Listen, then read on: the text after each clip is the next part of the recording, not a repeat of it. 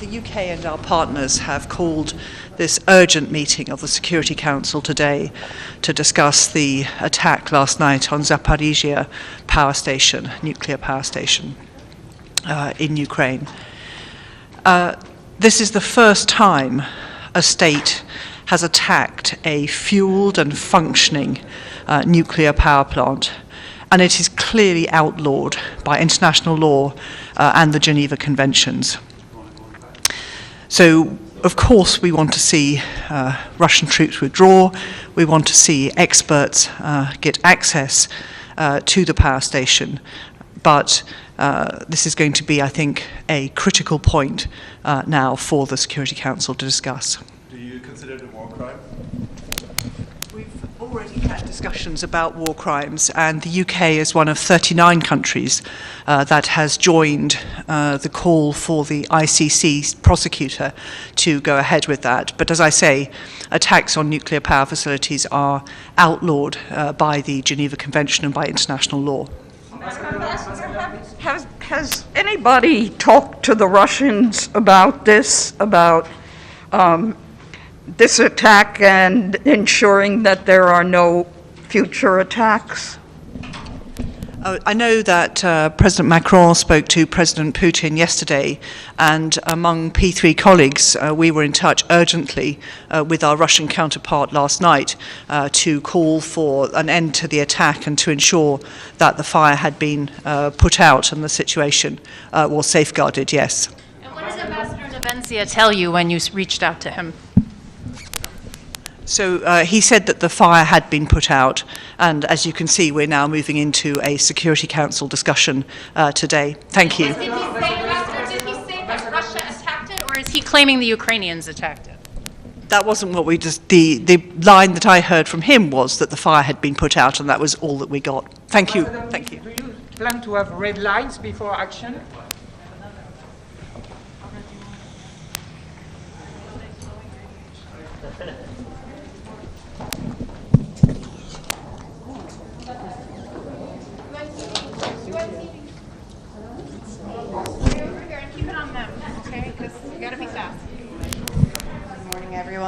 Ireland joined in the call for an urgent meeting this morning because really chilling development overnight to see military activity attack, really, firing on a nuclear power plant at Zaporizhzhia. So my own minister has called this morning, Simon Coveney, for immediate cessation of any military activity in the area. Of course, we know the solution to the overall problem is that Russia halts its aggression and withdraws from all of the territory of Ukraine. Today we're really focused on making sure that safety and security standards in this nuclear power plant are respected. I want to hear from the IEA about what their assessment of the situation is.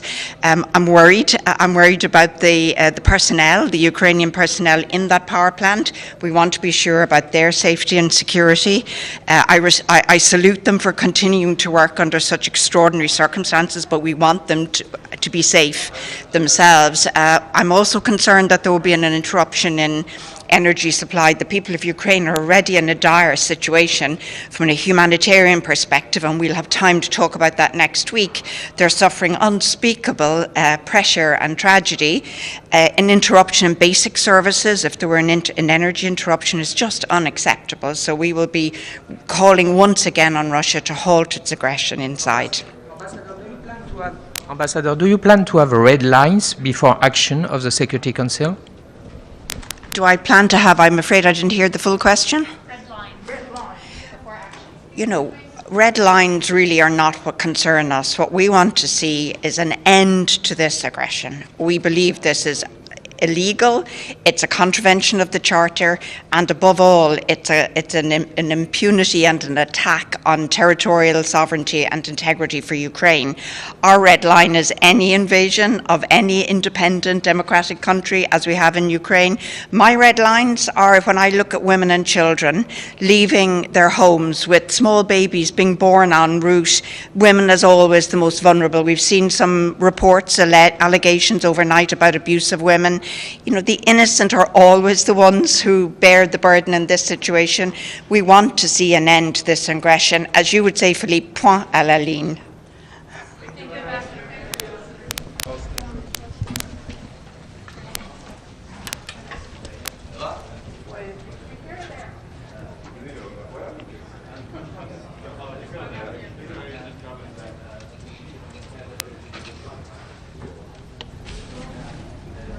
Good morning.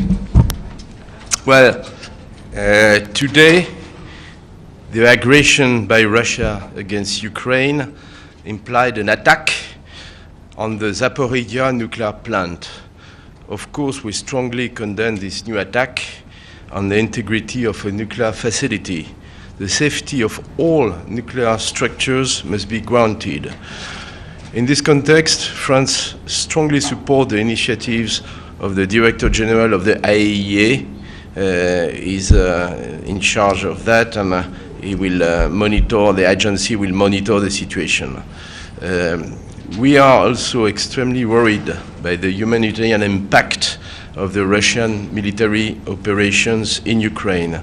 This underlines once again the urgent need for an immediate cessation of hostilities, respect of international humanitarian law, protection of civilians, and humanitarian access. This is why France and Mexico have initiated discussions in the Security Council on a draft resolution on the humanitarian situation in Ukraine.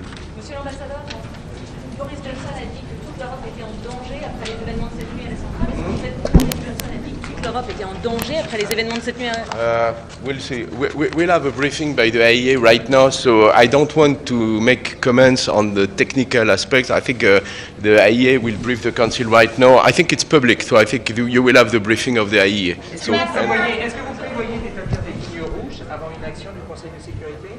Ambassador, are we in a new phase of the war now with this nuclear attack?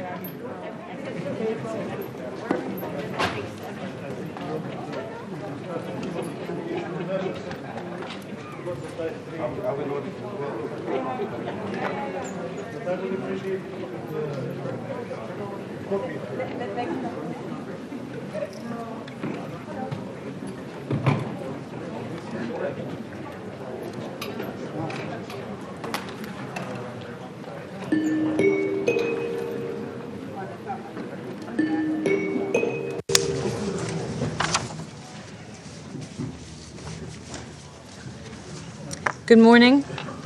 The 8,986th meeting of the Security Council is called to order. The provisional agenda for this meeting is letter dated 28 February 2014 from the Permanent Representative of Ukraine to the United Nations, addressed to the President of the Security Council, S/2014/136. The agenda is adopted. In accordance with Rule 37 of the Council's Provisional Rules of Procedure, I invite the representative of Ukraine to participate in this meeting. It is so decided. In accordance with Rule 39 of the Council's Provisional Rules of Procedure, I invite the following briefers to participate in this meeting: Ms. Rosemary DiCarlo, Undersecretary General for Political and Peacebuilding Affairs, and Mr. Rafael Mariano Grossi, Director General of the International Atomic Energy Agency, who is participating, as you will see from the screen, on an aeroplane, and we hope the connection will hold. It is so decided. The Security Council will now begin its consideration of Item 2 of the agenda. I now give the floor to Ms. Rosemary DiCarlo. Madam President, the Secretary General is gravely concerned by the escalating fighting throughout Ukraine. Ukrainian cities are today under siege and facing repeated attacks. Over 1 million Ukrainians have already crossed Ukraine's borders and have been welcomed by their European neighbors. We applaud such solidarity and support. Everyone seeking refuge should be afforded protection without any form of discrimination. Millions of Ukrainians who remain in the country are being subjected to heavy, often indiscriminate bombardment and shelling. There are thousands of casualties, and their number is growing.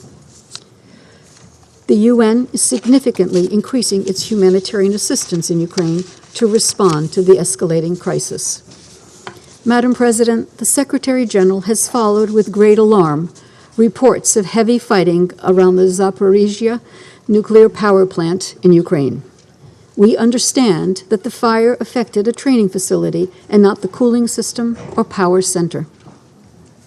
Military operations around nuclear sites and other critical civilian infrastructure are not only unacceptable, but highly irresponsible. Ukraine knows only too well the devastation of a major nuclear accident. The Chernobyl disaster in 1986 stands as a lasting example of why it is vital to ensure all nuclear power plants have the highest standards of safety and security. Every effort should be taken to avoid a catastrophic nuclear incident. The persistence and bravery of the Ukrainian personnel who continue to keep power plants safely operational during this crisis are to be applauded. Madam President, attacks on nuclear power facilities are contrary to international humanitarian law. Specifically, Article 56 of Additional Protocol 1 to the Geneva Convention states that, and I quote, "Works or installations containing dangerous forces, namely dams, dikes, and nuclear electrical generating stations, shall not be made the object of attack, even where these objects are military objectives, if such attack may cause the release of dangerous forces and consequent severe losses among the civilian population." End quote. The Secretary General welcomes the statements and actions by the International Atomic Energy Agency on this issue and is ready to assist however he can. It's vital that all parties work with the IAEA to establish an appropriate framework that will ensure the safe, secure, and reliable operation of Ukraine's nuclear power plants. Urgent and safe passage should be granted to IAEA personnel should they need to travel to Ukraine to work with regulators. Madam President, we welcome the reported agreement between the Ukrainian and Russian negotiators during their second round of talks in Belarus yesterday. We understand the discussion focused on the establishment of humanitarian corridors to allow safe passage for civilians and the delivery of humanitarian assistance. We hope that this reported agreement is implemented without delay and that a full and unconditional ceasefire is quickly agreed and enacted. We urge the sides to continue negotiations and to make urgent progress on security, humanitarian, and other issues. Madam President, as the Secretary General has emphatically stated, the sovereignty, independence, and territorial integrity of Ukraine within its internationally recognized borders must be respected in line with General Assembly resolutions. What we are witnessing in Ukraine today is inconsistent with the principles of the UN Charter. Only diplomacy and negotiations can achieve a truly lasting solution to the current conflict. The fighting in Ukraine must stop, and it must stop now. Thank you, Madam President. I thank Ms. DiCarlo for her briefing, and I now give the floor to Mr. Rafael Mariano Grossi. We're hoping the connection will be working from the airplane.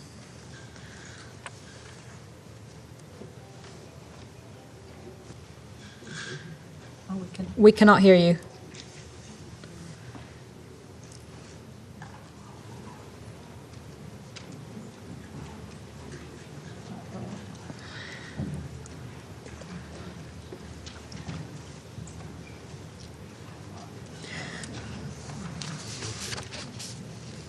We can go to the list and then come back to him. We've lost Mr. Grossi for the moment. We're going to start with our list of speakers and then come back to him when connection is reestablished. I'd like to therefore invite those council members who wish to make statements, and I give the floor to the representative of the United Kingdom. You have the floor. Thank you, Madam President, and I'd like to thank Under-Secretary-General Di Carlo for her briefing, and we look forward to hearing the briefing from Mr. Grossi. The United Kingdom and our partners called this urgent meeting because Russian forces last night attacked the largest nuclear power station in Europe. We're grateful to the Ukrainian firefighters and authorities who got the fire under control and are working bravely to ensure that the plant remains safe. We support the work of the IAEA in Ukraine and are relieved that so far they have reported that none of the safety systems in the plant was affected and that there was no release of radioactive material. Colleagues, this is the first time that a state has attacked a fueled and functioning nuclear power plant. International law requires special protection for nuclear facilities, and it is difficult to see how Russia's actions were compatible with its commitments under Article 56 of the Additional Protocol of the Geneva Conventions. It must not happen again. Even in the midst of an illegal invasion of Ukraine, Russia must keep fighting away from and protect the safety and security of nuclear sites. Colleagues, President Putin said yesterday that the special military operation, or as everyone else calls it, the war, was going to plan. Everyone around this table knows that is not true. President Putin misjudged the strength, resilience, and will of the Ukrainian people to his invasion. He underestimated the world's condemnation of his actions. 141 votes in the General Assembly and the unprecedented sanctions on Russia demonstrate the strength of the global response. Every day this war continues, the destruction it brings to Ukraine, the suffering it inflicts on Ukrainian and Russian people, and the risks it poses to international peace and security increase. This must stop. We call on Russia to end this violence, withdraw its troops, and enter into serious peace negotiations. I thank you, Madam President. I thank the representative of the United Kingdom for their statement. I will now try and give the floor to Mr. Rafael Mariano Grossi to give his briefing to the Council. Thank you, Madam President. I hope you can hear me now. Yes.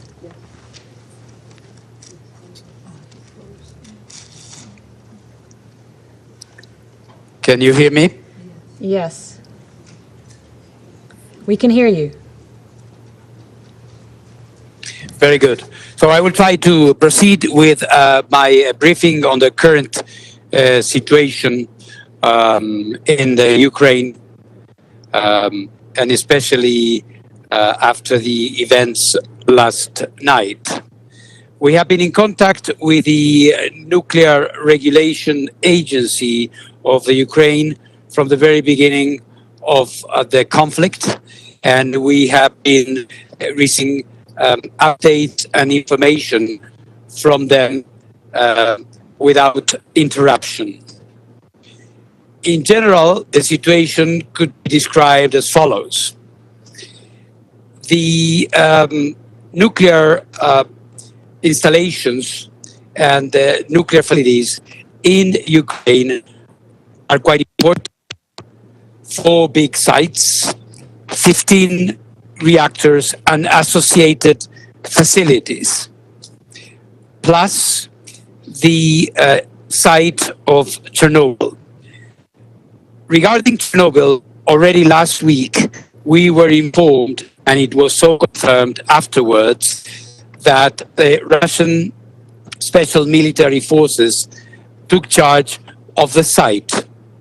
At the same time, the operators of the plant, of the Chernobyl plant, continued to run the day-by-day operations over there. A few days ago, we were informed again by the Russian government that military forces were moving in the area of Zaporozhye nuclear power plant with the similar mission to take over control of this facility. We got information in the sense that their advance towards the perimeter of the nuclear power plant was met with opposition and some group of civilians obstructing the access to the plant.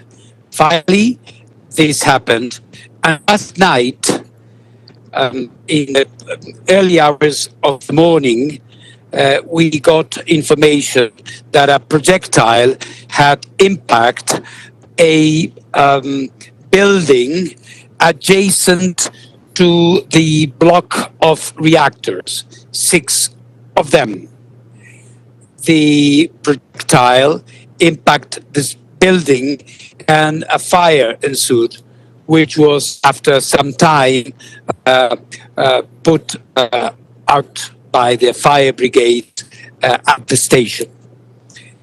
We confirm through our contacts at the regulator, but also directly from the plant, we were able to confirm that no security or safety systems had been compromised.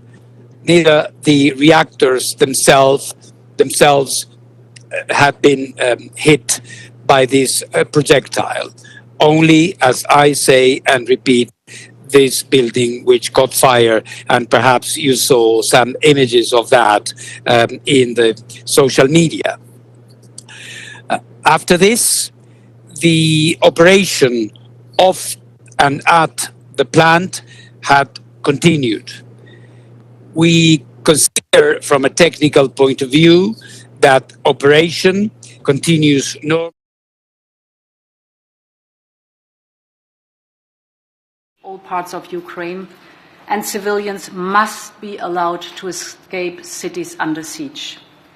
Finally, the European Union has triggered, for the first time ever, the so-called Temporary Protection Directive. What is it? It effectively opens up residency rights for most refugees to live and work in the European Union, to have access to health services or, for example, schools, for at least a year. We know that this conflict is far from over. And to be very clear, we are ready to take further severe measures if Putin does not stop and reverse the war he has unleashed. We're determined, we're united, and it's a pleasure to have you here, dear Tony. Madam President, Ursula, thank you. A short while ago, we were meeting with the EU's Foreign Affairs Council, and before that, at NATO. And I'll have more to say about that later. But with us was, by video, was Dmytro Kuleba, the Ukrainian Foreign Minister. And in the course of speaking to us, he showed us some photographs. One of which I think has also been in the media, shows a father grieving over his dead child. Blood is still on the sheet that drapes him. It's a reminder that even as we talk about these weighty issues of war and peace, what this is really about is the lives of men, women, children, hundreds, thousands of individual human tragedies inflicted by Vladimir Putin and his war of choice on Ukraine and its people. And we can't lose sight of that fact. It's also about an assault on some very basic principles that we established together after 2 world wars to make sure that we wouldn't see another one.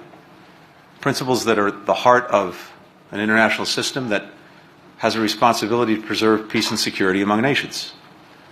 Principles like the notion that one country can't simply commit acts of aggression on another, changing its borders by force, that one country can't dictate to another its choices, its decisions, its policies, with whom it will associate. Principles like one country can't exert a sphere of influence to subjugate its neighbors to its will. Each principle now under assault by the aggression against Ukraine committed by President Putin and Russia.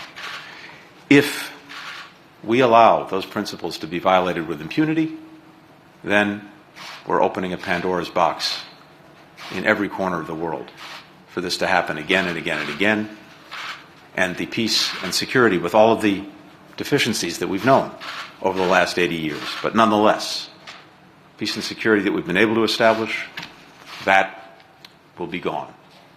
So the stakes here are very real. They're about real lives, real people, real human beings, and they are about large principles that we have to defend. And we are.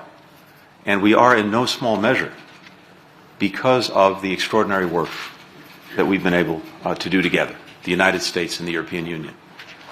When President Biden took office, one of the first trips he asked me to make was here, to see you, to see the leaders of the European Union, because President Biden was convinced that this partnership between us was really a partnership of first choice, that looking at all of the problems that our citizens face in their daily lives, we would be so much more effective in dealing with those problems, those challenges, and those opportunities together, not alone, not individually.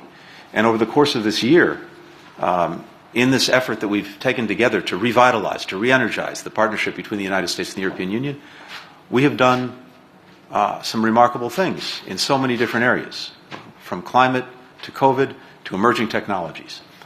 But now we're being tested in a moment of crisis.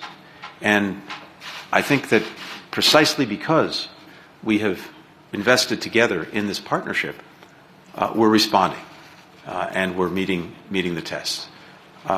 As the President said, across so many different areas, the support for Ukraine, the sanctions against Russia, the help being provided to people in distress, we're standing up together. But I have to say that as someone who's watched this over the years, both from Europe and from the United States,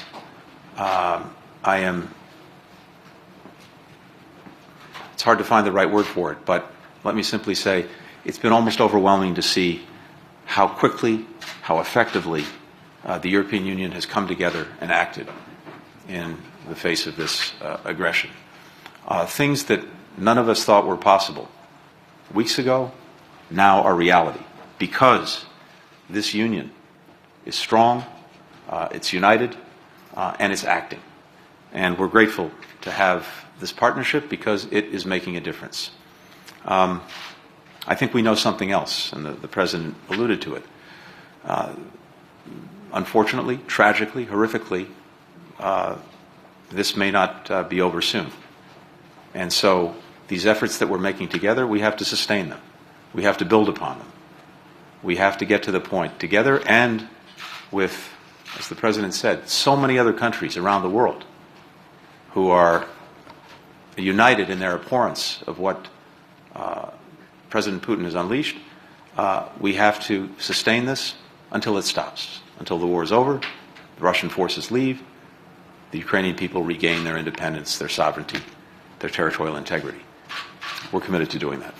Thank you. Thank you very much. Thank you. Thanks so much. Thank you.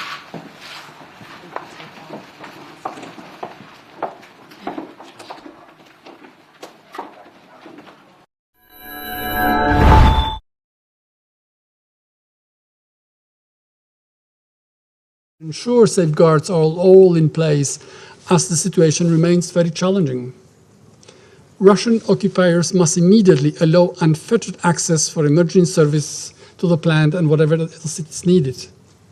We urge the IAEA to continue working closely with Ukraine with a view to providing maximum possible assistance to the country as it seeks to maintain nuclear safety and security in the current difficult circumstances. It is important for the nuclear power plant to continue to be operated by its regular staff. We are very concerned about the reports from the operator that the situation remains difficult. We call on Russia to end its aggression, withdraw its troops out of Ukraine, to hold use of force near any nuclear power plant and any civilian infrastructure in general, and respect Article 56 of the Additional Protocol of the Geneva Convention. Attacking civilians and civilian infrastructure constitutes a crime, and perpetrators must and will be held accountable. We welcome the establishment by the UN Human Rights Council of an international commission of inquiry to investigate war crimes committed in the aggression against Ukraine. Evidence must be gathered, documented, and presented to the courts.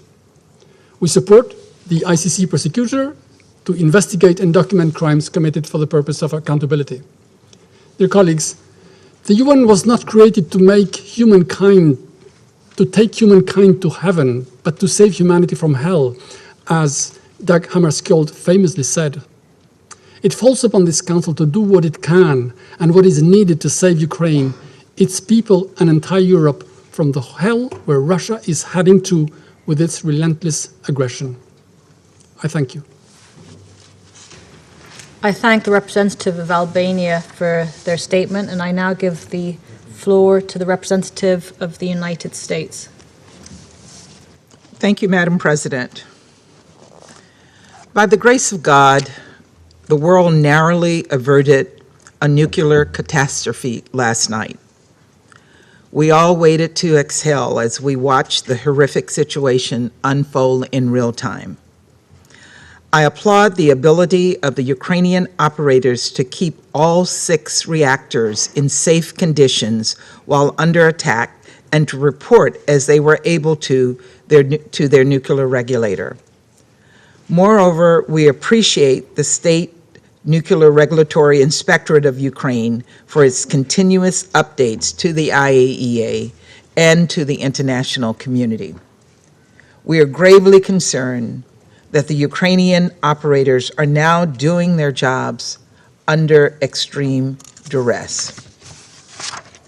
Russia's attack last night put Europe's largest nuclear power at grave risk.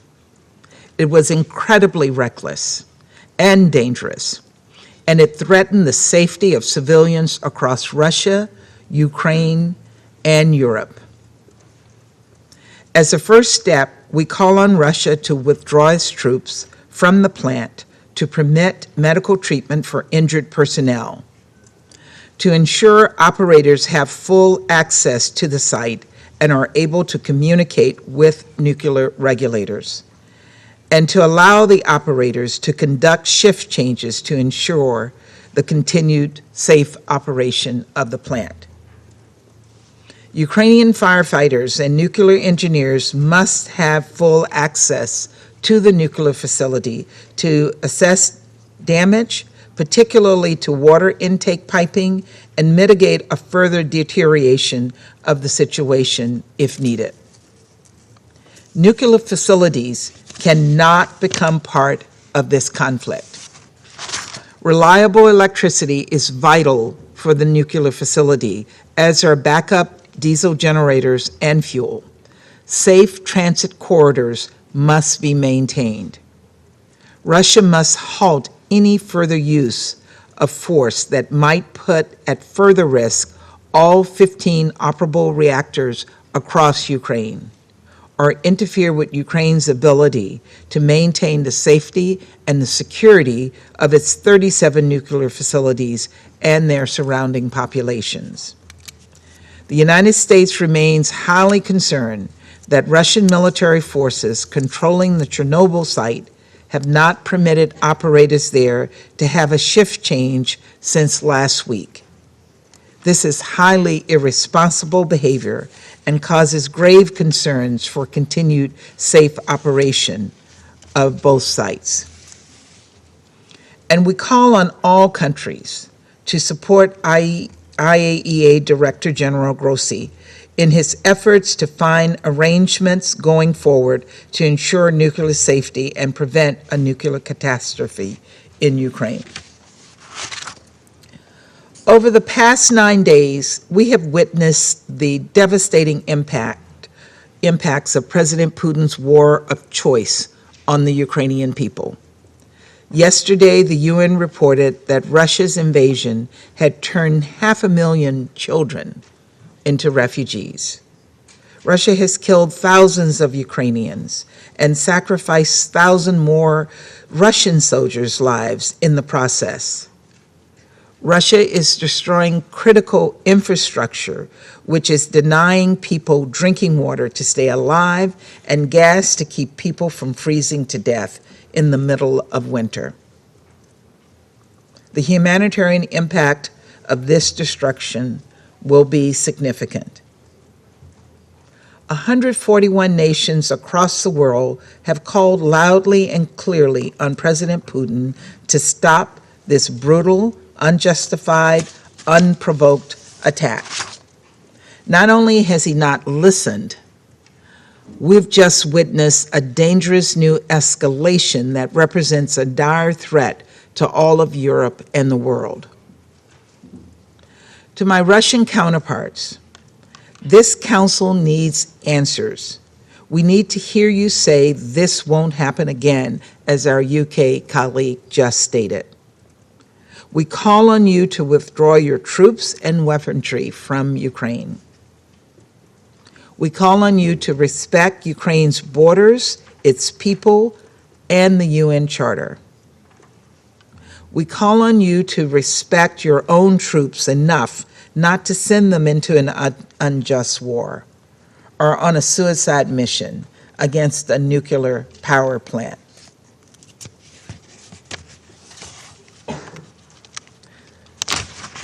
We call on Russia to abide by its international law obligations.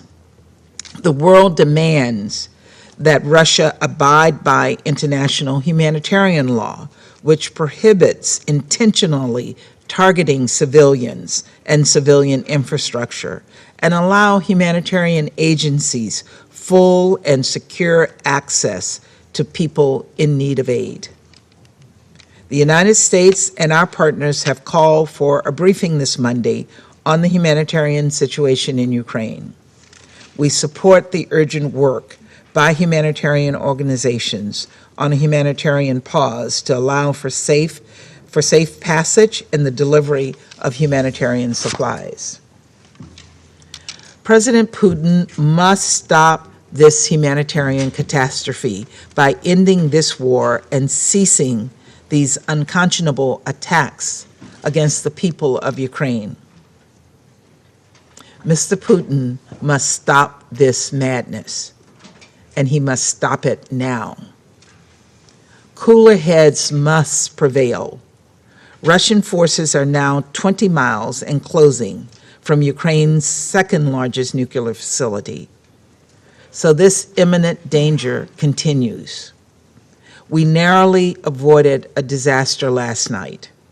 The international community must be unanimous in demanding Russia's forces stop their dangerous assault. And as I've said before, the people of Ukraine are counting on us, and we must not let them down. Thank you. I thank the representative of the United States for her statement, and I now give the floor to the representative of France. Madame la Présidente, Madam President, je remercie Monsieur Grossi et Madame Di Carlo pour leurs interventions. La France est gravement préoccupée des risques pour la sûreté, la sécurité et les garanties nucléaires qui résultent de l'invasion russe. C'est pourquoi, avec ses partenaires, elle a demandé que le Conseil de sécurité se réunisse en urgence. Le 24 février, les forces russes sont entrées dans la zone de Tchernobyl. L'équipe d'exploitation de la centrale a été retenue et réquisitionnée par les militaires russes. Le 27 février, une forte détonation a été enregistrée près d'un centre d'entreposage de déchets à Kiev. Ce matin, un incendie s'est déclaré dans la plus grande centrale nucléaire d'Europe à la suite de l'attaque russe. Comme l'a indiqué le ministre de l'Europe et des Affaires étrangères, la France condamne fortement cette atteinte à l'intégrité d'une structure nucléaire dont il faut garantir la sécurité. Les conséquences d'un accident nucléaire résultant de l'agression militaire commise par la Russie contre l'Ukraine sont potentiellement dévastatrices pour la santé humaine et pour l'environnement.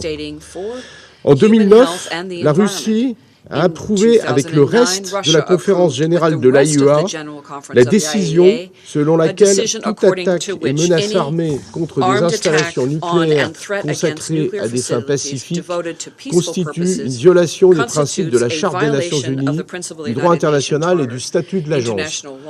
La compétence du Conseil de sécurité dans cette circonstance est également établie par les résolutions de la conférence générale de l'AIEA.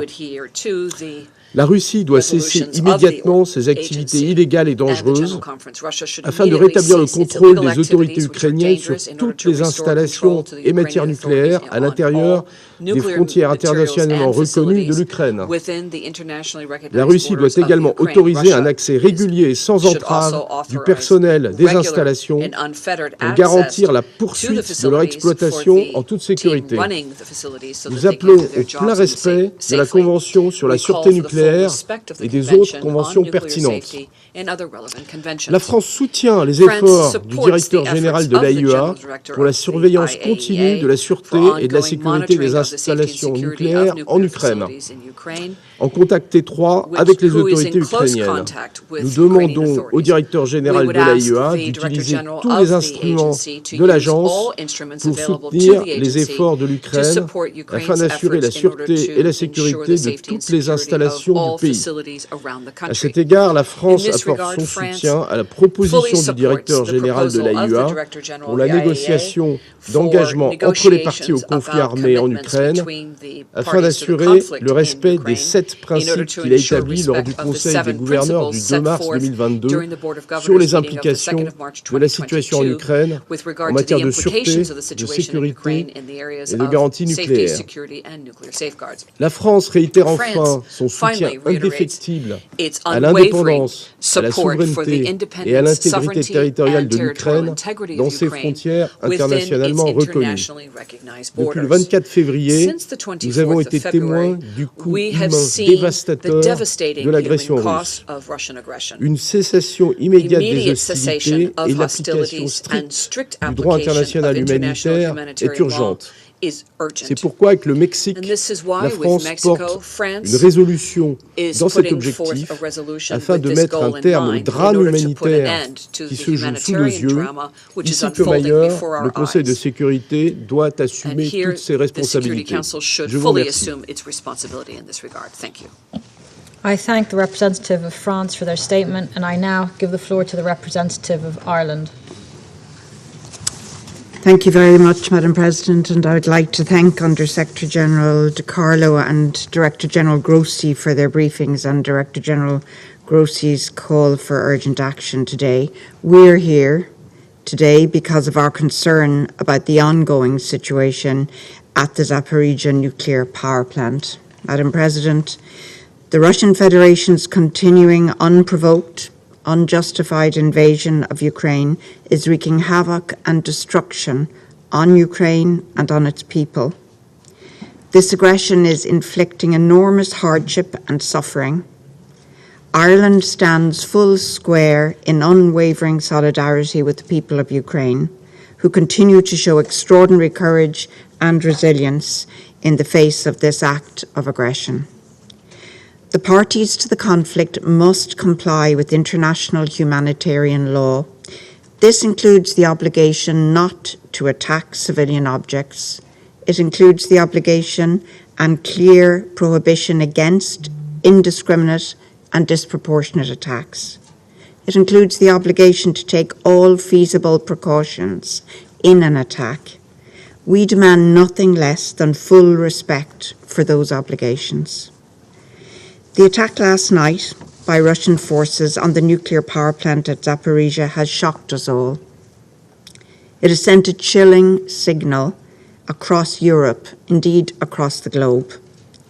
This further reinforces the concerns arising from the armed takeover by Russia of the nuclear facilities in the Chernobyl exclusion zone just 8 days ago. Ireland condemns the reckless firing against nuclear power plants. Armed attacks and threats against nuclear facilities devoted to peaceful purposes constitute violations of international law, including the principles of the UN Charter, Additional Protocol 1 to the Geneva Conventions, and the IAEA Statute, and Director General Grossi has made that point abundantly clear. In attacking such sites, the Russian Federation risks an environmental disaster, compounding the extraordinary human tragedy we are witnessing today in Ukraine. A radioactive release from any of these sites would also have serious repercussions for human life and health, for agriculture, and for the environment in Ukraine, in the Russian Federation itself, and the wider European region. President, we call on the Russian Federation to fully respect its obligations under the UN Charter, international law, and the IAEA Statute. All international nuclear safety and security standards must be maintained. We call on the Russian Federation to allow Ukrainian personnel at the plant to do their work safely and without undue pressure. It is crucial that safety systems at the plant are not compromised. Power supplied to the plant must be maintained. This is essential not just for the 6 reactors at the site, but also for the spent fuel stored there. There should be no interruption of basic services, including energy, to the population across Ukraine. Ireland commends the bravery and the professionalism of the Ukrainian personnel at the plant and the Ukrainian nuclear regulator in seeking to ensure safety at the plant in very difficult circumstances. We are deeply concerned, however, for their safety and their well-being. At this worrying time, Ireland fully supports the work of the IAEA and its Incident and Emergency Centre in its ongoing monitoring and assistance in respect of the nuclear safety and security situation in Ukraine. We believe it will be important for the IAEA Director General to keep this Council informed regarding nuclear safety and security in Ukraine. President, cavalier, reckless behaviour with dangerous forces such as nuclear power is unacceptable. It's utterly unacceptable.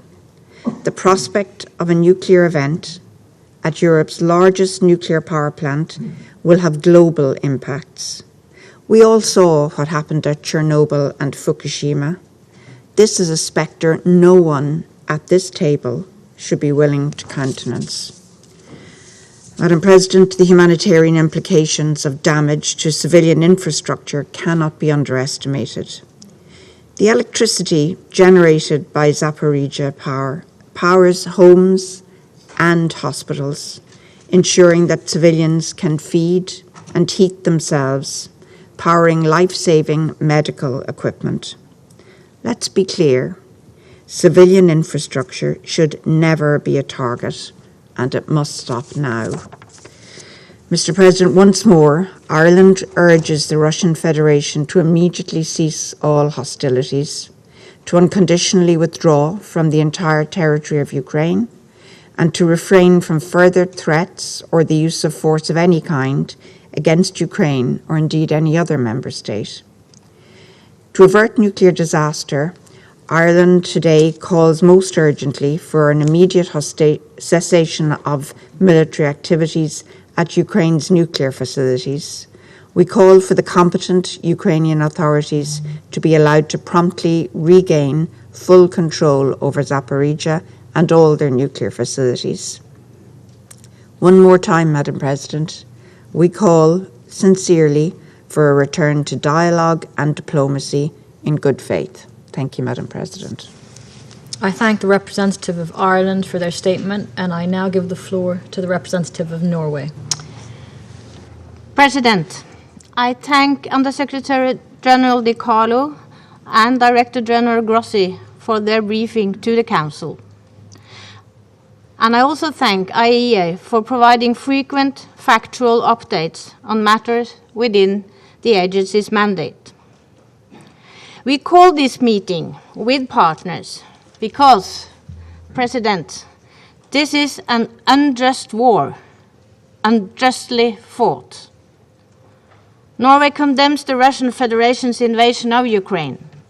And now, as reported, we see shelling and fighting in the immediate vicinity of a civilian nuclear power plant.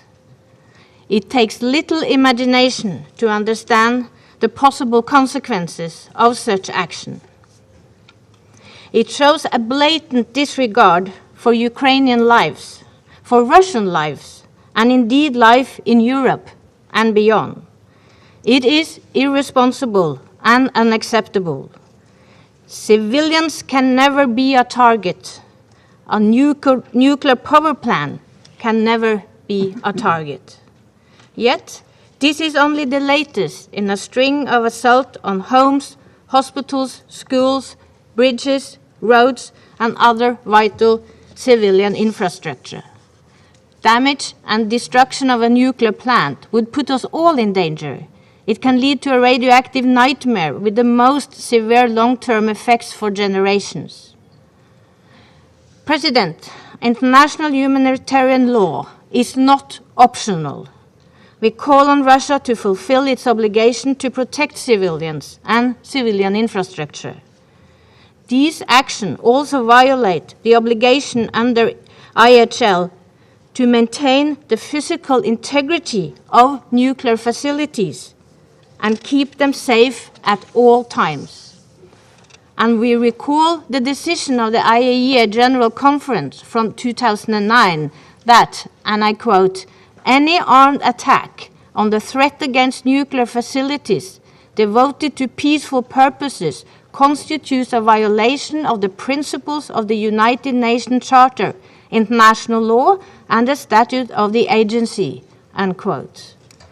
We commend the efforts of the State Nuclear Regulatory Inspectorate of Ukraine to keep the international community updated on the status of nuclear safety and security in their country. And our thoughts go to the staff, the men and women working at nuclear facilities in Ukraine under these dire circumstances. We laud their commitments to ensuring continuing nuclear safety and security. Their perseverance is an example to us all. President, Russia bears full responsibility for this act of aggression and all the destruction and loss of life it has and will continue to cause.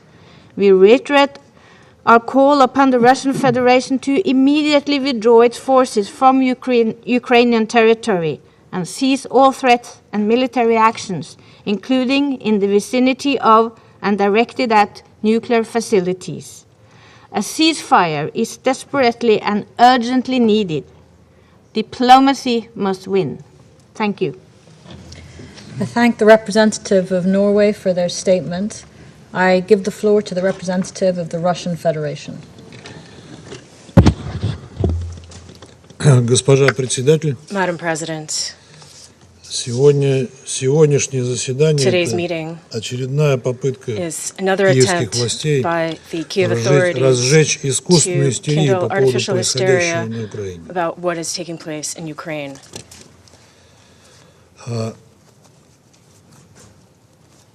А в этом им подпевают их западные покровители. And they're being assisted in this by their Western backers. Есть перевод? The speaker is asking if there is interpretation.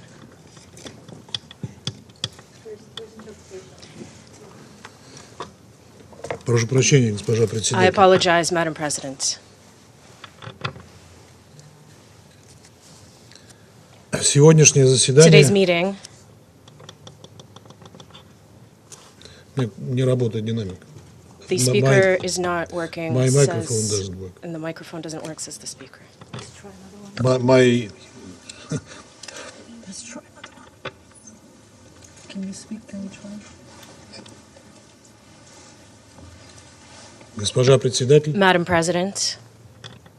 Госпожа Madam председатель. President. That's fine. Сегодняшнее заседание Today's meeting очередная is another попытка attempt киевских by властей Kyiv разжечь authorities to искусственную kindle истерию по artificial поводу hysteria around what is происходящего на happening Украине. in Ukraine.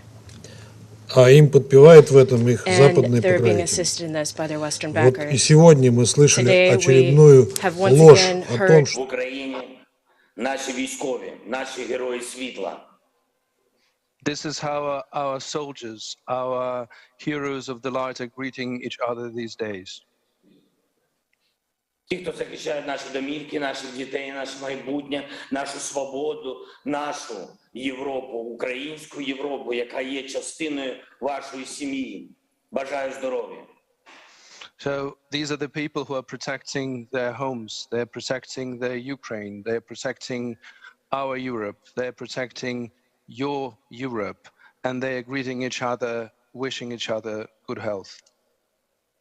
Але нещодавно так стали вітатися всі ми, громадяни України, не тільки військові, всі ми, хто захищає Україну від вторгнення повномасштабної війни з боку Росії проти нас, проти кожної нашої сім'ї.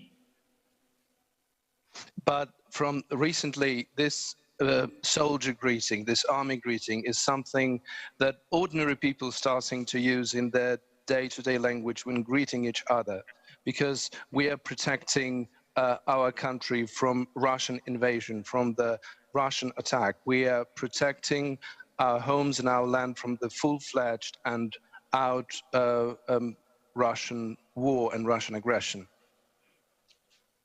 Сьогодні ми всі військові, всі ми захищаємо нашу державу. Кожний на своєму дуже важливому місці. Військові з автоматами на передовій, лікарі зі скальпелем в шпиталях і діти. Діти, які захищають нас своїми посмішками і сльозами. І це і є наше серце, серце України, і це і є наша мотивація. Today we are all servicemen. Some of us are military servicemen serving our country in the army. Others are serving as doctors with scalpels in their hands during the surgical operations. Others are working to protect the children and their families. And this is our heart. This is the heart of Ukraine, standing together against the evil. У мене є 3 хвилини мого звернення до вас. I have 3 minutes of my address to you. Першу хвилину я хочу віддати мовчання і вшанувати пам'ять всіх загиблих наших військових, наших спецслужбовців, поліцейських, розвідників, пожежників, всіх, хто віддав своє життя, хто зараз серед нас, але ми їх вже не бачимо. And this first minute, I would like to dedicate to the minute of silence to those who have fallen in the fight for their country, to our soldiers, to those who served in the fire crews, those who are working as pilots, those who are making heroic deeds in different areas protecting their country and have given their lives away for this. Прошу вшанувати їх пам'ять, пам'ять загиблих. Let us commemorate their souls and rest in peace.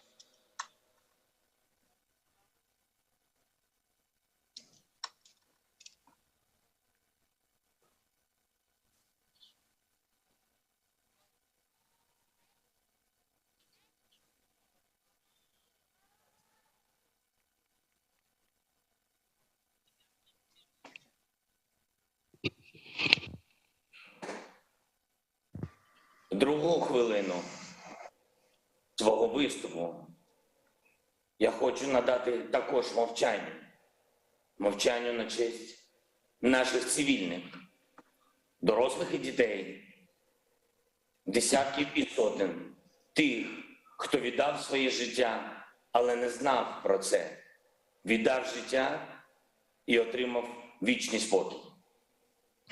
My second minute I would like to dedicate to the commemoration of our citizens, of our civil population, those people, adults and children, dozens and hundreds of them who have died without knowing so, sacrificing their lives for the independence of our country.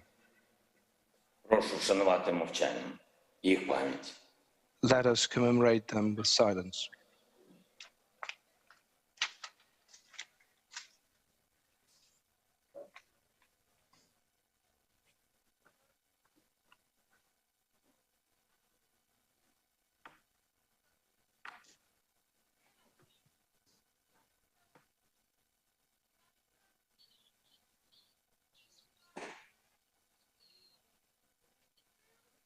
Дякую.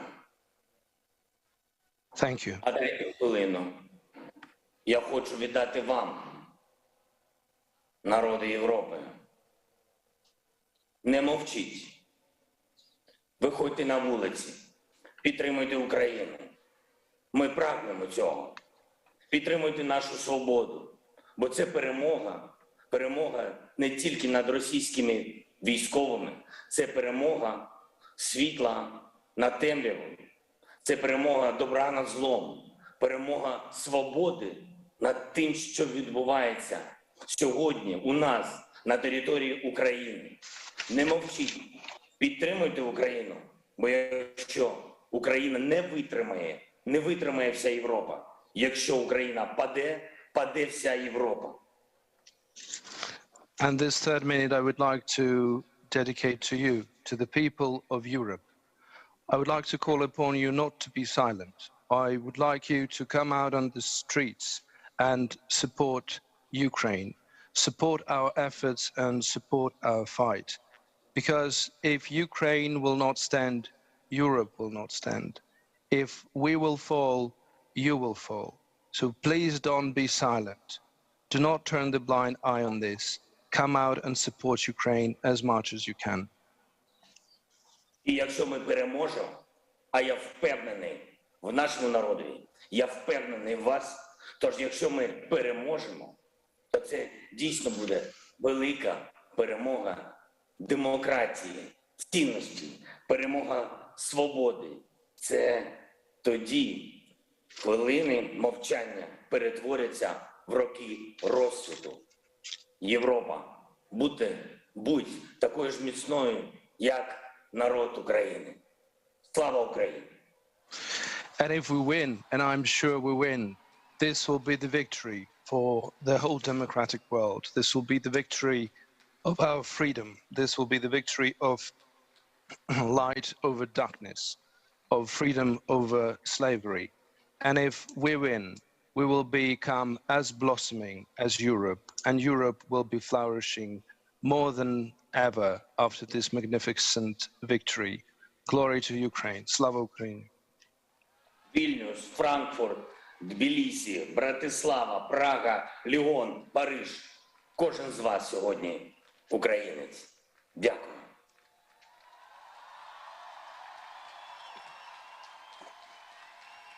Frankfurt, Prague, Bratislava, Lyon, Paris, Tbilisi, Vilnius, all of you today are Ukrainians, and thank you for this.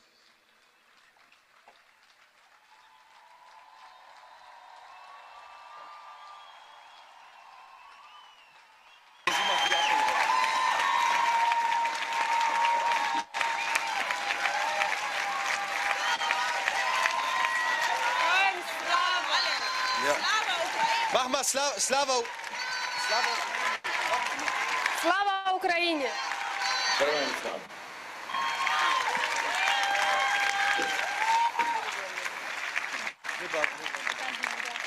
Тож, це був наш президент.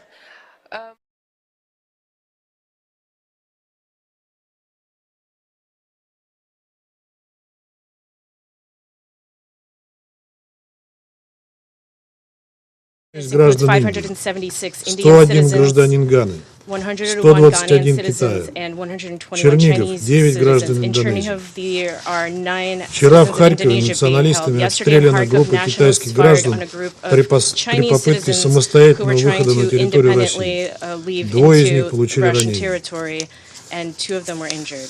Российские военные делают все для The мирной Russian эвакуации military is иностранных doing граждан. everything to ensure the Так, peaceful в Белгородской evacuation of области foreign на пунктах nationals. Thus, пропуска in the Нехотеевка и Belgorod Суджа region, уже с 6 at the утра в готовности к Nehotevka and выезду Sudza checkpoints, в Харьков и as of Сумы 6 для эвакуации a.m. индийских today, студентов и граждан 130 других comfortable иностранных buses were государств standing ready in order to находится leave 130 for автобусов. Kharkov and Sumy to rescue Indian students and other foreign citizens.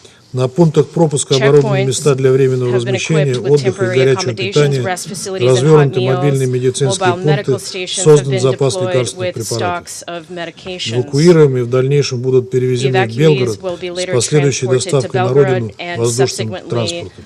brought home by air. Хочу обратить внимание на еще один like to draw вопиющий your attention эпизод, to по которому мы another хотели бы egregious услышать episode разъяснение от regarding докладчика из which we would like секретариата. to hear clarification from the В телеграм-канале Secretariat's так называемой rapporteur. The территориальной Telegram обороны channel of the Краматорска so-called territorial опубликовано defense of сообщение Kramatorsk published о a реквизиции message автомобилей about the представителей миссии requisitioning of ООН. cars of UN mission Если personnel. о нем секретариат не в курсе, And if the Secretariat мы is not готовы aware of передать this, we соответствующие are ready материалы. to provide the relevant materials. В этом сообщении сказано, я And that цитирую: message states, and I «Извините, но quote, цель sorry, but the оправдывает goal средства. Мы justifies the means. We have реквизировали автомобили requisitioned UN ООН, так как они нам vehicles сейчас as we нужны». need them now. Конец цитаты. Как End of утверждают quote. националисты, According to the цитата, nationalists, со and I quote стороны again, ООН есть there полное is full понимание. understanding on the part of the Никаких UN. официальных заявлений There were либо no протестов со official стороны ООН statements не or было. protests Конец from the цитаты. UN. End of quote. Нас крайне тревожит, We're что extremely автомобили миссии concerned ООН могли that UN оказаться в mission руках vehicles террористов, could end up и in the ими hands of, or используются could в have already end up in террористических the целях. hands of terrorists and Если be же used for секретариат terrorist ООН purposes. действительно в курсе этой If the ситуации, Secretariat как is really aware утверждают of this националисты, situation, as the то nationalists хотели бы claim, получить then we would like разъяснение, to receive an почему об этом explanation of ООН не why информировала the ее UN стран-членов. did not inform member states of this. Thank you.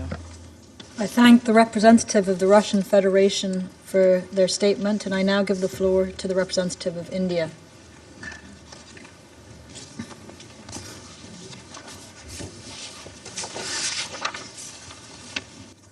Thank you, Madam President. I thank USG DiCarlo and DG Grossi for their briefings. It is regrettable that the situation in Ukraine has worsened further since the Council last convened on this matter. An immediate cessation of violence and end to all hostilities are essential. We continue to carefully follow the developments regarding the safety and security of Ukraine's nuclear power reactors and facilities. India attaches the highest importance to ensuring safety and security of nuclear facilities, as any accident involving the nuclear facilities may have severe consequences for public health and the environment. India accords the highest priority to the discharge by the IAEA of its safeguards and monitoring activities in accordance with its statute in an effective, non-discriminatory and efficient manner. We have also noted the latest information available with regard to the nuclear power plants and facilities in Ukraine, including today's updates provided by the DG IAEA on the current situation. Madam President, while we are discussing the nuclear dimension of an unfolding conflict, this Council must acknowledge that there is a pressing humanitarian crisis confronting us in Ukraine, where safety and security of innocent civilians, including several thousand Indian nationals, in particular students, are at stake. We therefore hope that the second round of talks between the two sides contributes to the immediate establishment of a safe humanitarian corridor. As reiterated by my Prime Minister in his conversations with global leaders, including of the Russian Federation and Ukraine, differences must be resolved through sustained dialogue and diplomacy. Commitment to the principles of the UN Charter, to international law, and respect for the sovereignty and territorial integrity of all states are key principles in this regard. I thank you. I thank the representative of India for their statement, and I now give the floor to the representative of Mexico. You have the floor. Gracias, señora presidenta. Agradecemos a la subsecretaria Di Carlo y al director general Grossi por sus presentaciones. Al igual que otras delegaciones, expreso la preocupación de mi país por el incidente relativo a la planta nuclear de Zaporizhzhia. Si bien la información que se nos presenta indica que los reactores nucleares no fueron afectados y que los niveles de radiación no han incrementado, esto no disminuye la gravedad del incidente ni las posibles consecuencias que se derivarían en caso de una afectación mayor. El disparo de proyectiles contra o en las inmediaciones de una central de energía nuclear viola el principio fundamental relativo a la integridad física de las instalaciones nucleares que deben mantenerse seguras en todo momento y ante cualquier circunstancia. En 2009, la Conferencia General del Organismo Internacional de Energía Atómica adoptó por unanimidad la decisión de reafirmar las resoluciones de 1985 y 1990 en las que se establece explícitamente que, y cito, cualquier ataque o amenaza contra instalaciones nucleares con fines pacíficos constituye una violación a los principios de la Carta de las Naciones Unidas y al derecho internacional. Termino citando. También es necesario mencionar la preocupación que existe en relación con la planta nuclear de Chernobyl. Cualquier incidente en esas dos plantas o en cualquier otra puede tener graves repercusiones tanto en la salud como en el medio ambiente. Si a poco más de una semana del inicio del conflicto hay ya 1.2 millones de refugiados, las consecuencias humanitarias adicionales de un accidente radiológico que libere material radioactivo serían tan graves que resulta imperativo tomar todas las medidas preventivas que estén a nuestro alcance para evitar. Señora Presidenta, no se justifican las actividades militares en estos sitios. Son instalaciones nucleares claramente identificables. Atacarlas está expresamente prohibido por el derecho internacional humanitario. La seguridad física de las instalaciones nucleares debe salvaguardarse siempre, así como los elementos que garanticen la seguridad de dichas instalaciones a los que se ha referido puntualmente el director general del OIEA. Apoyamos su iniciativa para asegurar que las partes cumplan cabalmente con sus compromisos en materia de seguridad en dichas instalaciones.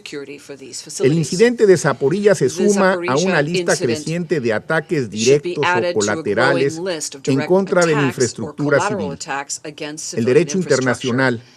El derecho internacional humanitario y las convenciones sobre seguridad física nuclear deben respetarse sin excepción. Hacemos un llamado a que las acciones militares de la Federación de Rusia en territorio ucraniano se apeguen a esos principios del derecho internacional y al principio de proporcionalidad de las acciones que afectan la infraestructura civil, en particular las instalaciones nucleares, los equipos y materiales radioactivos. México reitera su respaldo al llamado del secretario general para un cese al fuego inmediato que permita dar paso a la urgente acción humanitaria. Y ese es justamente el objetivo que perseguimos México y Francia en el proyecto de resolución que hemos sometido a la consideración de los miembros de este Consejo. Gracias, Presidenta. I thank the representative of Mexico for their statement, and I now give the floor to the representative of Ghana. Thank you, Madam President. I wish to thank you for convening this emergency session of the Security Council at this critical moment in the situation in Ukraine, and also thank USG DiCarlo and Director General Grossi for the information provided. Ghana is gravely concerned about the intensifying military escalations across several cities in Ukraine, in particular with the attack and shelling of sites close to nuclear power plants and facilities. It is a relief to learn that the situation at the Zaporizhzhia nuclear plant is currently stable and the radioactive emissions remain within accepted range. Every effort must be made to mitigate the risk of accidental emissions, which pose immeasurable risk to the lives of civilians and an already fragile environment. We urge the continued support of the IAEA to provide necessary assistance to the Ukrainian authorities to ensure the safety and security of nuclear installations and staff present on site. We cannot forget too soon the horrors of the 1986 Chernobyl accident and the consequent nuclear catastrophe, which left in its wake long-term effects of radiation exposure to many people in Ukraine and parts of Europe even to date. Ghana strongly appeals to the parties to exercise restraint and to halt the use of force in all areas of critical infrastructure, including the nuclear power plants, and to respect their international obligations to protect human lives and to prevent potential disasters. We take note of the ongoing diplomatic talks between the parties in Belarus and welcome the agreement reached to create a humanitarian corridor to allow for the evacuation of the millions of people caught up in the crossfires, as well as the considerations to provide food and medical supplies. Together with the international community, we express our strong support for the peaceful resolution of this conflict and urge further constructive engagement by the parties at all levels in the pursuit of their security interests and the maintenance of international peace and security. I thank you. I thank the representative of Ghana for their statement, and I now give the floor to the representative of China. Thank you, Madam President. 主席女士， Madam President, 我认真听取了迪卡洛副秘书长 attentively 和国 to the 际原子 briefings 能 by 机构 USG 总干事 DiCarlo and 格 IAEA 罗 Direct 西所 General 做的通 Mr. 报。 Grossi. 中方 China 密切关注 follows 乌克兰 closely 局势的最新 the 发展， latest developments in Ukraine 对有关 and expresses 扎波罗热核 our 电站的 concern 报道 about relevant report 表 about 示 the 关切。 Zaporizhzhia nuclear 我 power 们注意 plant. 到， We note that 根据国际原子能机 according 构 to the 从乌 information 克兰核监 IAEA 管 got 当局获取 from 的信 Ukraine 息， Nuclear Authority, 核电站主 the 要 main 设备 equipments and 没有 nuclear 发 power 现 plant 损坏， remain intact 辐射 and 水 the 平 level of 没有变 radiation 化。 unchanged. 我们也注意 We 到 also 俄 note 方 the 就 information 有关问题 and 提供的情 clarification 况 provided 和所 by 做的 Russia 澄 on 清。 relevant matters.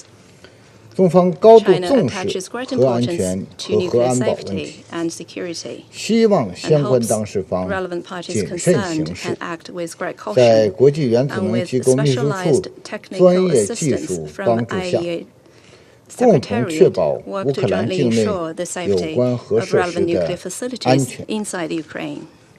主席女士， Madam President, 乌克兰 the 危机 Ukrainian 还在 crisis is 复 still 杂演变， undergoing complex 当 changes. 前最 The 重要 most 的 important thing right 还 now 是要缓和 is 紧 to 张 ease 局势， tension, 避免 avoid 更多 more 平民 civilian 伤亡， casualties, 并加大 intensify 外交努 diplomatic 力， efforts, 尽快 and 回 get 到 back as 政 soon 治 as 解决 possible 的 to the 轨 track 道 of 上来。 political settlement.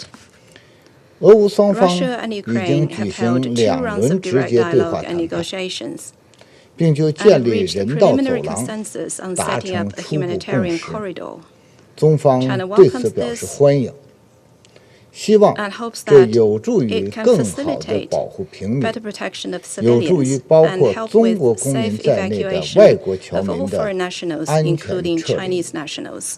我们鼓 We 励 encourage Russia and 俄乌 Ukraine 双方 to 坚持 remain 政治 committed 解 to 决的 seeking a 大 political 方向， settlement 通过 and 谈 reach a 判 negotiated 达成 solution 照 that 顾双方 accommodates 合理 the 关切， legitimate concerns of the 有 two 利于 parties 欧 and 洲 contributes 长治 to 久 Europe's 安的方 lasting 案。 peace and security.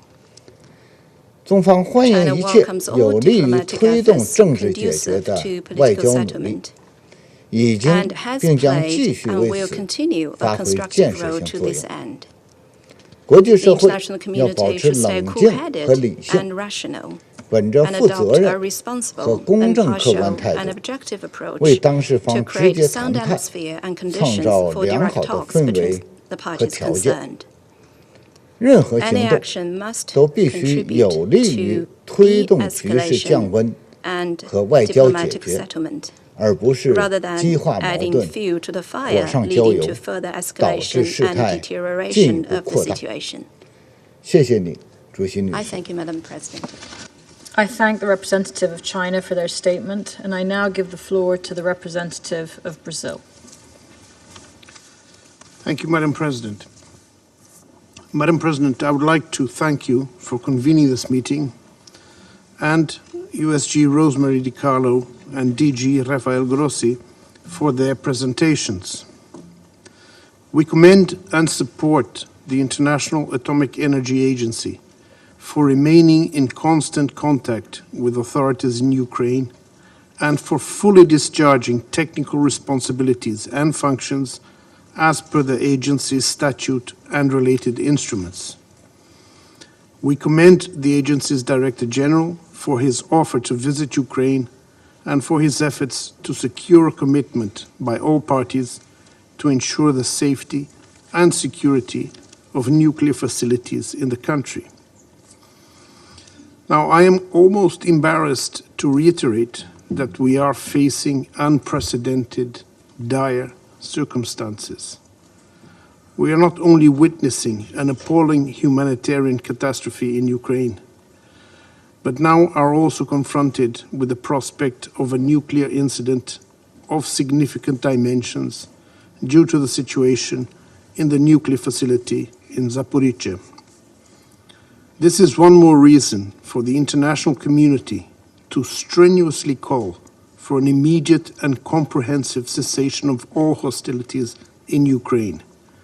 We are under threat of a radioactive incident of major proportions, which could have enormous consequences, not only for Ukraine, but for all of Europe. The complete de-escalation of military actions is past due. The provisions of international humanitarian law must be respected in their entirety.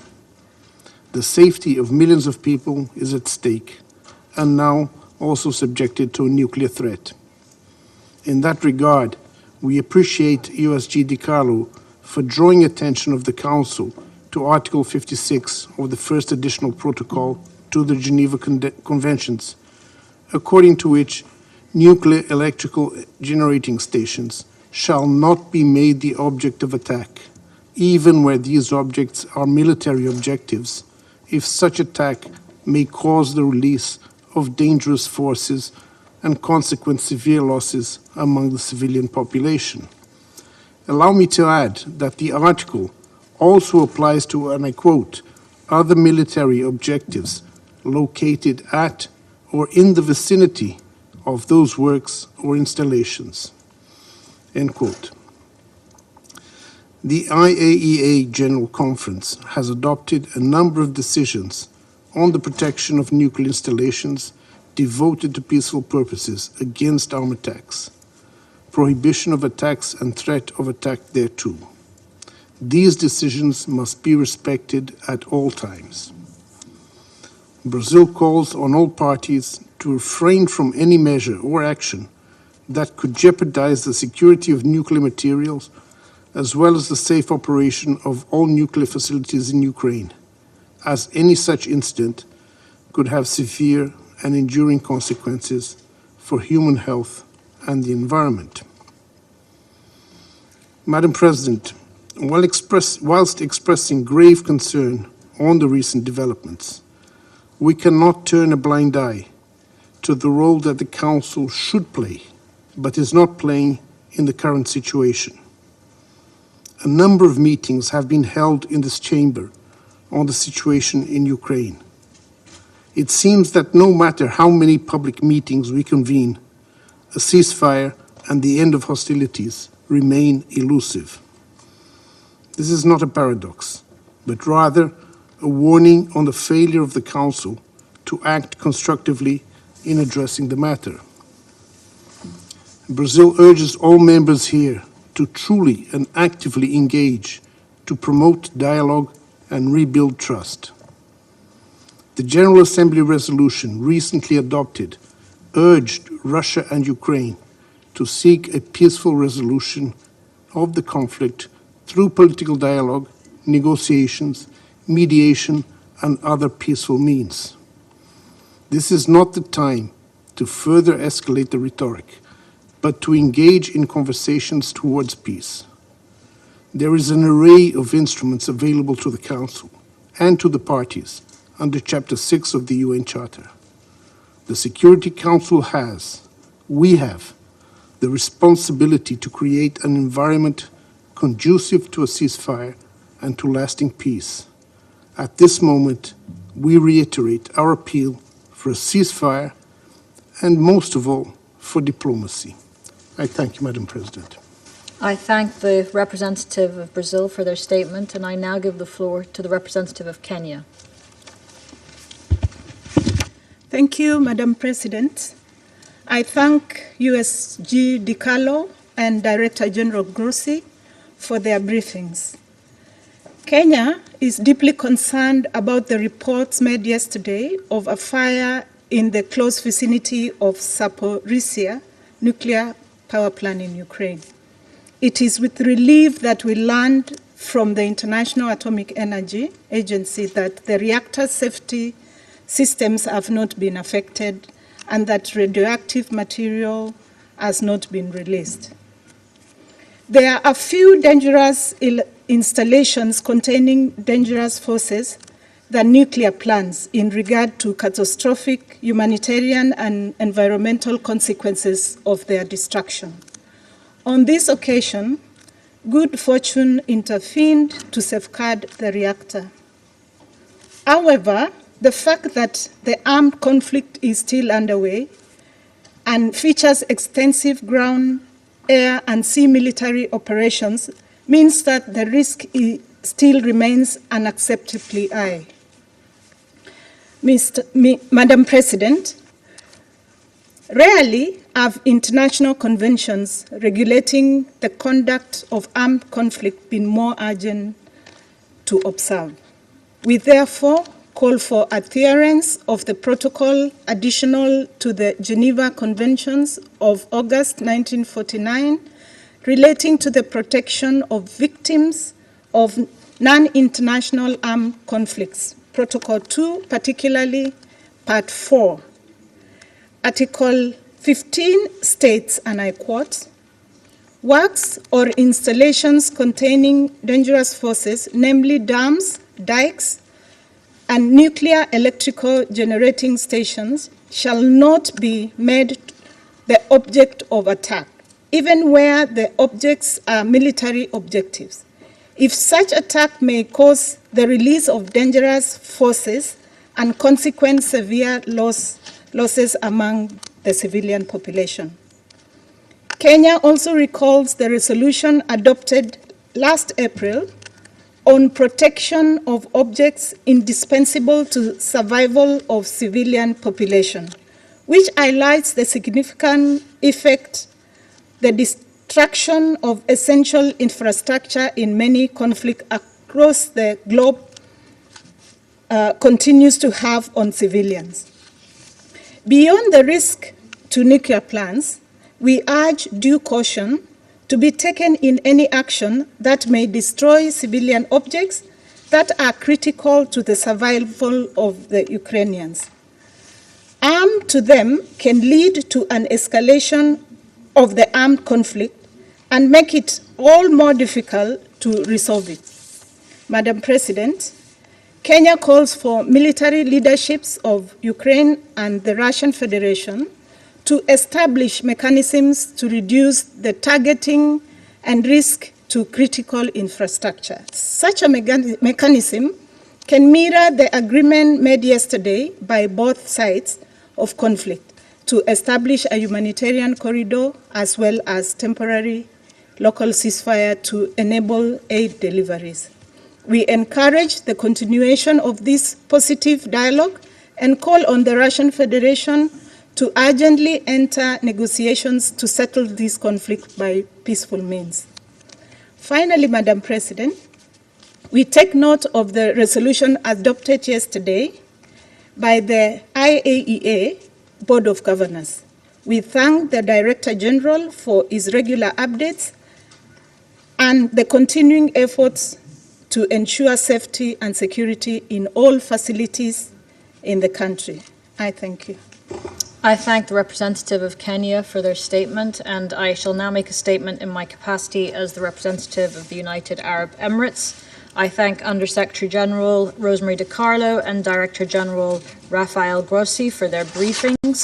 My country is also following the situation at the Zaporizhzhia nuclear power plant with deep concern.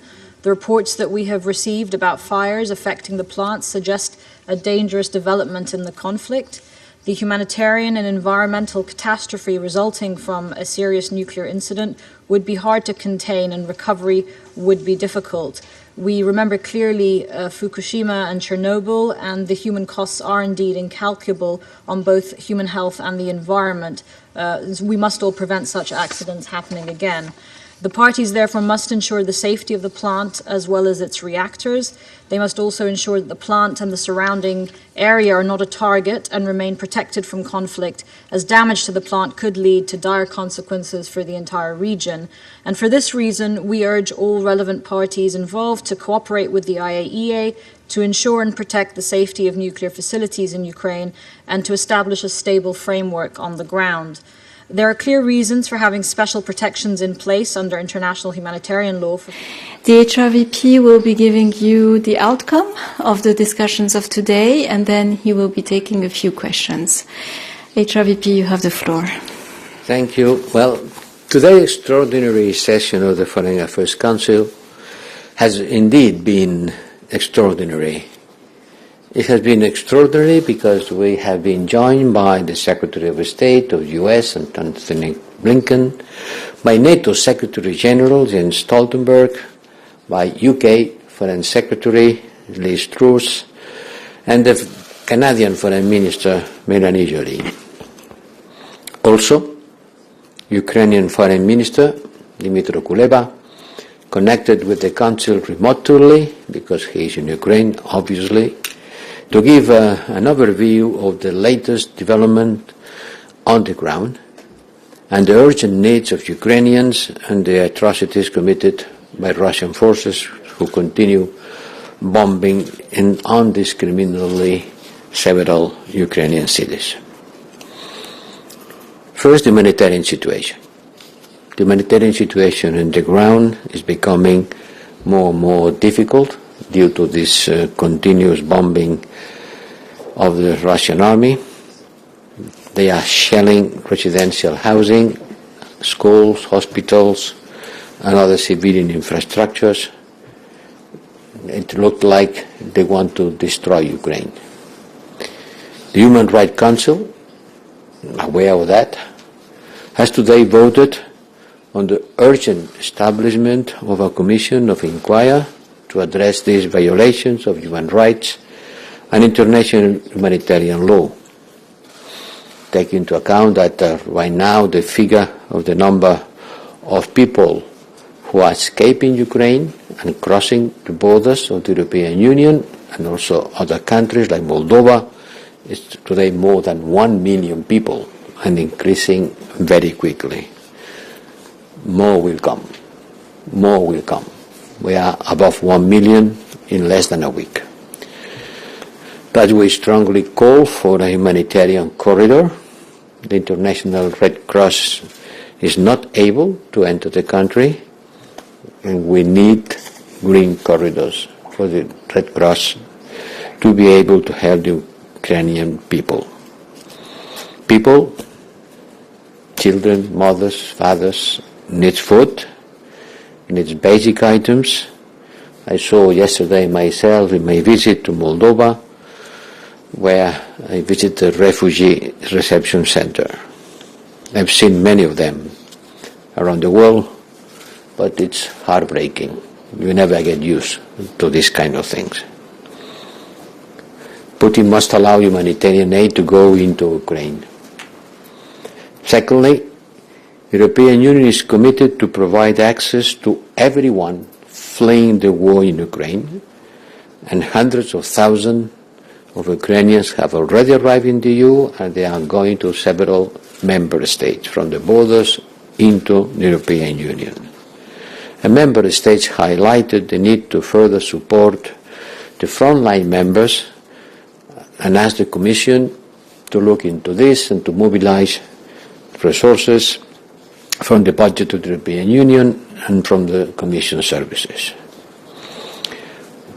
More dangerous than that, overnight we saw the Russian attack in the direct vicinity of the Ukrainians' nuclear power plant. The biggest Ukrainian nuclear power plant has been attacked, and this is certainly unacceptable because it can produce catastrophic consequences that can provoke an ecological and humanitarian catastrophe for the entire Europe. We have to respect, the Russian army have to respect emergency safe zones around nuclear sites, and we need to establish, to ensure the safety of these zones, because the safety of the entire European continent can be affected. But the most important and pressing question, the most important and pressing request is to Russia cease its military operation and withdraw from the territory of Ukraine. And the same goes for Belarus, who is a full accomplice to Moscow. We have been discussing with Secretary Blinken, and Tony Blinken said, we are seeing a historic moment of the cooperation between the European Union and the US, and the reinforcement of the Euro-Atlantic Partnership. Together, we led the way for imposing the most far-reaching sanctions package ever adopted, and we must now ensure that they are fully implemented, because it's not enough to announce, to agree and to announce, but they have to be implemented, loopholes have to be closed, and hope that they will undermine the Russian war machine. President Putin intended to divide us, but he achieved just the contrary. We are more united and more determined than ever, much more than before the Russian aggression, and Russia is completely isolated on the international community, as the vote on the General Assembly clearly showed yesterday. This vote left not room for doubt. The world stands with Ukraine. The world stands on the right side of history, and this vote sent a clear signal. And today the Human Rights Council vote again and establish it again an independent commission of inquiry into the humanitarian situation in Ukraine. And also the result was very clear, 32 votes in favor, 2 against, 3 abstentions.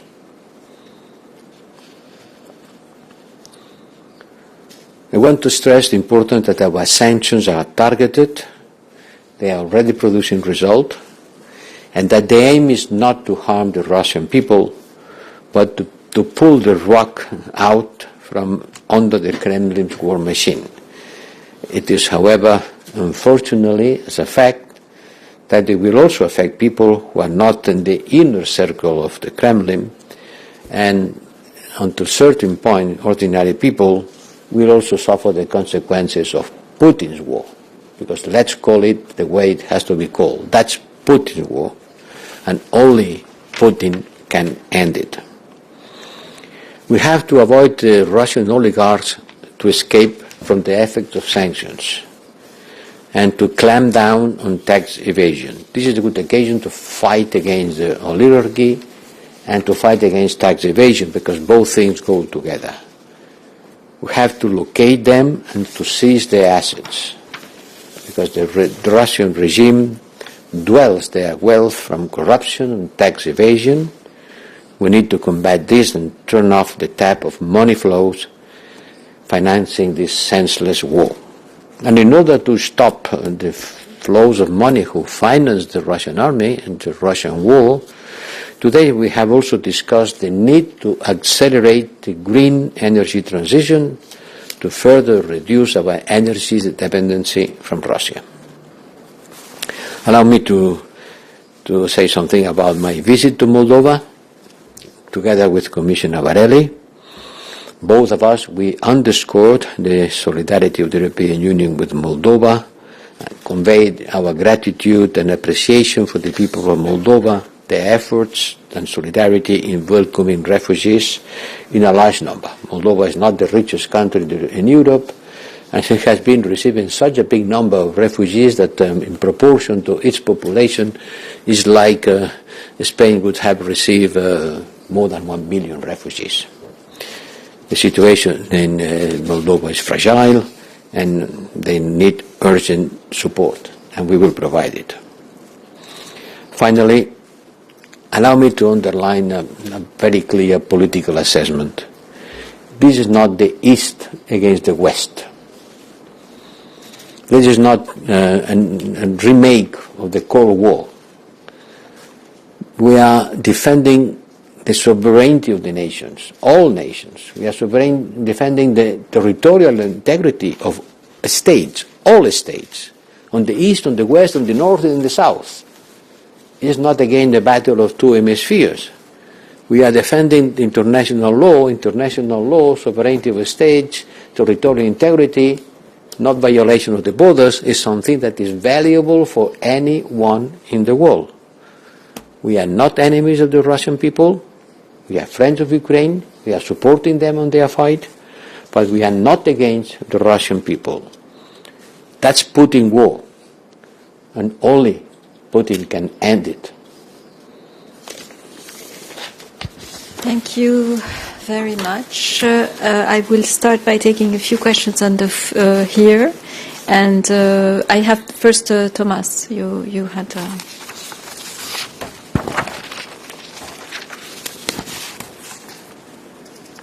Yeah, good evening. Thomas Kutschka with Frankfurter Allgemeine Zeitung. High Representative, while you were talking, a G7 declaration has been issued that announces further severe sanctions against Russia and potentially also Belarus. Since we haven't had a sanctions package for 2 days now, could you please walk us a little bit through the reasoning behind it, the aims of this package, and size and scope? Thanks a lot. I understand that for the news, the important thing is the new package of sanctions. For me, at that moment, the important thing is to implement the yesterday package. Huh? Yes, it has been announced the will of continue advancing on the sanctions, and we too have been considering here which new package of sanctions can be decided in the coming days. For example, we can enlarge the number of banks, Russian banks, to be switch off of SWIFT, but we haven't taken any specific decision about such bank or another. We have sent to the technical bodies the proposal to study more banks, and let's see. We can increase the amount of banks. We can go deeper on the financial sanctions, but please stop one moment and think about the consequences of what we have already decided. Today, the last news is that Russia has made default on a certain number of debt nominated in rubles and not paying the coupon, the interest of this debt to the foreign investors by an amount of 29 billion euros.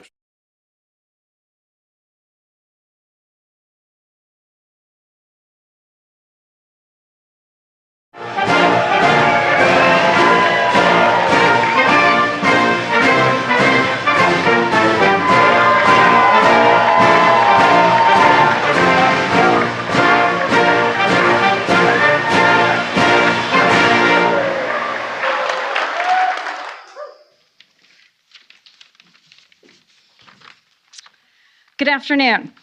I'm Celeste Drake, the President's Made in America Director.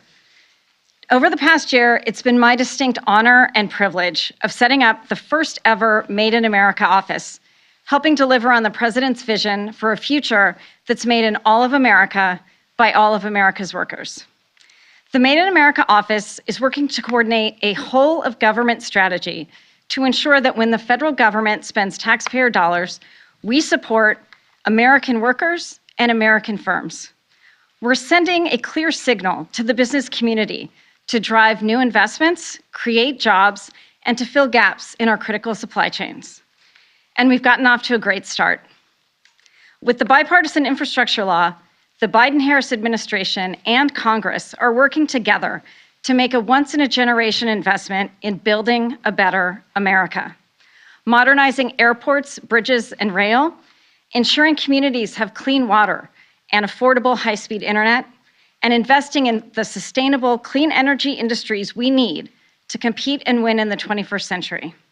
These investments will make our economy stronger and more resilient, with more jobs, more growth, and more opportunities for America's workers. Our strategy is working. Businesses are investing in American manufacturing at historic rates, and our economy added 423,000 manufacturing jobs since the president came to office. A good example of this success is Siemens USA. Siemens USA is a global leader in innovative healthcare, infrastructure, and energy technologies, employing 40,000 people serving customers all over the United States. Siemens is just one of many major companies investing in the United States, meaning jobs for hardworking Americans. At the helm of this corporation is Barbara Humpton, a woman who views the true purpose of technology as expanding what's humanly possible. Barbara most recently served as president and CEO of Siemens Government Technologies, where she was the leading integrator of Siemens products and services for federal agencies. She currently sits on the board of directors for the National Association of Manufacturers. And for these reasons, it's my pleasure to introduce Barbara Humpton, President and CEO of Siemens USA Corporation.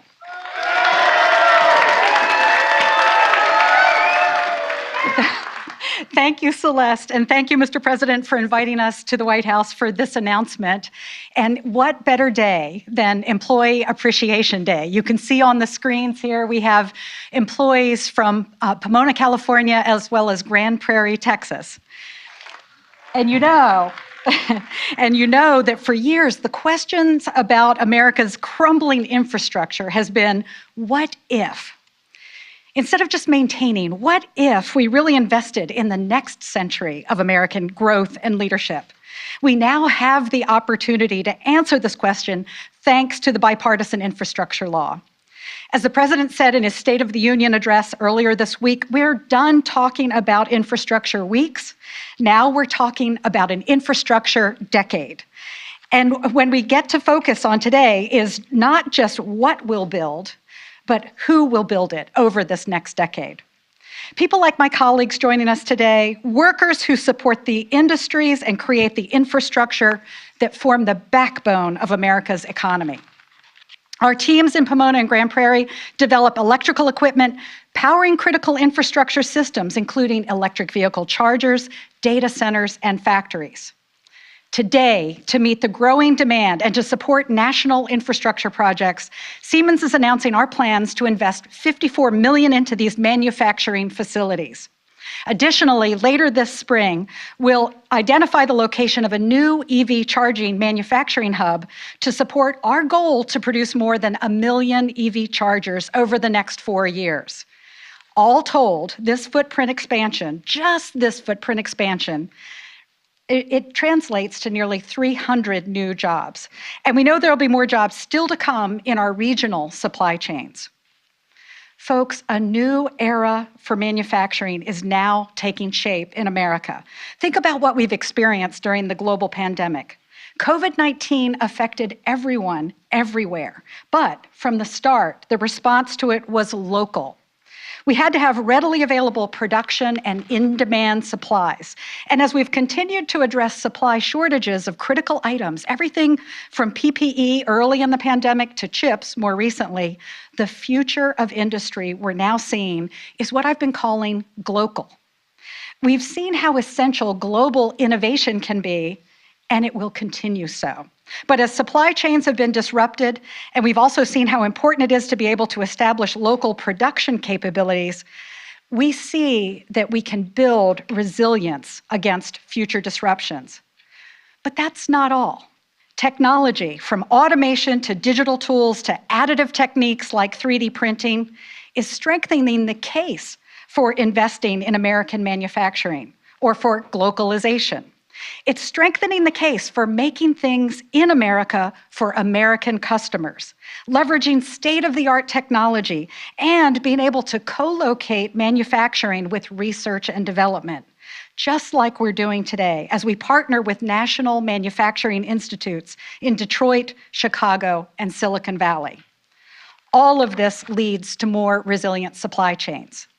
I'll add that when Intel CEO Pat Gelsinger was here in January to announce plans for new U.S. semiconductor plants, we heard Pat voice his support for funding the CHIPS for America Act to boost U.S. semiconductor production. And I'd like to join Commerce Secretary Raimondo and the President in supporting targeted investments in research and development and in industrial modernization projects. We're glad to see bipartisan support for growing advanced manufacturing in America at greater speed and scale, and we urge Congress to take action. Let's continue to work together across the public and private sectors to build this industrial base. And I'll say this, we have some real work cut out for us when it comes to inspiring the next generation of workers to join in what we're building. At Siemens, we're actively recruiting for more than 2,400 jobs, open jobs today nationwide. Approximately a quarter of our hiring demand is in manufacturing, where nationally there are currently more than 800,000 job openings. So I'm looking forward to handing it over to Lonnie Stevenson, President of the International Brotherhood of Electrical Workers, in just a minute. But before I do, I want to share one final idea about how we build this workforce. Because I really think a lot of it comes down to addressing the myth we hear so often that investments in modern technology will relegate workers to the sidelines. Folks, for the first time, a human picked up a rock and used it as a tool. Tools and technology have elevated the role of humans. And the future of manufacturing is no different. It's no different even as we introduce tools which, frankly, I never could have even dreamed of when I started my career as a software programmer in the early 1980s. I mean, we actually were using slide rules back then. But today, in Grand Prairie and Pomona, they use our digital twin technology that was instrumental in supporting NASA's Mars rover mission, software that combines the real and digital worlds. And in Grand Prairie, they've also deployed advanced robotics. Yet what I saw when I last visited Grand Prairie wasn't fear of an automated future, it was actually excitement. Workers weren't being replaced. A new training program for technicians was teaching them how to program robots. Instead of being focused on repetitive tasks, workers were running multiple machines. They were programming the delivery of parts for the next shift. Multi-generational teams were working together to increase product, quality, safety, and speed to market. So, as our infrastructure investment leads to new orders that spark transformation across American manufacturing, we're not going to automate people out of the process. No, I promise you, we will expand what's humanly possible. We'll expand opportunities for people at all stages of their lives, their careers, and education to shape a future that's more sustainable, resilient, and equitable. Mr. President, thank you so much for bringing us here today. And now I'd like to introduce Lonnie Stevenson.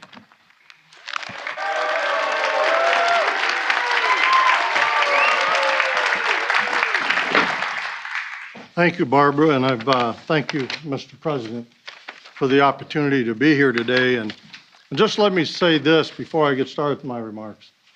President Biden said a year ago, and he was talking about bringing jobs back to the United States and good-paying manufacturing jobs. And more importantly, he says union jobs.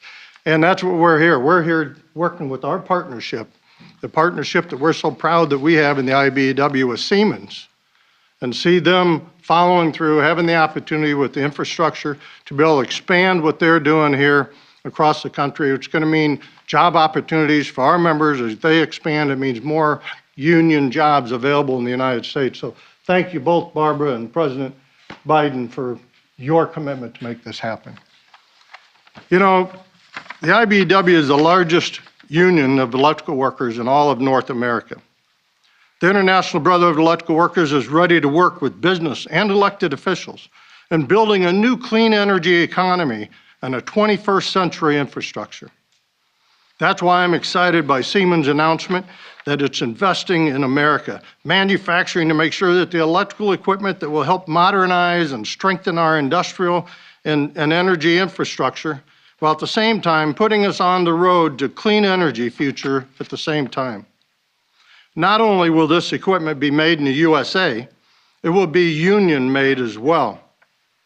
In supporting good paying jobs for IBEW members that they can then support their families and have, comfort to know they've got good opportunities for them and their families. The Bipartisan Infrastructure Act has opened up new opportunities to invest in clean energy generation and building the parts that will modernize our roadways, bridges, transportation system, and the energy grid, which we're all part of that as well. And it's all going to be done here at home. Today's announcement proves in action that this groundbreaking legislation is already helping support American jobs and American manufacturing. Investing in our infrastructure and manufacturing industry also means investing in skilled blue-collar training. And the IBEW is proud to partner with Siemens in providing the pathways to advanced manufacturing careers in this industry. Union careers that won't just rebuild our infrastructure, but our middle class as well. As I have been saying for years now, IBEW members are ready, and I've been saying it for a long time, we're ready to get to work and rebuilding our infrastructure and growing a renewable building or energy economy. And we're excited to be working with our industry partners, such as Siemens and others, in taking the first steps towards a stronger, more competitive, and cleaner economy. So again, Mr. President, I can't thank you enough. And I want to give a shout out to our members in both California and Texas. They're the ones, the backbone, they're the ones doing the heavy lifting, the work day in and day out, producing for this country and making us a better country because of it. So thank you to all of them. And next, I have the really distinct honor to represent our next speaker, IBEW member, Johnny Lee. Johnny, I think you'll see when you hear from him, is dedicated. He's a hard worker. He's very well respected amongst his peers, his workers, and he also understands that he wants to make sure that Siemens is also being able to move forward and as the company and that they're successful as well. So please give a warm welcome to Johnny Lee.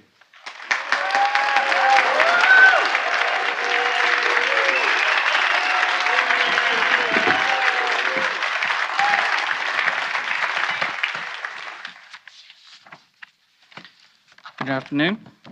My name is Johnny Lee. I stand before you as a proud member of the IBEW Local 220 in Fort Worth, a proud employee of the Siemens Grand Prairie facility, and a living embodiment of the American dream. When my parents fled communist Vietnam with nothing but the clothes on their back and the hope of a better life, they never envisioned that one day their son would be introducing the President of the United States. What they did know was the hope and promise of America, the idea that with a little bit of hard work, everyone can succeed. Through their support of my involvement with my local union, I am proud to say I have found success in achieving that dream. I built a life that I love, one filled with peace, pride, and the opportunity to serve others. As a shop steward and a Vietnamese interpreter within the plant, I help my union sisters and brothers on issues that impact all of us, all while building infrastructure for a better tomorrow. My story and so many others of first-generation Americans would not be possible without the important pro-worker, pro-union policies that President Biden and his administration support. By investing in infrastructure and good union jobs, President Biden is laying the foundation for a future that will support working families for generations to come. A proud partner in a future are companies like Siemens. By investing millions in employee training programs and workforce development initiatives, Siemens is creating a pathway to the middle class for thousands of working families, all while solving the infrastructure challenges of today and tomorrow. It's true that individual sacrifice and hard work are central to the American story. But as my contribution shows, the American dream is also about a belief in a greater good. An idea that when we work together, everyone can prosper. I am proud to be a part of that dream. It is now my distinct pleasure to introduce to you the President of the United States.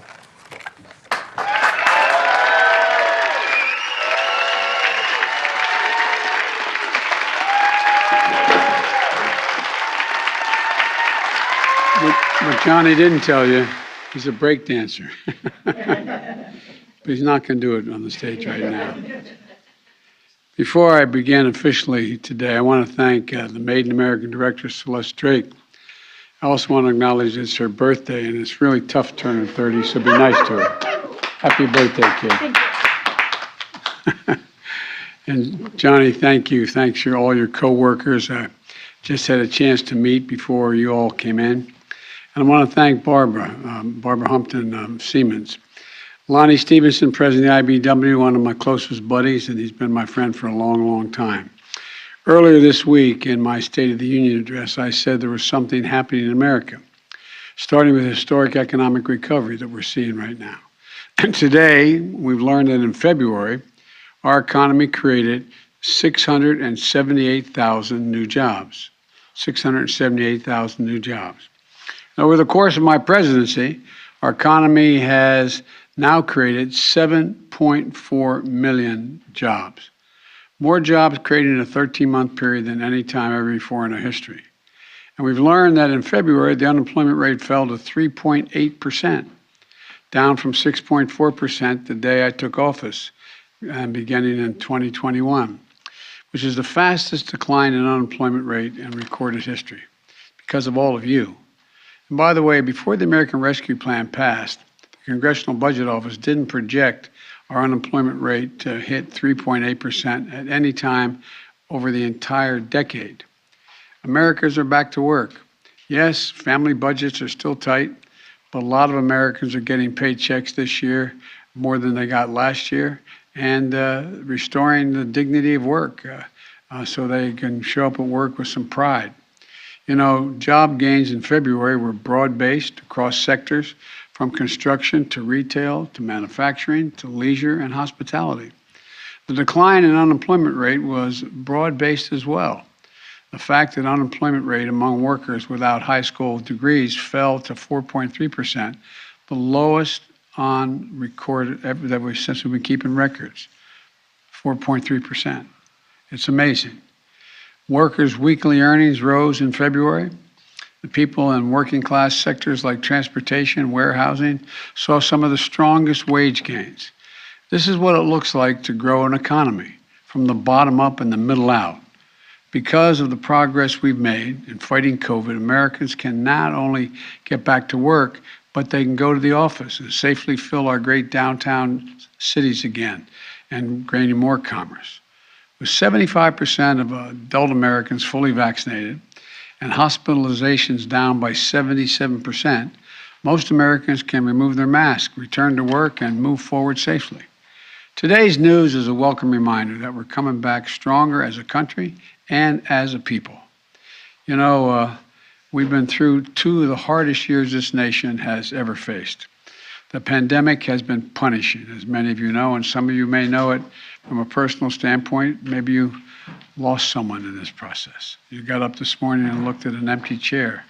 Well, it's been punishing, but we're coming back. And so many families are still struggling, though, to make ends meet because of inflation. I understand our top priority must be getting prices under control. Look, our economy roared back faster than most predicted. But the pandemic meant that businesses had a hard time hiring enough workers to keep up and production in their factories. The pandemic also disrupted the global supply chains. When factories close, it takes longer to make goods and to get them to the warehouse and get them to the store, and prices go up. Just take a look at cars. Last year, there weren't enough semiconductors to make all the automobiles people wanted to buy. They had a lot more money in their savings accounts and in their paychecks, but they weren't able to go out and spend it on leisure because of COVID. So what happened? They decided that they were purchasing products like everything from homes to automobiles to hard products. And the price of automobiles, for example, went way up. More people seeking them and fewer being made. And we have a choice.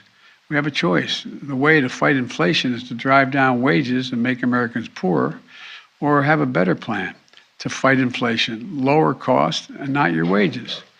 The more semiconductors we make in America, and by the way, they were invented here in America. The semiconductor was invented in America when we went to the moon. And when we do that, when we focus on making sure that we make those again in the United States of America, so few are being made, we make a heck of a lot more cars. And you bring prices down. The supply chain is filled. Investment in America, rebuilding roads, bridges, airports, ports. We invest in innovation in America. That's exactly what we're doing. Look, as a result, we're seeing more jobs, more hope, and we're also seeing something else. The rebirth of pride. The rebirth of pride that comes from stamping products made in America. And we're seeing the revitalization of American manufacturing. And that's what I want to talk a little bit about for the next few minutes. Today, companies are choosing to build new factories when just a few years ago they would have built them overseas. They're investing right here in America. On this very stage, we were standing before Intel.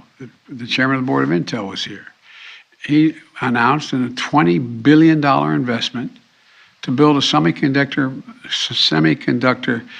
mega site outside Columbus, Ohio, creating 10,000 new good-paying jobs.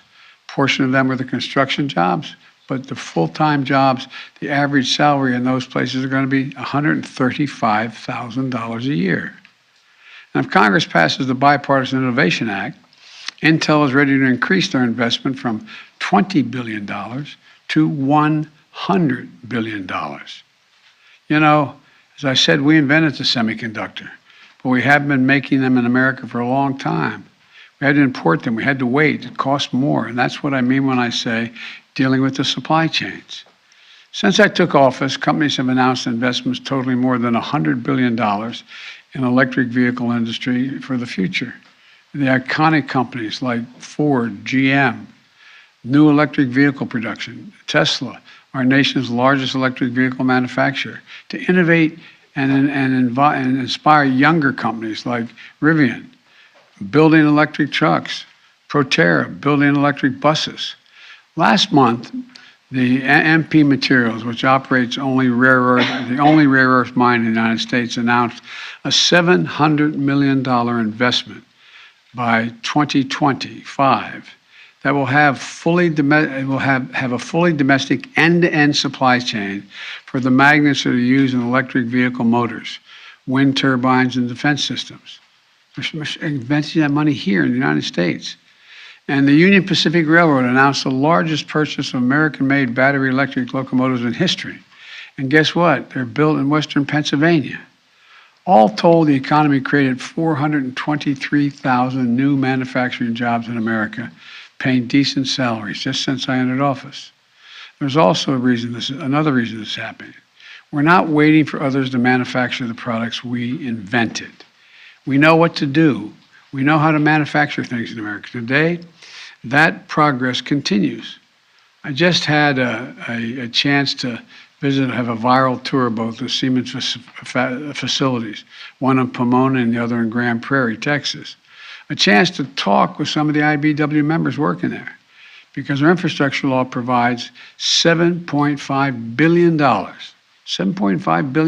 to build a national network of 500,000 electric vehicle charging stations across America. And it also provides $16.5 billion to modernize our power grid, how we move electricity across America.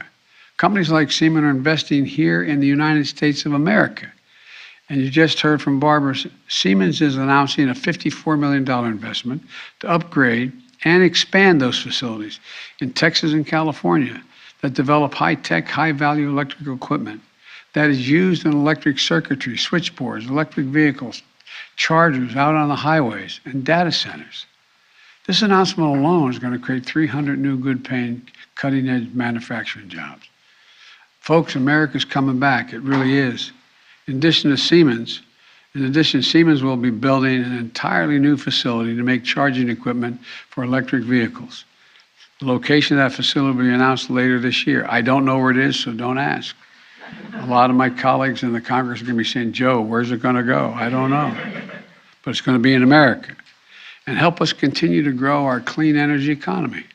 Look, folks, when I ran and got elected, I said I wanted to rebuild America. This is what I was talking about. And we want to see a lot more stories like this one. So when the taxpayers' dollars to rebuild America, that's what they are, taxpayers' dollars, we're going to buy American. Buying American products to support American jobs. And by the way, these are the best products in the world.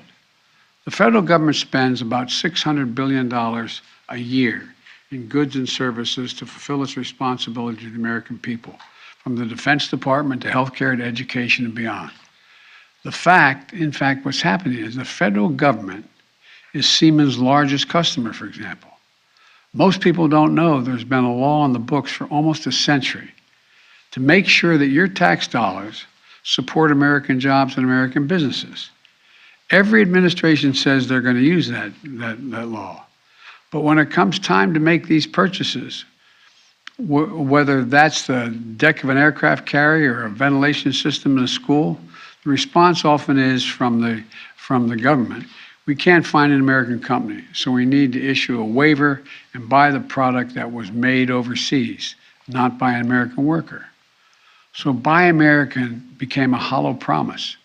Well, my administration, Buy American is a reality. We've created a Made in American office in the White House to oversee efforts. And you just heard from Celeste, who runs that office.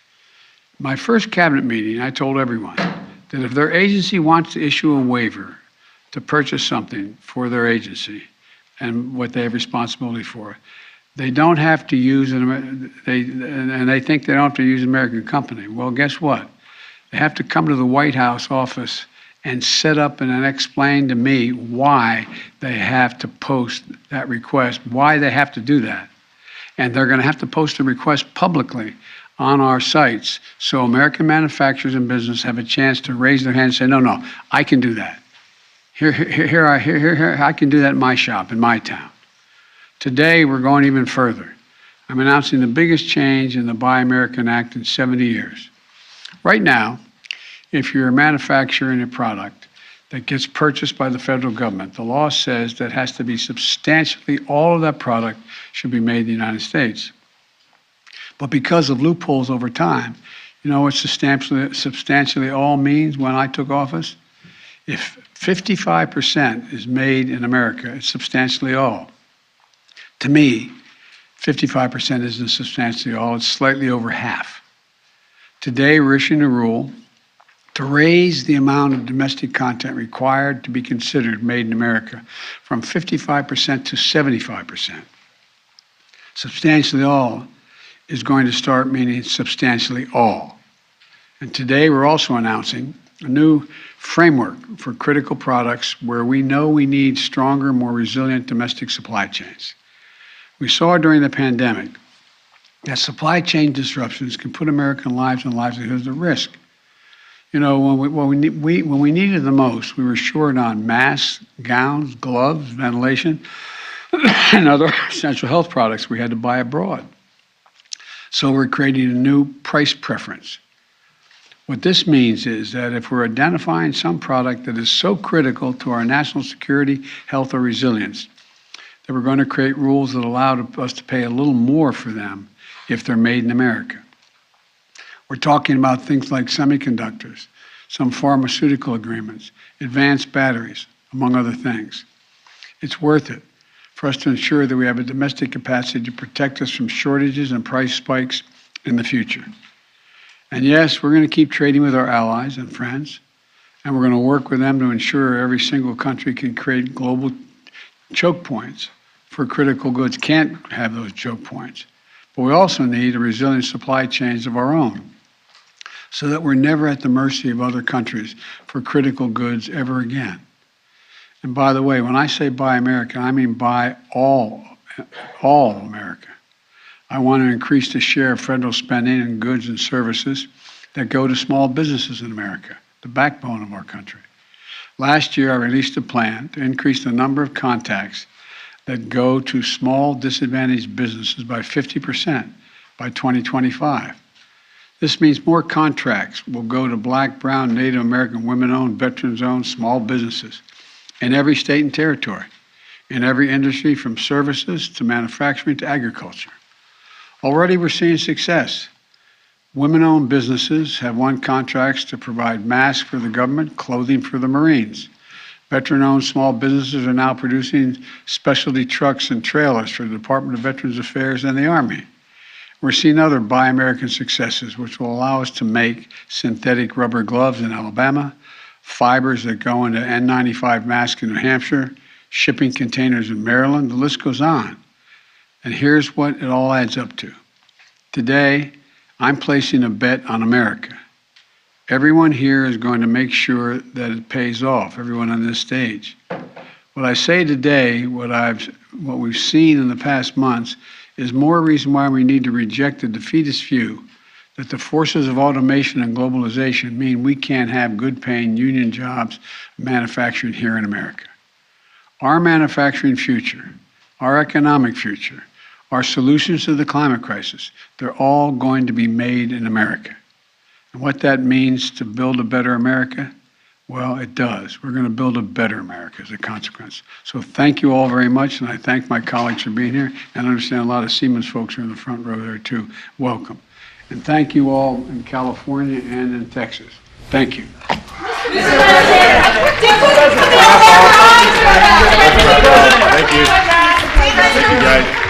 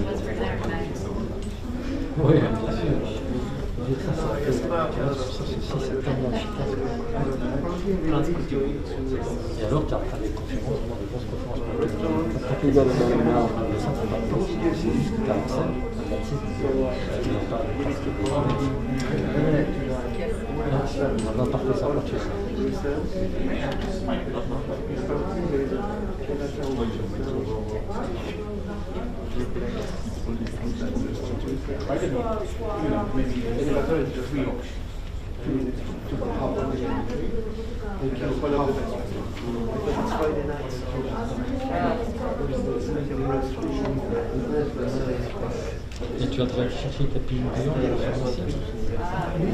Ouais. Super. Ouais, je pense que je vais le faire aussi. Plus de 40 ans? Sérieux? Ouais. Est-ce que c'est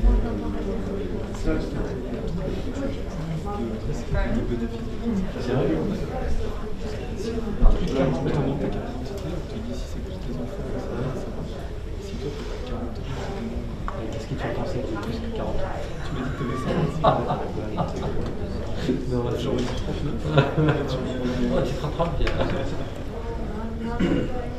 Quand tu penses 56, 100% dans le temps, c'est pas mortel, c'est pas bien tout. Ouais.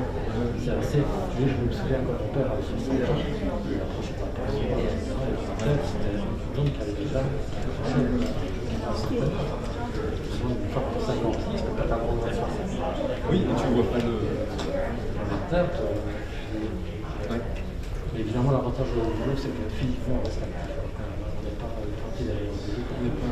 Ouais, ça c'est bien, ça c'est un avantage. Mais quand même,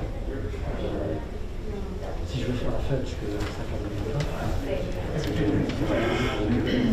moi j'y arrive plus. Moi j'ai 38.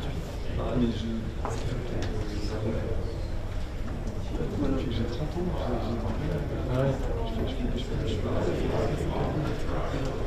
ou alors c'est bah oui, c'est ça.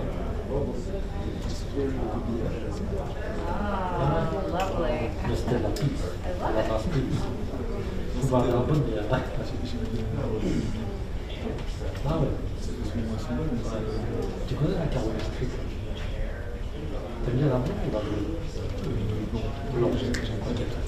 Goûte le Caroline Street. C'est pas une bière. Non, c'est blond. Caroline Street, c'est passé en Inde. C'est à...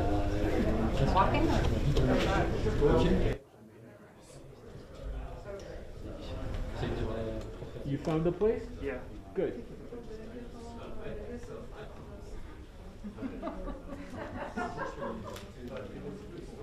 10 minutes from work. Perfect.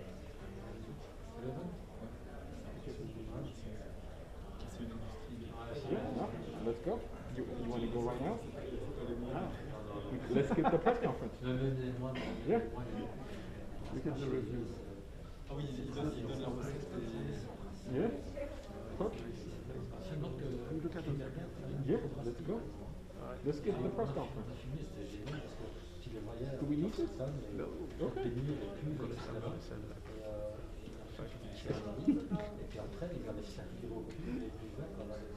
C'était génial, j'ai adoré ce festival.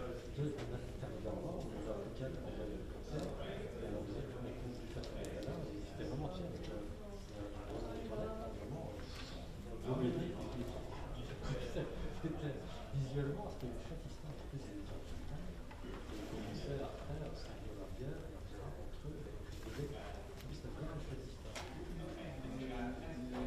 Les moyens trappistes, là, c'est que en Belgique. Oui, c'est non, il y a 5 trappistes, il y a 5 trappistes, il y a 88 qui ont des ça trappe.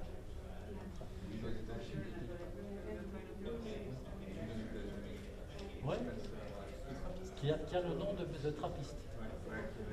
Bon, on va lui demander. Ah ouais? Ah, je sais. Ah, j'étais absolument pas au courant de ça. Ouais? Bon, elle est encore un peu jeune. Ouais.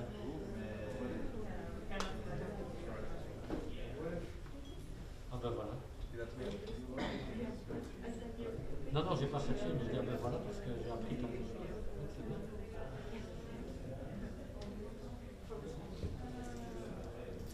La Caroline Street, tu connais? C'est une bonne bière, hein? Brasseur Mali. Et alors, Caroline, c'est aussi de la bière de Noël, tout vicieux. Et ils font du whisky. C'est assez cher, en fait. C'est told you it was going to be angry.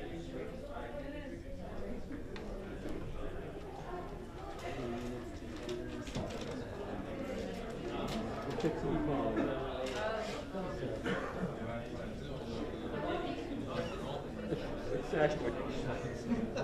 That's it. Spencer, on a trouvé aux deux.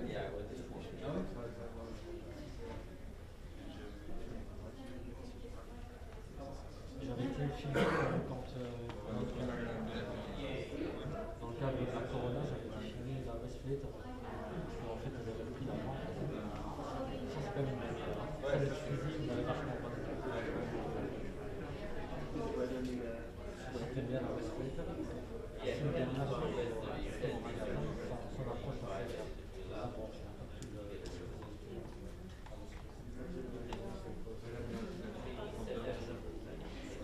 Comment? Ah oui, c'est un assaut.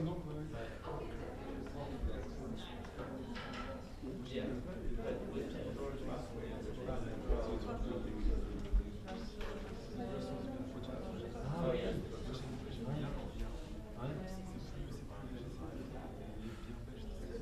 Il faut l'avoir connu. C'est ta préférée. J'ai fait une histoire sur la peur.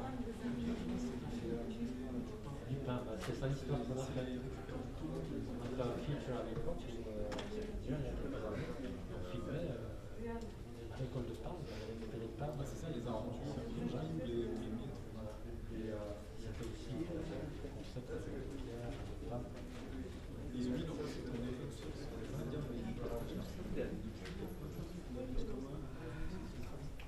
sur certains, ils sont très sympas. Ils ont leur magasin tout petit. Il y a un grand bar. Tout neuf avec plein de couleurs. J'habitais là. Ah, là. Voilà, c'est ça. Moi j'aime bien. Non, qui toi, on va bien.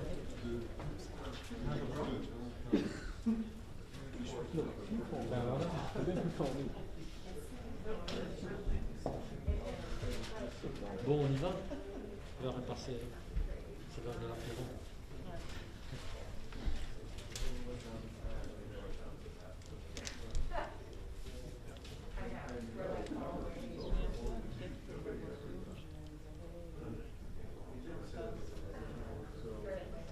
Ben c'est ça la sonnerie que l'entendait. Quand on embarque une voiture, d'habitude, c'est ce qu'on entend. La machine ne marchait pas, tu as mis ton disque. Quand le parc-mètre ne fonctionne pas, quand le parc-mètre, tu mets ton disque, en fait, à ce moment, tu n'as pas de période. C'est le truc, en fait, pareil.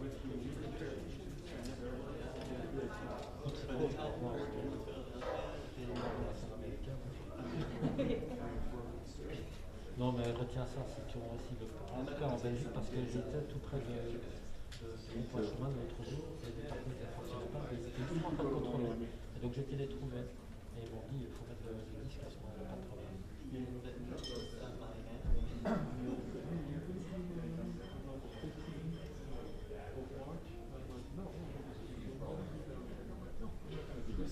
Me. Yes, I want to spend my free time with you.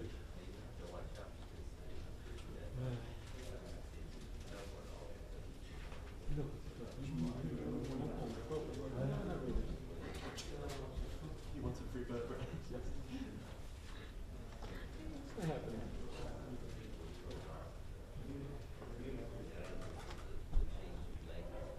Let's get this thing going.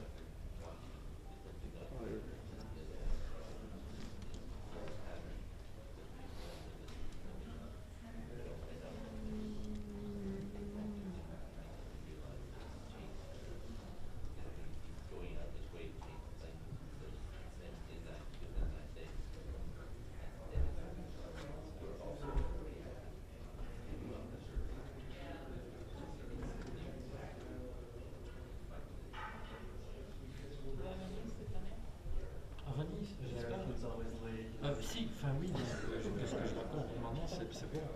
J'ai eu un coup de fil, comme quoi j'en ai à Cannes, et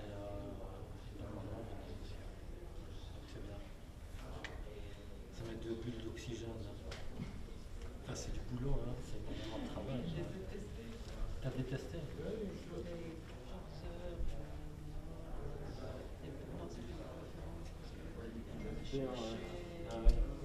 C'était un peu non, moi je trouve ça très chouette. Je préfère les organiser en calme parce que d'abord le line-up est souvent incroyable ces dernières années, beaucoup plus fort à la Cannes. Parce qu'à Cannes, bon, il faut souvent des sélections aussi de films, je sais pas, sud-coréens, etc., avec des acteurs, des réalisateurs, c'est pas très connu. Et à Venise, le line-up, par exemple en septembre passé, c'était incroyable. Oui. 1 minute warning or 30 seconds. Donc j'y vais.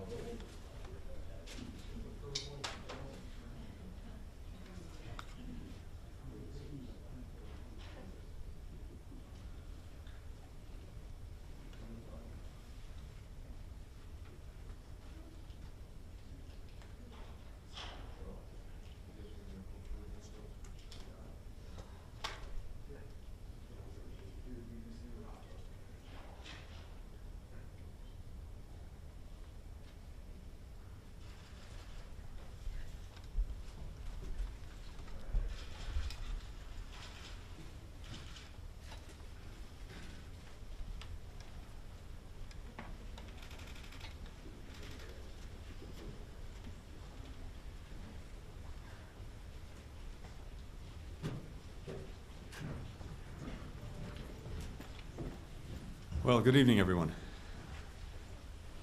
We're in Brussels at a pivotal time. Stability in Europe hangs in the balance. And the international rules-based order that's critical to maintaining peace and security is being put to the test by Russia's unprovoked and unjustified invasion of Ukraine. The Kremlin's attacks are inflicting an ever-increasing toll on civilians there. Hundreds, if not thousands, of Ukrainians have been killed, many more wounded, as have citizens of other countries. More than 1 million refugees have fled Ukraine to neighboring countries. Millions of people across Ukraine are trapped in increasingly dire conditions as Russia destroys more critical infrastructure.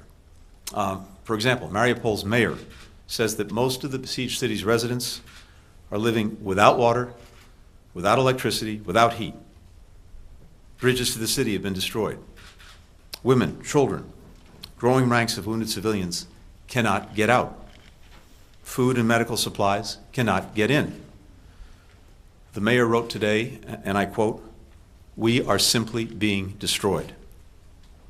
The world has seen Russia use these grisly tactics before, in Syria, in Chechnya.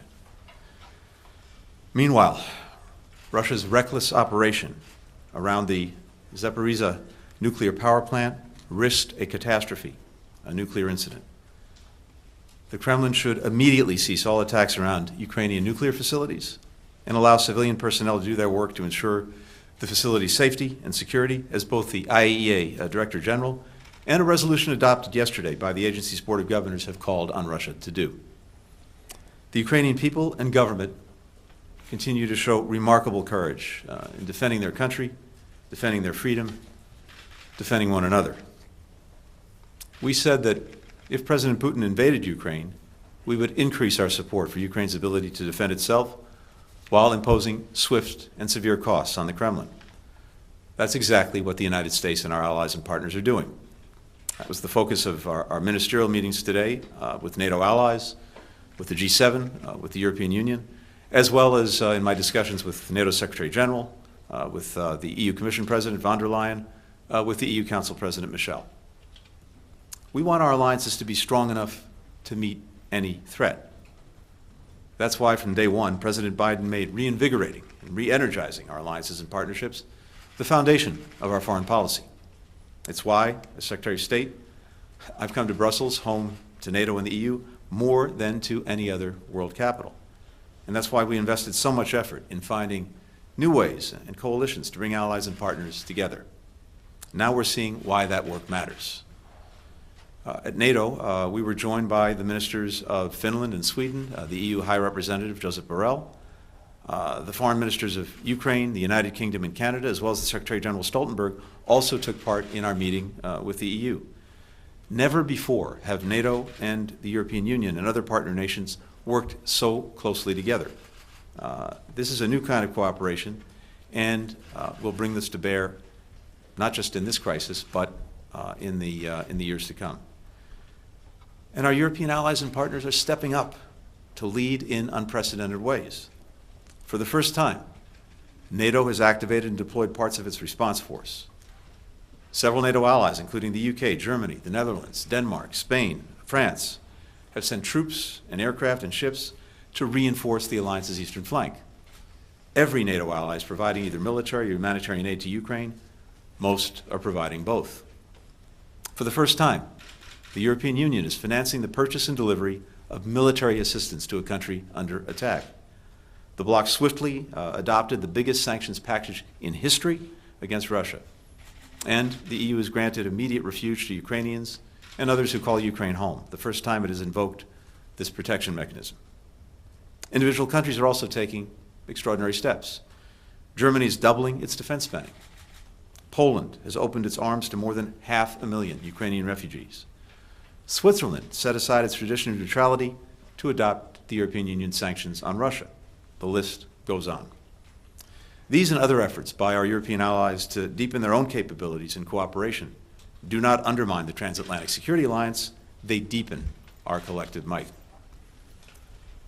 As recently as a few weeks ago, some questioned whether if the regional or international rules-based order came under threat, whether our European allies and partners would be willing to shoulder their fair share of the burden, the risk, the cost to defend it. In the last 9 days, European countries have demonstrated they are more than ready to stand up and stand together. And the United States is standing with Europe, pursuing complementary actions and policies in close coordination with our allies and partners. To give just a few examples, we've deployed an additional 7,000 troops to Europe and repositioned our forces already on the continent to strengthen NATO's eastern flank. We continue to tighten our severe economic sanctions on Russia. Last night, as I think you know, we extended temporary protective status to tens of thousands of Ukrainians living in the United States. And the President has requested an additional $10 billion from Congress to deliver more humanitarian, security, and economic assistance in Ukraine and the surrounding region over the coming days and weeks. Yesterday, President Putin said his so-called special military operation is proceeding exactly as planned. Well, it's hard to imagine that his plan included inspiring the Ukrainian people to defend their country with such tenacity, strengthening the resolve and solidarity of NATO and the EU, uniting the world in opposition to Moscow, including 141 countries at the United Nations, an unprecedented number of international businesses, associations, cultural institutions that have cut ties with Russia, causing the Russian economy to go into freefall, motivating tens of thousands of Russians to protest and countless more to leave the country, and increasingly turning Russia into a pariah state. If that was President Putin's plan, well, you can say it's working. Russia has never been so isolated. We have never been more united. But let me reiterate one thing, because it's very important. We take these actions not because we oppose the Russian people. We do not. We regret that tens of millions of Russians will suffer because of the dangerous decisions made by a tiny circle of corrupt leaders and their cronies who've consistently put their interests above those of the Russian people, who are doing everything they can to hide their war of choice from the Russian public. Today's discussion with NATO, the EU, the G7 affirmed that we're fully aligned on our goals and our determination to meet them.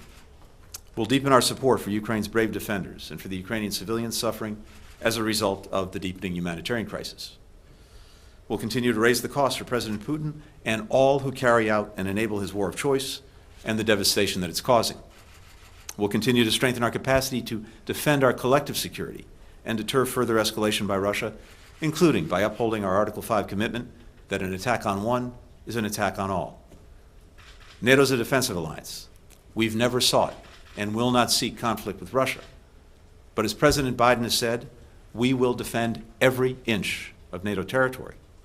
No one should doubt America's readiness or our resolve. At the same time, we'll keep open the door to dialogue and diplomacy, while making clear to the Kremlin that unless it changes course, it will continue down the road of increasing isolation and economic pain.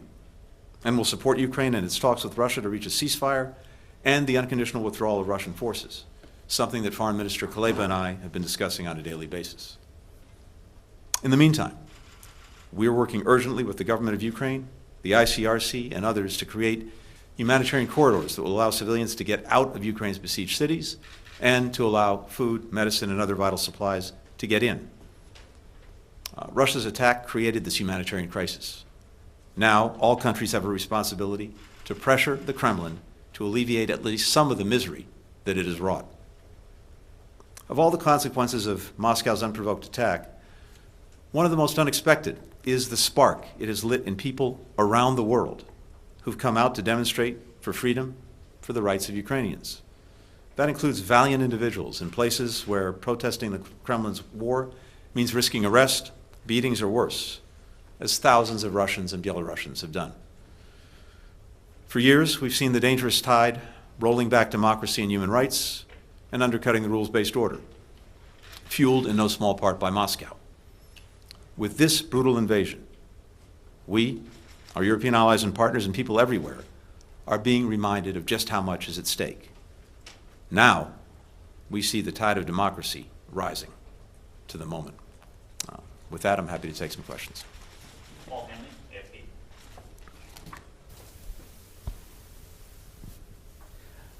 Mr. Secretary. Hey, Paul. The West has put unprecedented sanctions on Russia, very punishing, yet it doesn't seem to have slowed the Russian military's advance on Ukraine. Today, NATO seemed to forswear absolutely putting in a no-fly zone that might protect the Ukrainians. Given that, nothing seems to have slowed this invasion.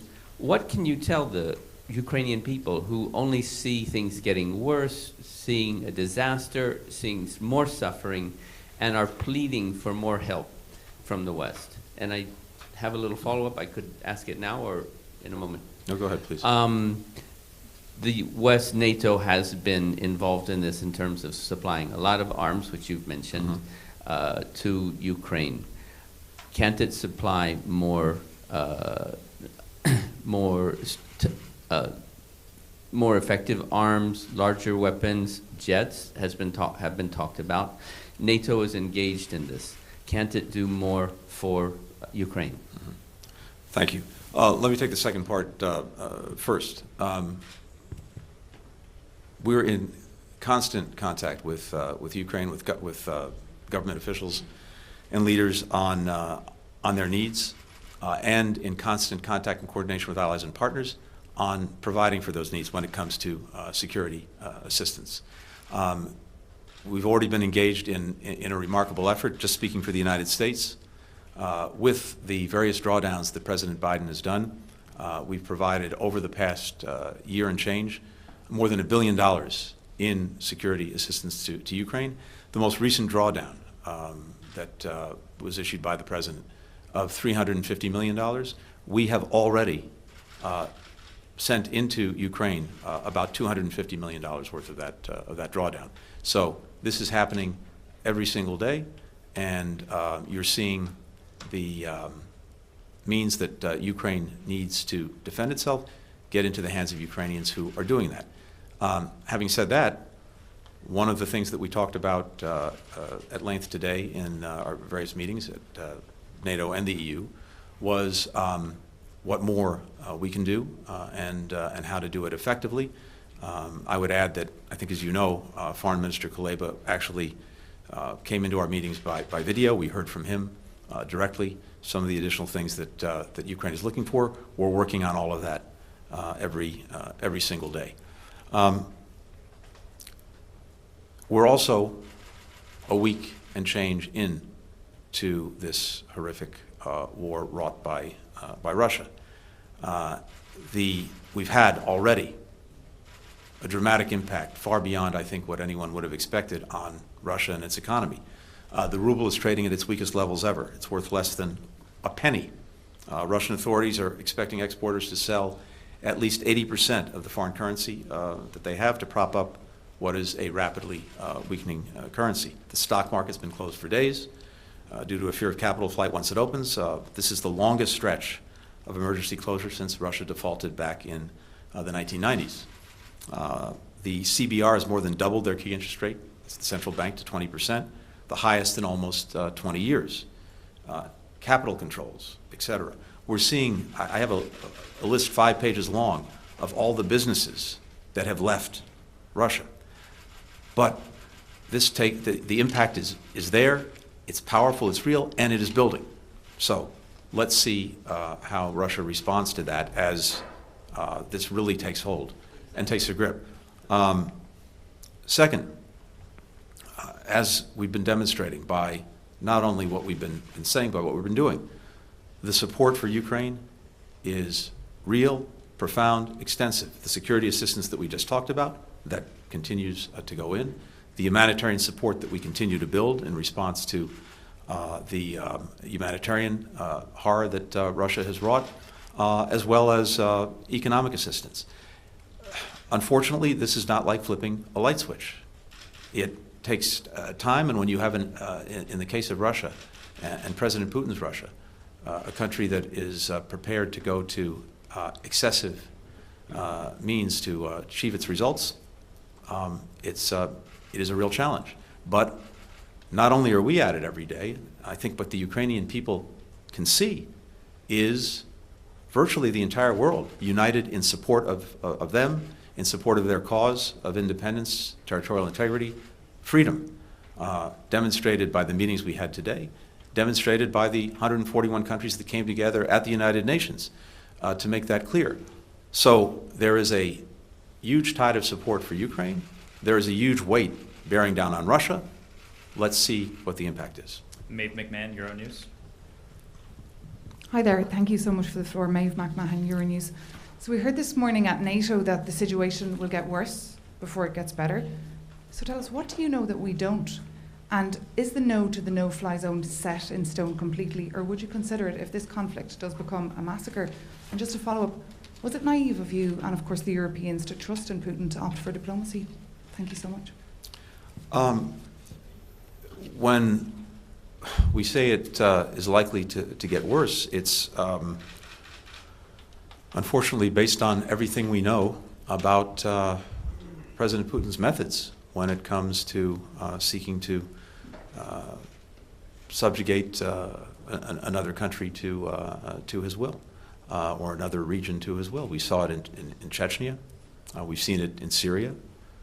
We saw it, of course, in 2014 in Ukraine.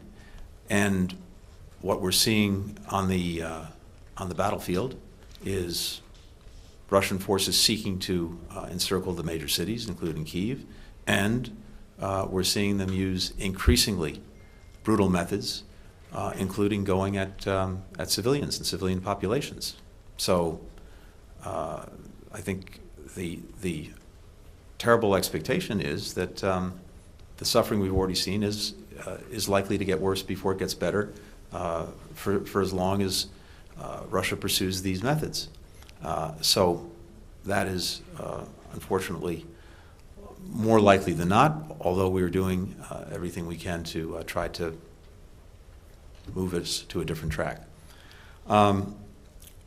With regard to the no-fly zone, I think you heard NATO Secretary General Stoltenberg speak to this earlier today. One of the responsibilities we have, even as we are doing everything we can to give the Ukrainian people the means to defend themselves effectively against Russia, we also have a responsibility, as the Secretary General said, to ensure that the war doesn't spill over even beyond Ukraine.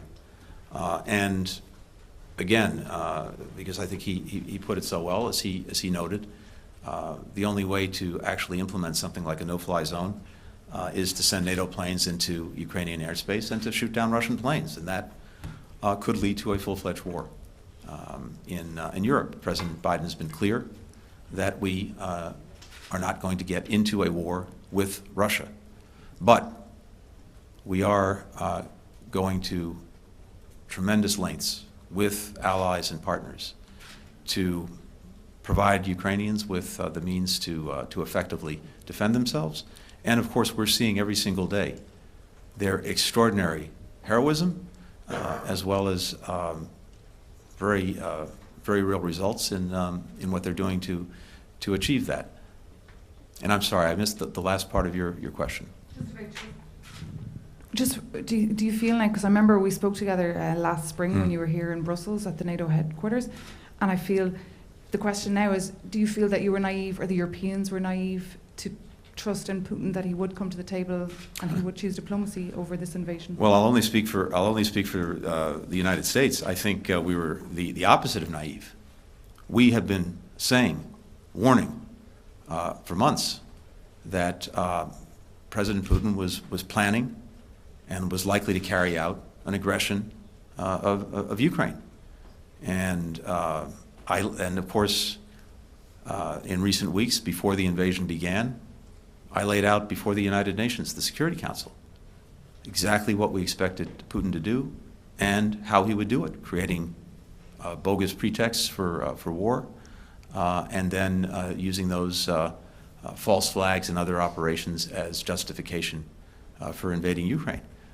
And for months, we made clear that this is what we expected, but at the same time, it's our obligation, my obligation, the obligation of allies and partners, to pursue diplomacy if there is any opportunity to do so. Because, as we said all along, it's far preferable than what we're seeing.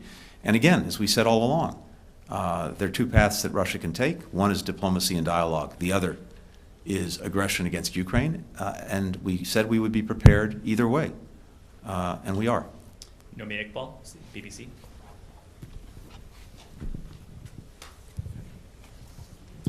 Thank you, Secretary. Are you considering energy sanctions against Russia? Because realistically, how can the West defeat Putin in Ukraine when the West also pays Putin up to $700 million a day in oil, gas and coal? I know the British Foreign Minister, Liz Truss, has talked about it, how Britain's looking into it. Are you?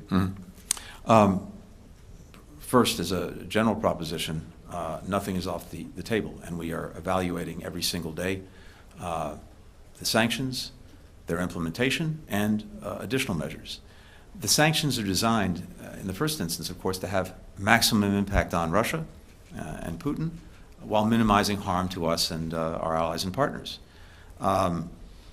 There's no strategic interest in reducing the global supply of energy. The immediate effect would be to raise prices at the pump for Americans, and also to pad Russian profits with rising prices. So we've been carving out payments for energy trade and transport from the sanctions that we've been implementing. But we have a strong interest, we and our allies, in degrading Russia's status as a leading energy supplier over time. This would be a profound strategic shift. That's why Nord Stream 2 was shut down. That's why we're surging LNG to Europe right now, to help accelerate its diversification away from Russian gas. It's why we're denying critical technologies to Russia for further energy exploration going forward through the export controls we put in place. This is part of a process to reduce reliance, dependence on Russian energy. So that's where our focus is, but again, as I said, we're looking at these things every single day. How long will that take? Well, and how many people have to die in Ukraine before? I'm not going to put a time frame on it. What's happened in record time, as we've seen, are sanctions and other measures that a few weeks ago people would have said were never going to happen. I think we've demonstrated very, very clearly that what we said we would do many months ago, when this crisis first began to emerge, back in November, December, the G7 countries, the European Union, I said that if Russia chose the path of aggression, we would impose massive consequences on Russia, including unprecedented economic sanctions. I know some people thought that was more rhetoric than reality. I think we've demonstrated already how strong that reality is. And again, we're looking every day at measures to increase the extraordinary pressure we're already exerting. We'll take a final question from Yuri Shako, DW. Thank you very much, Secretary. I have two questions. First is also on no-fly zone. You said that NATO will not send fighter jets to Ukraine to shoot down Russians. It's understandable, but there is another way to impose this no-fly zone, and I mean sending to Ukraine air defense capabilities. Of course, United States sent Stinger missiles, but I'm speaking about high to medium air defense capabilities to support the currently working Ukrainian defense capabilities with S-300 and Buk, which are working also quite well. The second question is, we saw more than a week of fighting and how Russian forces weren't able to achieve most of its objectives. They were bogged down, they were stopped in many places. So how does this week of war change the US assessment of the might of Russian military that was considered to be quite high? But now, what is your assessment now? Thank you very much. Thank you. First part of the question. We are looking every day at what technologies, what capacities we can effectively deliver to Ukraine to defend itself. And that's an ongoing conversation, literally happening on a daily basis, both with Ukraine and government officials, as well as among allies and partners. And so the main focus is on making sure that anything we provide can be used effectively and in a timely way. So, but as I said, that's quite literally something we're looking at every day. So I don't want to draw any conclusions from the week of invasion in terms of what this tells us about Russia or its capabilities. I think we'll have time to fully assess that. What we do know, what it does tell us, is how extraordinary the Ukrainian people are, their will, their determination, their absolute commitment to defend their country, to defend their freedom, to defend their future. That's the story of the past week, and it's an incredibly powerful one. Thank you. Thank you very much.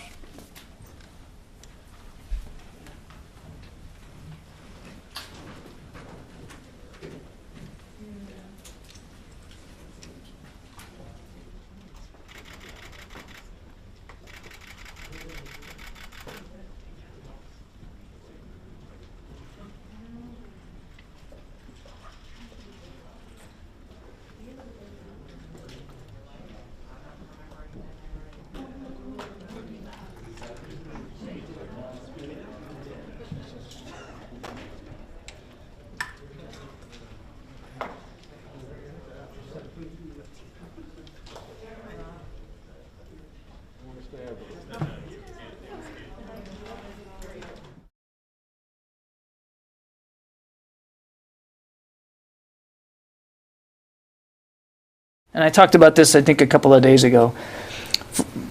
Two things. One, this is not the place for Americans to be in Ukraine right now.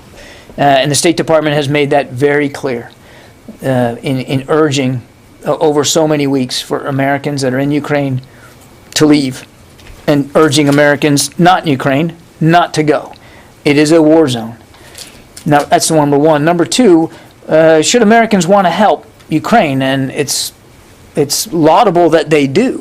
The best way to do that is to find ways to contribute to the many non-governmental and humanitarian organizations that are trying to alleviate what has now become a very acute humanitarian crisis in Ukraine and in countries that are now bordering Ukraine. As what the UN just estimated, I think yesterday, more than 1 million people have fled the country, and that doesn't even count the tens of thousands that are displaced in the country. So if you really want to help the people of Ukraine as a private citizen, find a way to donate resources to these organizations that are trying to alleviate that crisis. Tom?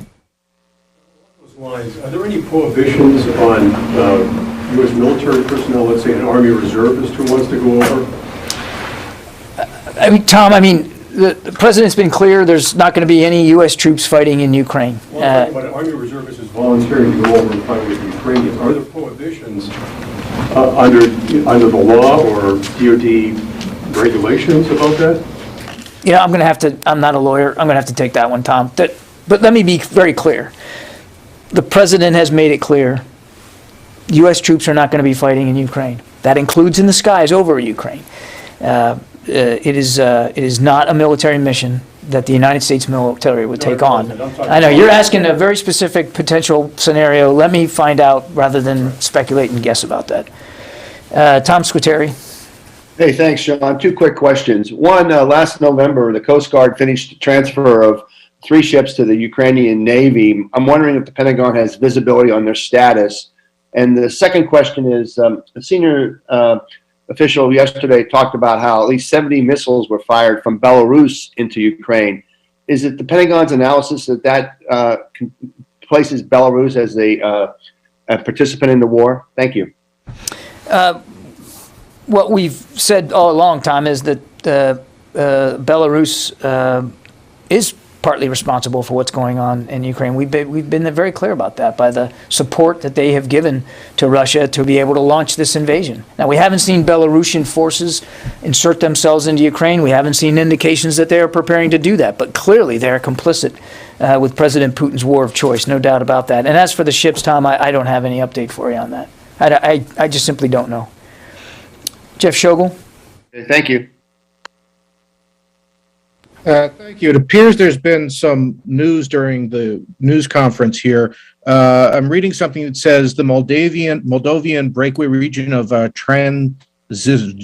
which I'm not pronouncing correctly, has demanded that Moldova recognize its independence. This is a place where about 1,500 Russian troops are stationed. Is the Defense Department concerned that this could be an expansion of the Russian invasion of Ukraine? I got nothing for you on that, pal. I haven't seen this report, and I'm not going to try to wing it here from the podium on something that you're seeing online. So we'll check and see if we have anything on it. But I'm not going to take the question because I believe that that's probably a better question put to my State Department colleagues. However, I'll go see what's available out there. But I'm just not capable of jumping into something that's breaking right now. Tony Capaccio. Hi, John, I have a budget question, non-Ukraine specific, but what is the status of the FY23 budget? Are the final numbers pretty much done and you're kind of feeding it into the computer and ready for release? And has the invasion at all changed the number? Has there been a major influx of funding in the last week because of the invasion? It's going to shock you, Tony, but I'm not going to talk about the status of the FY23 budget. We're still hard at work at that. That effort being led by the Deputy Secretary. She's running a very tight process, and I am not going to get ahead of that process and how that's going, but we're working on that real hard. Idris. Tony, you have a follow-up, or do you want me to go? Yeah. Does the national security strategy and the national defense strategy have to be published first before the budget comes out? Is that the sequence? They don't have to be, Tony. There's no regulation, there's no rule, there's no legislation that requires you have to have the national security strategy and the national defense strategy published before the budget. All three documents inform each other. Look, ideally, you want a budget to follow a strategy, but it doesn't have to come out that way. Idris? Thanks, Idris. Yeah. Just going back to the hotline, when you're setting it up, how does it work? Does General Walters talk to his counterpart saying, all right, we're going to set this up, and then some of the staff set it up? At what level does it rise, I guess? And second question is, any change to the nuclear forces, Russian nuclear forces, after they were put on high alert? I have no changes to speak to that we've noticed in the Russian strategic nuclear force posture. We're still obviously monitoring and reviewing as we do every day. I would just again say that Secretary Austin is comfortable and confident in our own strategic deterrent posture and our ability to defend the homeland, as well as allies and partners. And it's not a hotline, it's a deconfliction line.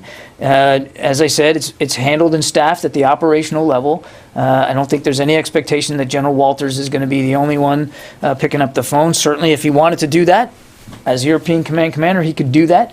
But our anticipation is that this will be staffed at a lower level on his headquarters to really deal with operational level concerns that need to be expressed. Okay, one more and then I'm going to go. Could we get the daily update on number of munitions fired, and also if you have a breakdown of where you're seeing them come from? I don't have that, and I wouldn't be putting that out here from the podium, Tara. As I said, we have noticed, we've assessed that since the beginning of this invasion, the Russians have fired more than 500 missiles of various types: cruise missiles, short-range ballistic missiles, medium-range ballistic missiles, surface-to-air missiles, more than 500 of them. That's about as much detail as I'm going to be able to go into from the podium. Yeah, in the back there. I know you talked about some of the fuel and food shortages today that the Russians have faced. I was curious if they're making any progress overcoming that, or if it's still largely stalled, and then what the concern is that the Russians may target other nuclear plants in the future, given this is the second one we've seen here. Again, we don't have perfect visibility into Russian intentions. We know there are other nuclear power plants inside Ukraine. Clearly, the international community does not want to see another incident such as what we saw last night, which could potentially just escalate the level of violence and destruction in Ukraine to a level that is and should be unacceptable, even to the Russians. But I can't speak to their intentions with respect to other nuclear power plants.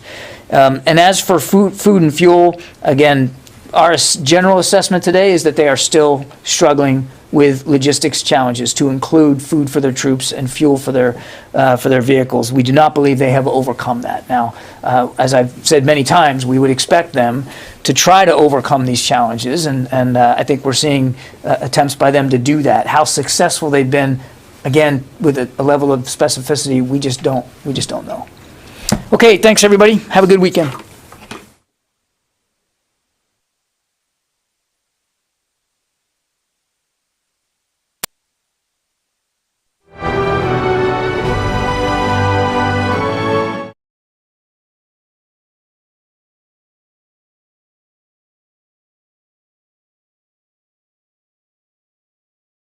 Жити і насолоджуватися життям в західних країнах.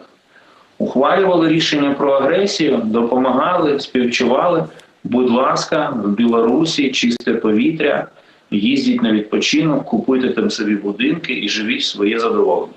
Є ще серйозний інструментарій санкційний, і сьогодні я озвучив його на засіданні, і ми будемо тиснути до тих пір, поки не переможемо. Сил та наснаги вам, пане міністре. Дмитро Кулеба, міністр закордонних справ України, був нашим співрозмовником у цій частині марафону. Не здаємося. Як повідомив секретар РНБО Олексій Данілов, зараз росіяни активно намагаються поширити фейкову інформацію про те, що українська влада здається. Звісно, це не так.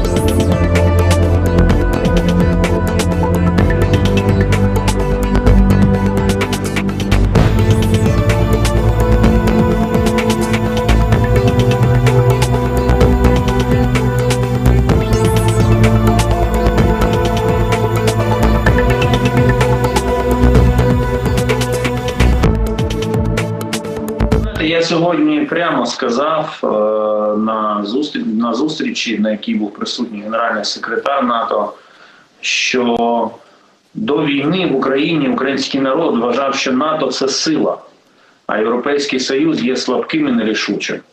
А після початку війни український народ побачив, що все навпаки, що Європейський Союз має характер, має силу, застосував безпрецедентні санкції, створив фонд спеціальний для фінансування Збройних сил, тобто ці речі, які ніколи не можна було уявити, дав нам перспективу членства і статус кандидата. А НАТО не може вирішити нічого. І все віддало на відкуп союзникам, тобто на рівень двосторонніх відносин між нашими державами. Це та слабкість, за яку Альянс, на жаль, розплатиться.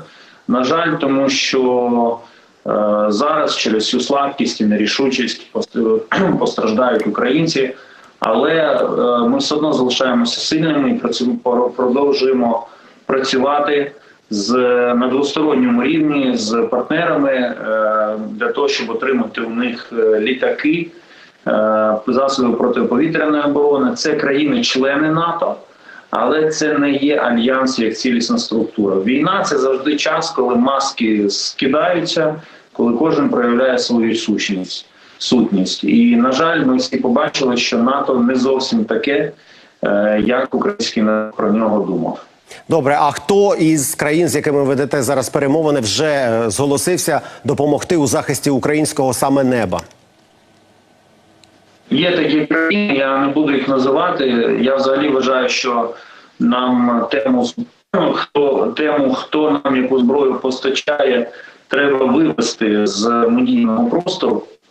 Нехай ця робота ведеться, і ми просто будемо знати, що саме отримали наші солдати, тому що кожного разу, коли ми повідомляємо, що така-то країна дала то те-то, ми цю країну підставляємо під удар російських таємних агентів, які починають працювати в цій країні для того, щоб відмовити її від подальших постачань.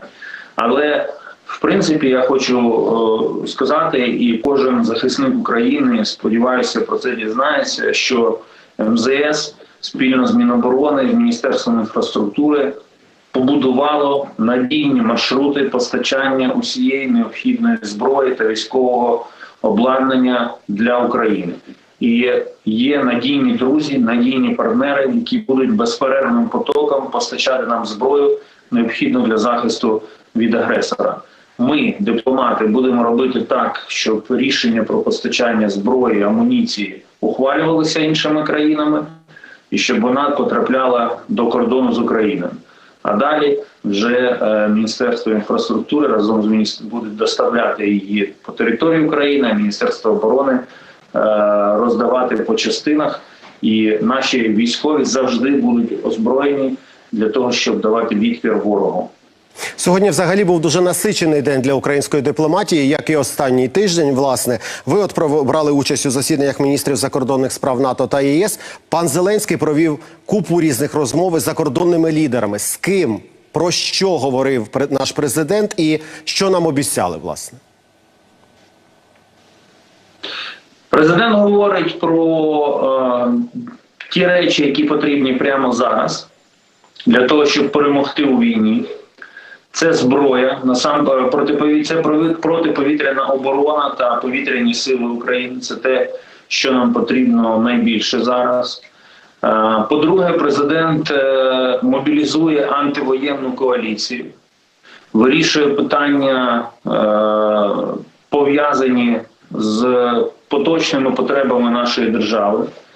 А другий блок питань, який завжди присутній в тезах президента, це повоєнне майбутнє, тому що життя не зупиняється, і ми вже повинні дбати про те, як ми будемо відбудовувати країну, як ми будемо діяти, функціонувати як член Європейського Союзу. І ці питання, вони є на порядку денному кожної розмови президента з європейськими лідерами. Якщо він говорить з кимось з Близького Сходу чи з Азії, то вони говорять про майбутні економічні відносини між нашими країнами. Зараз дуже важливо бути зосередженими на перемозі, але президент, як справжній лідер, він має думати не лише про те, що відбувається сьогодні, але і про те, що буде з країною завтра. Пане Дмитре, сьогодні відомий журналіст-розслідувач Христо Грозєв написав, що на Російську Федерацію вже у найближчі дні чекають і досі не бачені санкції за своїм масштабом, які дуже боляче торкнуться особисто і монстра Путіна. Годину тому я мав розмову зі спікером нашого парламенту, паном Стефанчуком, і він сказав, що його колеги з Європарламенту, з якими він сьогодні спілкувався, заявляли те саме. Чи невідомо вам, про що йдеться, про які санкції і які ж це санкції можуть бути, щоб вони добили цього монстра, скажімо так? Дивіться, жодні санкції, які були ухвалені за останні 8 днів, не далися нам легко. Я колись в мемуарах напишу, як ми зробили SWIFT, що для цього довелося зробити, на які кнопки раціонального та емоційного тиснути у міністрів закордонних справ країн Європейського Союзу, хто як себе поводив, це окрема просто історія. Але попри це, я хочу сказати, що нечувана єдність в Європейському Союзі була щодо того, що потрібно підтримати Україну і створити максимальні проблеми для російської економіки. І вони це зробили. Але вже зараз російська економіка страшно потерпає від того, що сталося. Тому що санкції скоординовані між ЄС і Америкою, Канадою та Великою Британією, вони дають підсилений ефект, бо це потужні економіки. І російська економіка почала сипатися. Але нам надзвичайно важливо не зупиняти санкційний тиск, не його підвищення. І сьогодні я саме про це говорив, виступаючи на засіданні Ради міністрів закордонних справ Європейського Союзу, в якому також брав участь державний секретар США, міністр закордонних справ Канади та Великої Британії. І я їм озвучив конкретний список санкцій, які потрібно ще додатково застосувати для того, щоб, перше, закрити будь-які прогалини в санкційному законодавстві, щоб росіяни могли їх обходити, а друге, щоб, що називається, добити пораненого звіра під назвою російська економіка. І ці санкції, про які я говорю, вони стосуються торгівлі нафтою, вони стосуються доступу Росії до криптовалют, вони стосуються можливості продавати комусь в світі золото, вони стосуються можливості для членів родин людей, які брали участь в ухваленні рішення президента Путіна щодо агресії проти України, жити і насолоджуватися життям в західних країнах.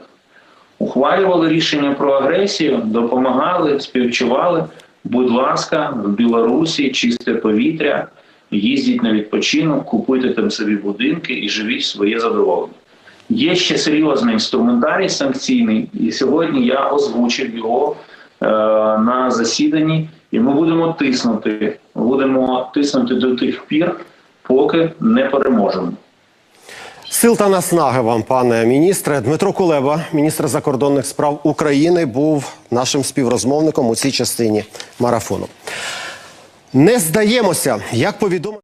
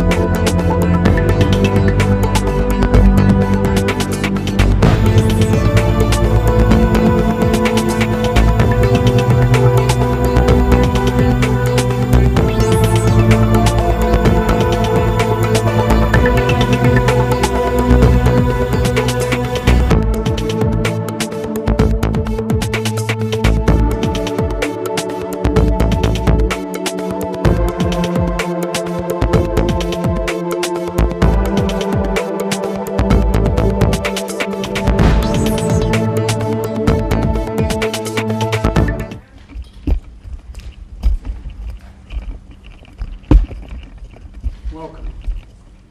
I'm delighted to have a good friend here with us today, the President of Finland, and at the White House at what is a critical moment involving all of Europe. And, you know, we've been in regular touch for some time now and coordinated a united transatlantic response to Russian and holding Russia accountable for their unprovoked and unjustified aggression against Ukraine.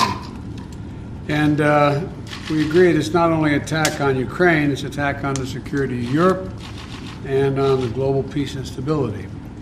And Finland is a critical partner of the United States, a strong defense partner as well, a partner to NATO, especially on strengthening security of the Baltic Sea area. And we're committed to helping Ukraine defend itself and in support of the humanitarian needs of the Ukrainian people.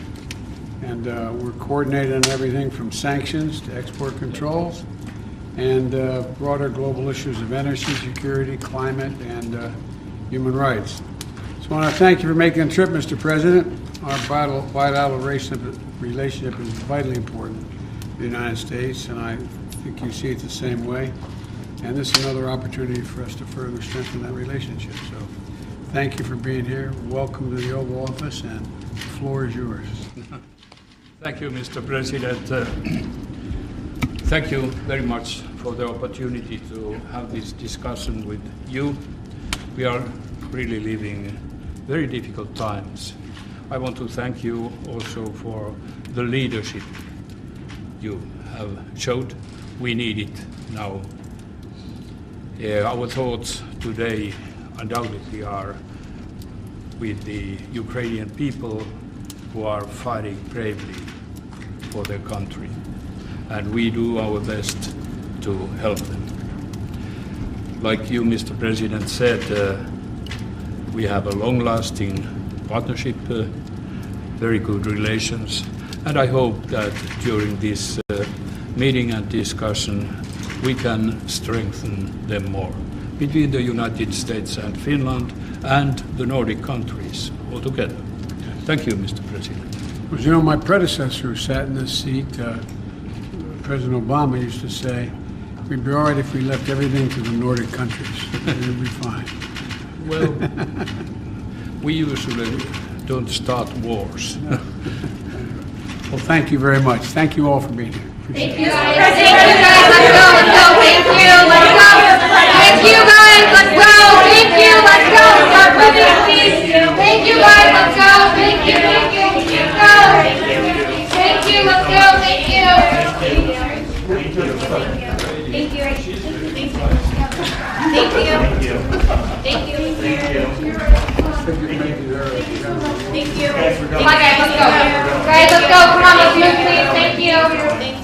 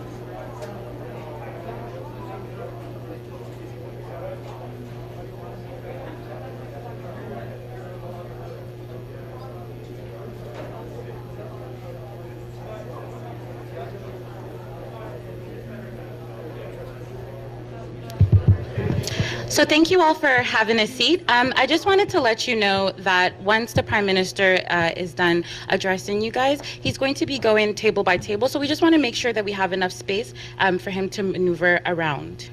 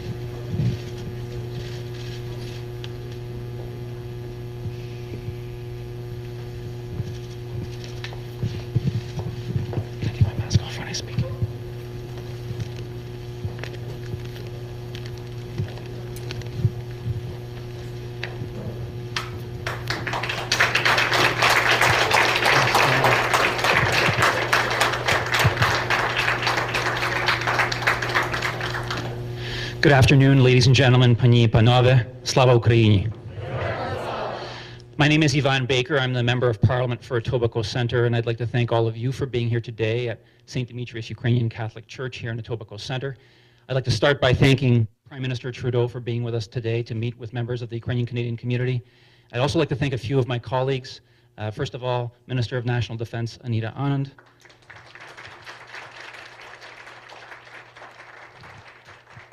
And several of my MP colleagues are here today, and I'd like to introduce them. James Maloney from Etobicoke Lakeshore. Arif Irani from Parkdale High Park. Peter Fonseca from Mississauga East Cooksville. And I'm looking for Kirsty Duncan from Etobicoke North. Where's Kirsty? There she is. So I just wanted to say a few brief words, and then I'll pass it over to the Prime Minister, if I may. Last week, Vladimir Putin started an unprovoked full-scale invasion of Ukraine. And I think the Ukrainian people have fought incredibly courageously, with great resilience, and I think that has inspired Canadians, and it's inspired people around the world. This is, of course, a threat to Ukraine's sovereignty as the Russian military continues to advance. It's a humanitarian crisis, with the Russian military shelling civilian positions, hospitals, apartment buildings, kindergartens, a nuclear power plant yesterday. But it's more than that, it's a threat to our global security. And so those Ukrainians who are fighting so courageously are not just fighting for their own freedom in their own homeland, but they're also fighting for all of us. And that is why it's so important that we fight for them. I can tell you that the MPs in the room, many MPs outside this room, have been fighting for them. And we've spoken many times with the Prime Minister, many times with Minister Anand, to advocate, to offer suggestions as to what Canada can do, along with our partners internationally. But the person who's been fighting and who's been leading that fight is Prime Minister Trudeau. And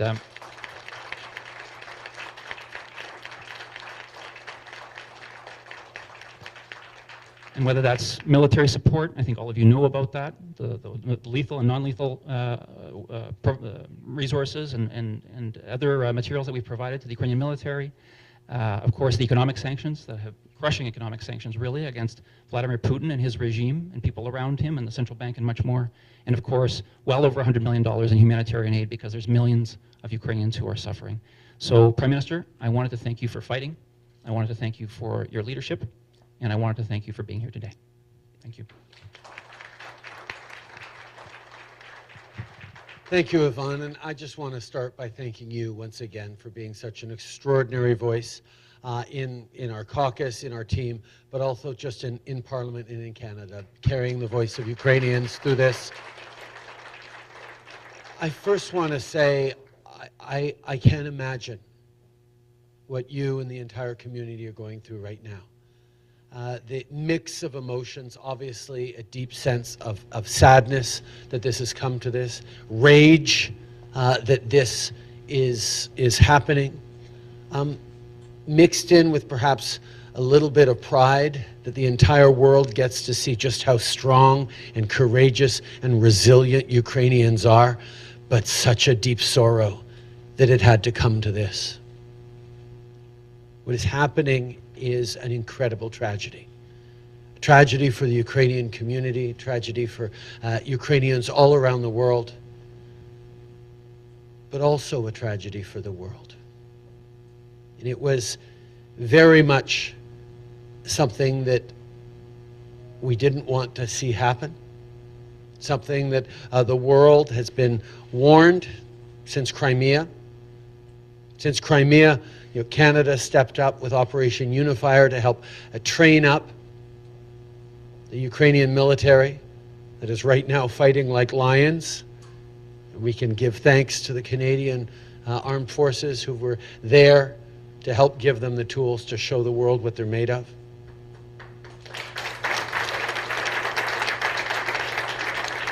The Canadian diaspora over the years has been connecting and building such deeper ties between Canada and Ukraine, whether it's a Canada-Ukraine free trade deal, whether it's increasing economic or cultural partnerships.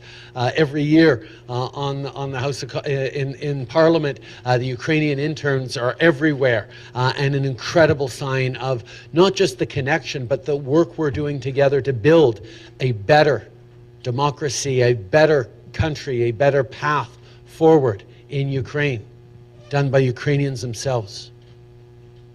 And the success of Ukraine over the past years in building this extraordinary country, this strength of pathway that is impressive, well, that was a direct threat to Vladimir Putin's view of authoritarian and Russian dominance. And we've come to a moment that, quite frankly, we've seen coming over the past years. And we've talked about it in the news, not just about Ukraine, but about democracies around the world, that we see a bit of a slippage in our democracies. Countries turning towards slightly more authoritarian leaders. Countries allowing increasing misinformation and disinformation to be shared on social media, turning people against the values and the principles of democracies that are so strong. And that slippage over the years unfortunately emboldened Putin and made him think that he could get away with this, that he could get away with it in Ukraine. But what a terrible mistake he made in underestimating Ukrainians and underestimating the level to which democracies would stand and do what he never expected us to do, which is push back hard. But I will tell you, it wasn't automatic. There were a lot of places around the world that said, oh, it would be a real shame if Putin were to invade Ukraine. But in the back of their mind, we're thinking, well, he did that with Crimea, and we kicked him out of the G8, made it back to the G7. But other than that, there wasn't a really strong, clear pushback. And I can tell you that there were people wondering if this would be the same. Oh, maybe he'll just take the Donbass. Maybe he'll just come in a little ways. Maybe even if he does come in, it's just Ukraine will try and calm things down a bit. And the thing that convinced the world more than just about anything else was all of you, was Ukrainians themselves, standing with such strength and such courage in the face of this overwhelming adversary, inspiring us all and reminding us all that this is not just a fight for Ukraine. It is a fight for the integrity, the sovereignty, and the capacity of people everywhere to pick the path they want for their future. That is why we are here. It is Ukraine's misfortune that Vladimir Putin chose Ukraine to start this, but it is the world's good fortune that Ukrainians are courageous lions in standing up against him and reminding us what we all need to do. So Canada stands with Ukraine. The world stands with Ukraine. Because this is a moment to show that we are willing to fight for the values and the principles we believe in with the best tools at our disposal. The rapid collapse of the Russian economy, the united condemnation and pushback from countries around the world, and the support for Ukraine will continue as long as it takes.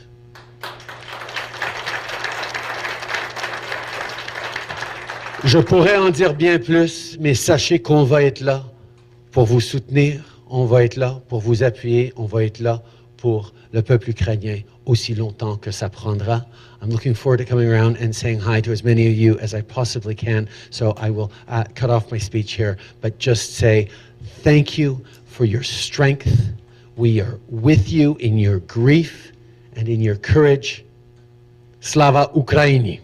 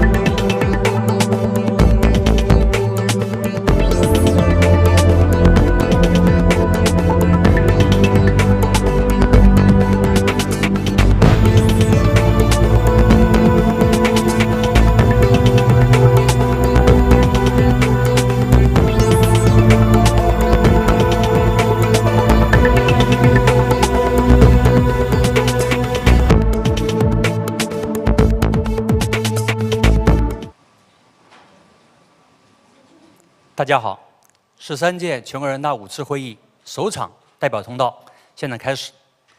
为了更好地反映来自基层、一线的声音，今天上午，大会新闻中心邀请8位来自基层、一线的人大代表走上代表通道，回答媒体的提问。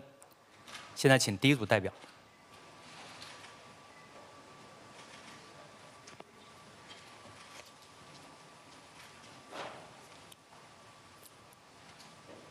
3位代表分别是中国邮政集团有限公司上海市邮区中心邮件揭发员柴闪闪代表。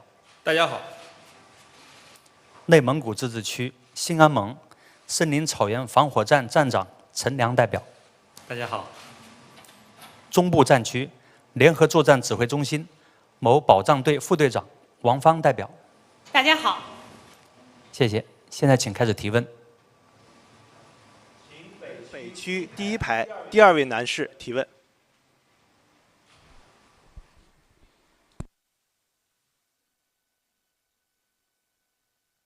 您好，人民日报记者，想请问柴闪闪代表，您最初是一名进城务工者，又从事邮政快递行业的一线工作。那么，作为全国人大代表，您是如何利用这样身处行业基层一线的特点，去提出相关的意见建议，履职尽责的呢？谢谢。谢谢你的提问。大家好，我叫柴闪闪，闪闪发光的闪，是一名85后的农民工代表。17年前我从湖北农村走进上海邮政，在站台上装卸邮包就是我当时每天的工作，一天3000多袋扛下来，躺在托盘上就再也不想起来。这种与理想工作的巨大反差，也曾让我多次想过放弃，但在企业工会的关怀下，我坚持了下来，并慢慢融入了邮政这个大家庭。在2011年，我报名参加了全市的邮政业务大比武，得益于多年的工作积累，在决赛中夺得了全能第1的好成绩，也因此获得了更多成长和锻炼的机会。17年以来在社会各方面的关怀和帮助下，我不仅通过磨练成长为了一名新时代的技术工，更是用青春谱写的梦想，把自己的人生照得闪闪发光。作为一名全国人大代表，为国家建言献策，为劳动者代言发声，让大家的生活更美好，让更多的人可以更好地去追逐梦想，是我新的责任和使命。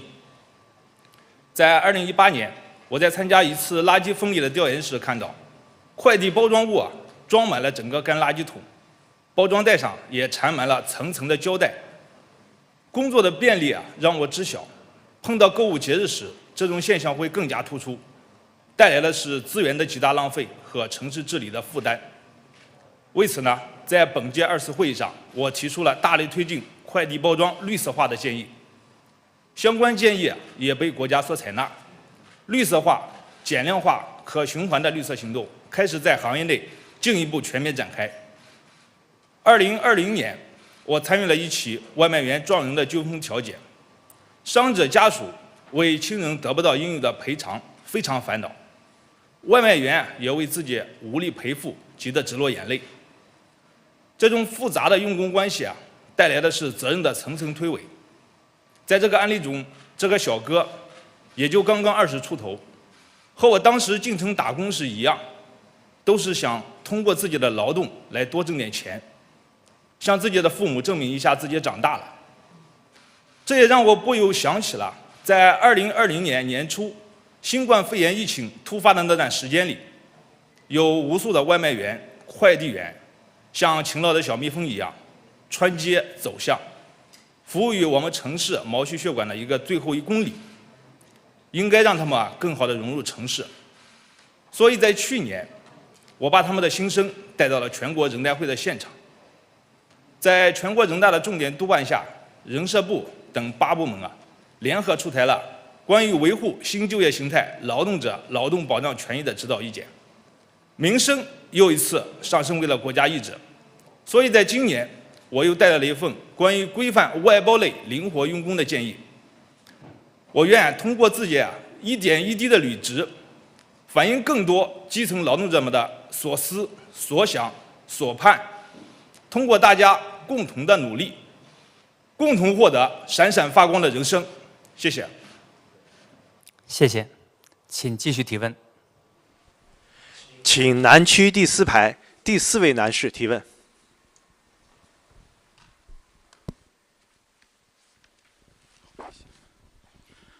谢谢主持人，我是新华社记者，我的问题是提问给陈良代表。陈良代表您好，我们知道内蒙古是我国北方重要的生态安全屏障。作为一名来自基层的森林草原工作者，在工作中您一定有很多切身的感受与体会。您和同事们是如何守护这片林海和草原的？谢谢。谢谢您的提问。我是来自内蒙古兴安盟森林草原防火站的陈良。内蒙古是祖国北疆重要的生态安全屏障。这些年，内蒙古坚持生态优先、绿色发展，生态环境有了明显的改善。那达兴安岭林区来讲，森林草原覆盖率越来越好，多年不见的野生动植物也出现了，比如说狍子、野鹿、杜鹃，有时候你还能碰见黑熊。生态环境好了，百姓们搞起了生态旅游，发展有机绿色农畜产品，产品好了，价格也高了，绿水青山就是金山银山的理念更加深入人心。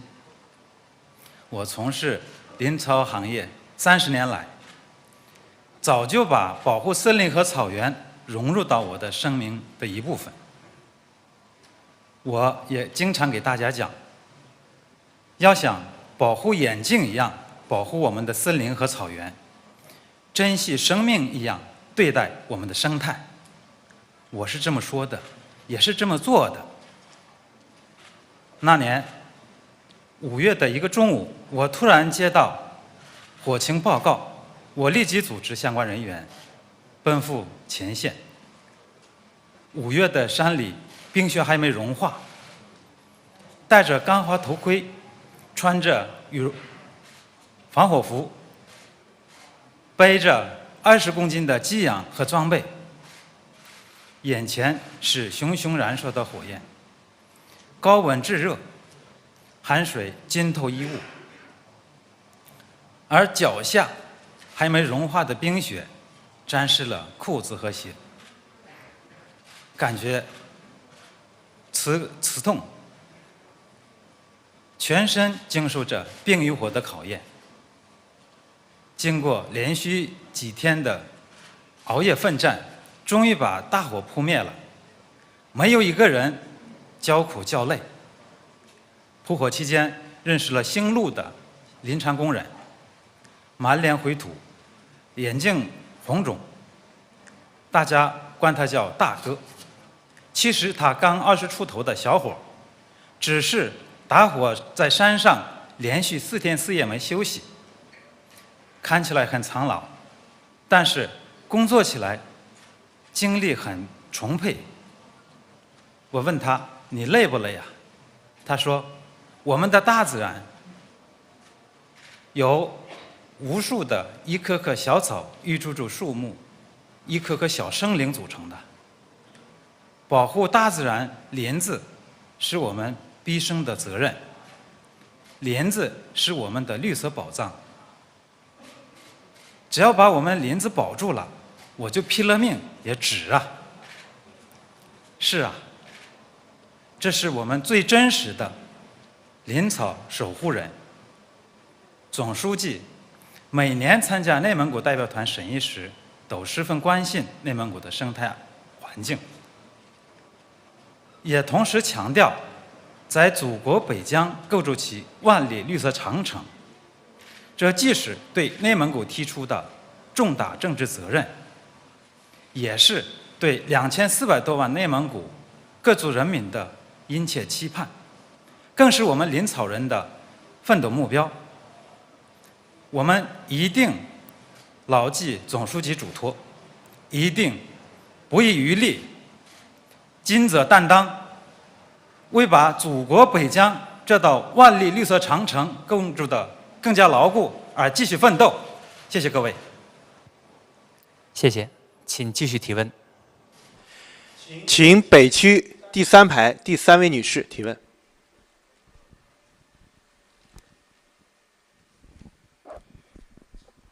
我是解放军报记者，我的问题想提给王芳代表。王芳代表你好，过去的1年，人民军队出色完成了党和人民赋予的各项任务，战斗力水平和各项建设也取得了新的可喜进步。今年春节前夕，习主席到您所在的中部战区视察慰问，并向全军官兵致以新春的祝福。在这里，想请您谈一谈，作为一名基层一线的带兵人，您是如何持续激发官兵练兵备战热情，并保持部队的战斗力、凝聚力和向心力的？谢谢。谢谢，大家好，我是来自解放军和武警部队代表团的基层代表，很高兴能够和大家进行交流。习主席的视察慰问，给予全军官兵极大的精神鼓舞，凝聚激发了忠诚维护核心、矢志奋斗强军的意志力量。作为中部战区的一员，我更是无比激动，倍感光荣。从新年度练兵备战的火热实践中，我真切感受到，习主席的关心关怀、期望重托，已转化为战区各级谋战务战的强大动力。广大官兵奋进新征程、建功新时代的激情干劲，越来越振奋昂扬。身处伟大的时代，我们总是会被那些强军兴军征程上信念如山、意志如铁的故事深深地打动着。在我的身边，我们战区直属保障队的工程师王锡安，在军事通信领域一干就是40年，临近退休了，还担纲领衔多项科研攻关任务，工作干劲丝毫不减。在抗轰抢险救灾任务中，战区部队入伍不到1年的列兵李江帆，第一个冲进齐胸的洪水，奋力抱出1名2岁的婴儿，生动地诠释了人民军队爱人民、危难之际见忠诚的初心本色。为国戍边英雄革命烈士陈祥荣，把清澈的爱只为中国写在头盔上，用年仅18岁的生命捍卫了国家主权和领土完整，践行了祖国和人民的铮铮誓言。在冬奥会的开幕式上，3军仪仗队战士严震面对国旗流下热泪，倾注了对祖国深沉而炙热的爱，饱含着对国家强大、民族复兴的骄傲与自豪。他们是无数平凡中国军人的缩影，然而正是在这些平凡人身上，蕴含着人民军队战无不胜的精神密码。党的18大以来，全军坚持不懈用习近平新时代中国特色社会主义思想，特别是习近平强军思想铸魂于人，大力培育四有新时代革命军人，锻造四铁过硬部队，听党指挥，已融入在人民军队的血脉中，扎根在全军官兵的思想里。身为一线带兵人、基层政治干部，当好思想播种者，让党的创新理论深入人心、落地落实，责无旁贷。在平时的教育学习中，我们注重让官兵们读原著、学原文、悟原理，把理论基础打牢，同时还紧扣社会焦点、军营热点、理论难点，及时回应官兵关切，还广泛开展群众性自我教育，让官兵们在讲自己的强军故事、讲家乡巨变中，感受创新理论的巨大伟力。我们还结合青年官兵的特点，拓展运用网络新空间，推出精品课、微档课，努力让学习变得丰富多彩。战区备战打仗实践，也是我们开展形式战备教育的生动课堂。通过一次次的任务砥砺，官兵们不断增强忧患意识，激发斗争精神，坚定必胜信心。春风化雨，润物无声。通过时时处处一点一滴的教育融入，学习强军思想，干好强军事业，已经成为部队建设的主旋律，成为广大官兵的共同意志和自觉追求。新思想引领新时代，新目标指引新征程。我们坚信，在习近平强军思想的指引下，全军官兵必将不负使命重托，强军事业必将取得新发展、新突破，人民军队必将向着建设世界一流军队的宏伟目标砥砺奋进，勇毅前行。谢谢。谢谢，谢谢3位代表。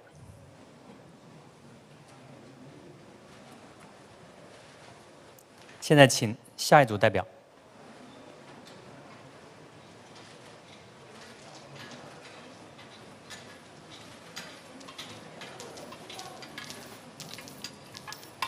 3位代表分别是北京市建筑设计院首钢集团总建筑师吴晨代表，大家好；宁夏回族自治区吴忠市红石堡区农民作家马慧娟代表，大家好；甘肃省临夏回族自治州积石山县吹麻滩小学校长董彩云代表，大家好。现在请开始提问。请南区第1排第3位女士提问。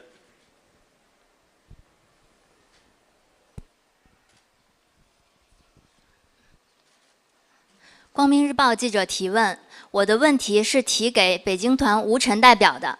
代表您好，不久前冬奥会的顺利举办，让北京再次惊艳了世界。您作为一名长期参与北京城市规划和建设的代表，请问如何通过规划设计的力量，让城市变得更美好？谢谢。谢谢您的提问。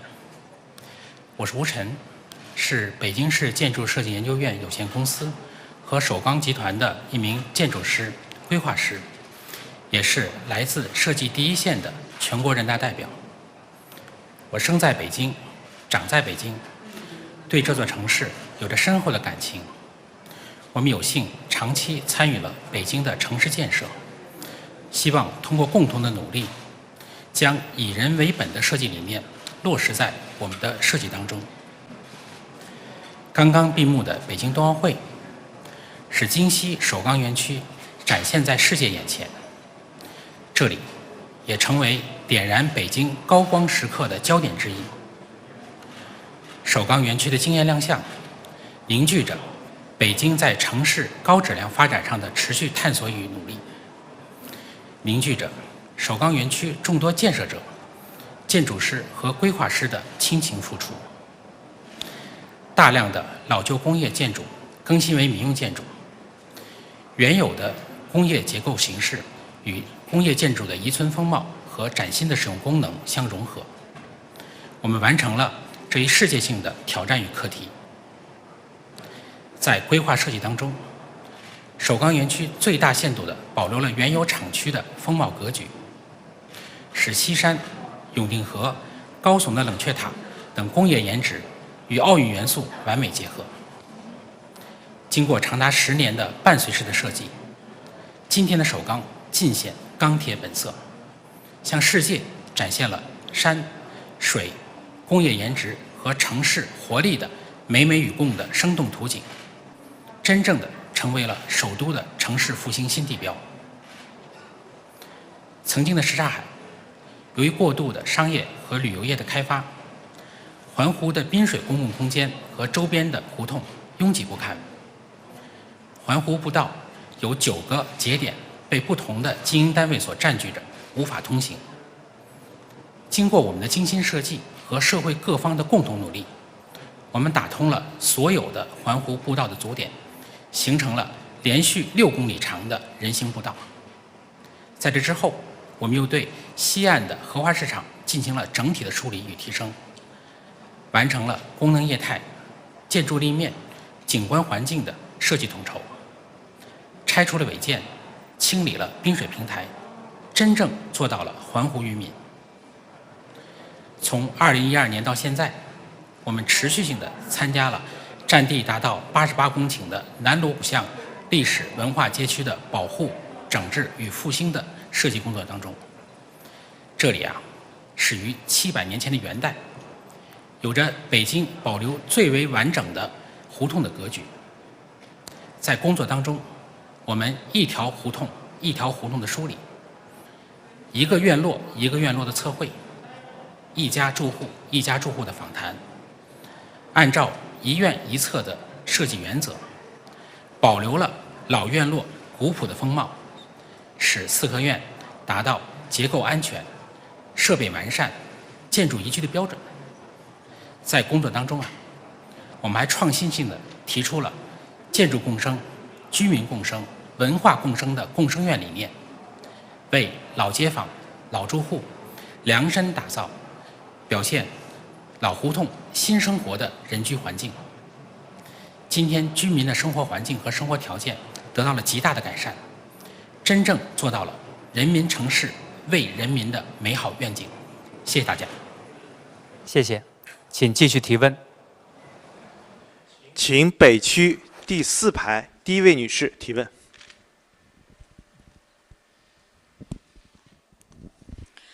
谢谢。中国日报记者提问，想请问马慧娟代表，您是来自全国最大的异地移民集中安置区宁夏红四补，而红四补的发展也是电视剧《山海情》里闽宁协作模式的扩大版。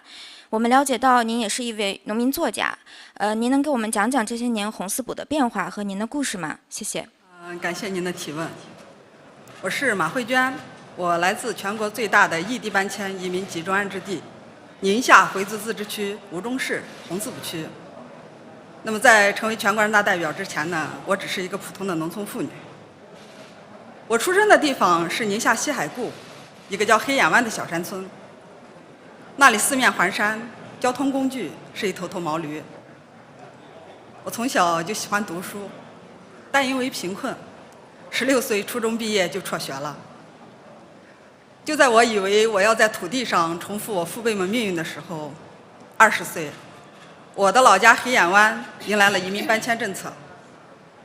这是电视剧《山海情》里闽宁协作模式的扩大版，在红四补集中安置更多的贫困群众，彻底改善大家的生活面貌。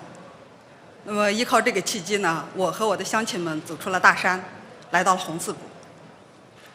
红四补是一片亘古荒原，因为靠近黄河，党中央在这里新建了洋黄灌溉水利枢纽工程，把黄河水上扬了300米，开发出更多土地，集中安置了23万移民，把这里打造成为全国最大的异地搬迁移民集中安置地。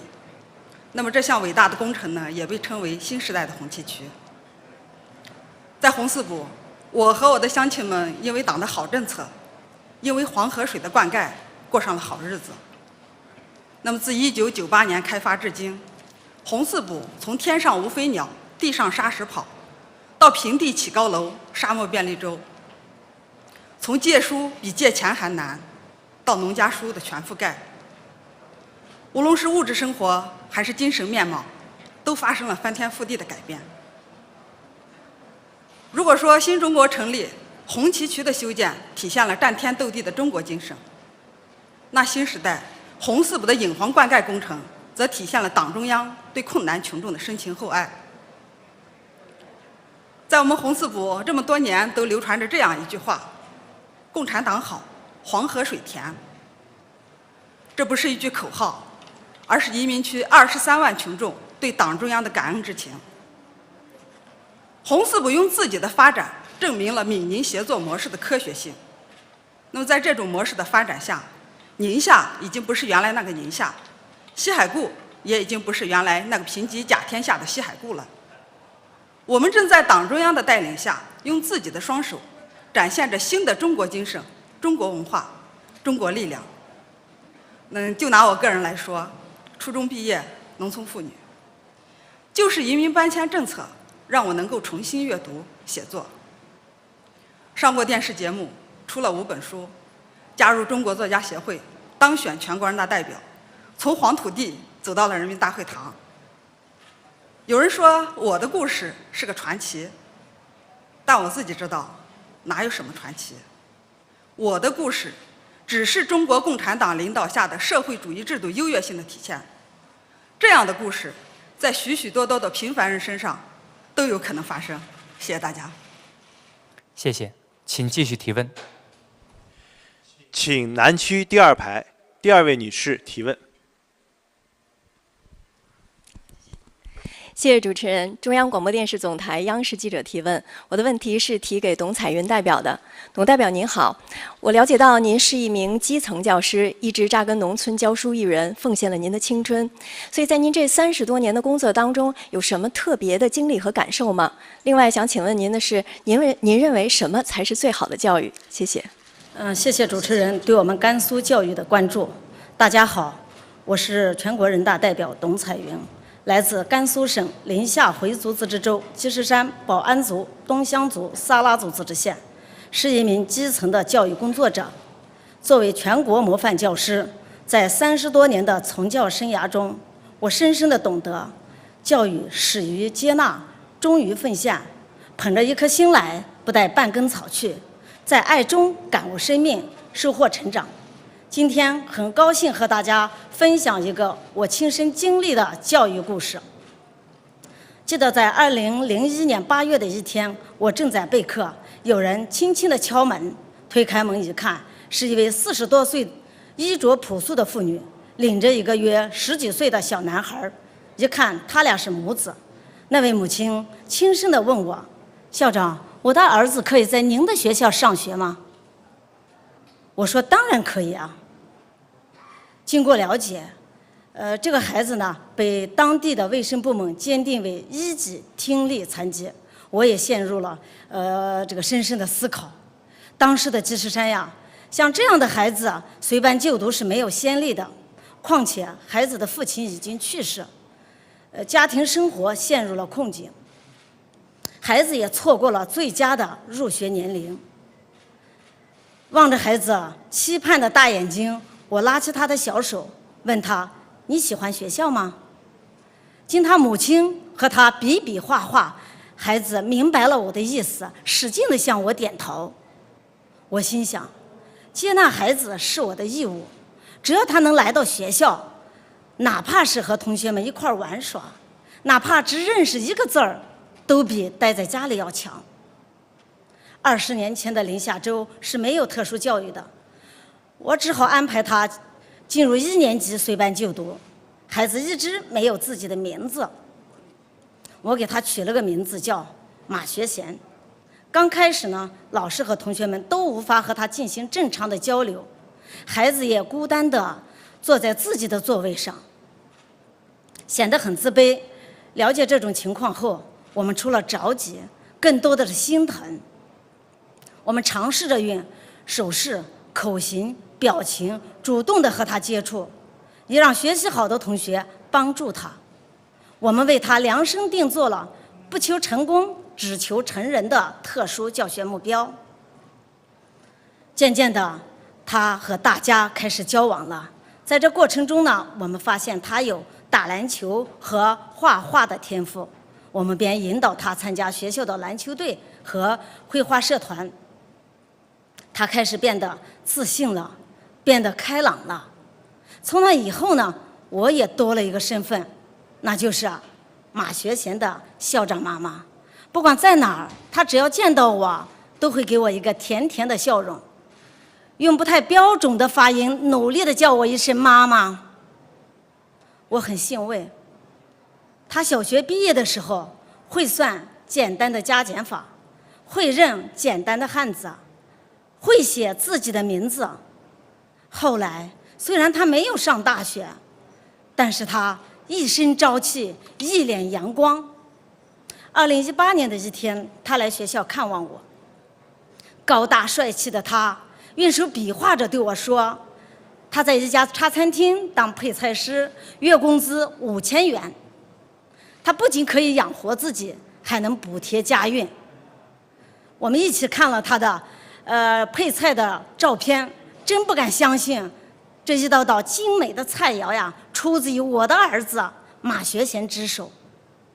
他的配菜短视频有上万次的点赞和播放量。他高兴地告诉我，他有了心爱的女朋友。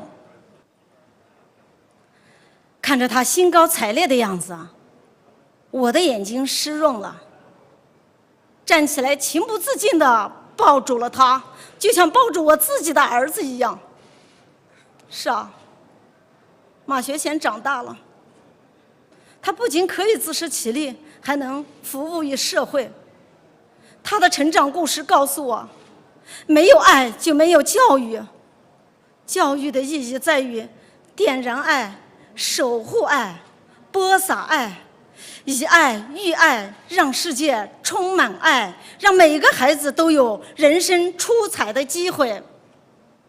现在我的家乡也发生了翻天覆地的变化，我们那里也有了设施齐全的特殊教育学校，那里的农村孩子也能享受上和城里孩子一样的教育资源。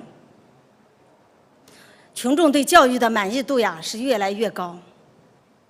今天呢，我也邀请在座的朋友们来我的家乡花儿林下在河之洲，听花儿，赏牡丹，品美食，看变化。谢谢。谢谢3位代表，谢谢。现在请下一组代表。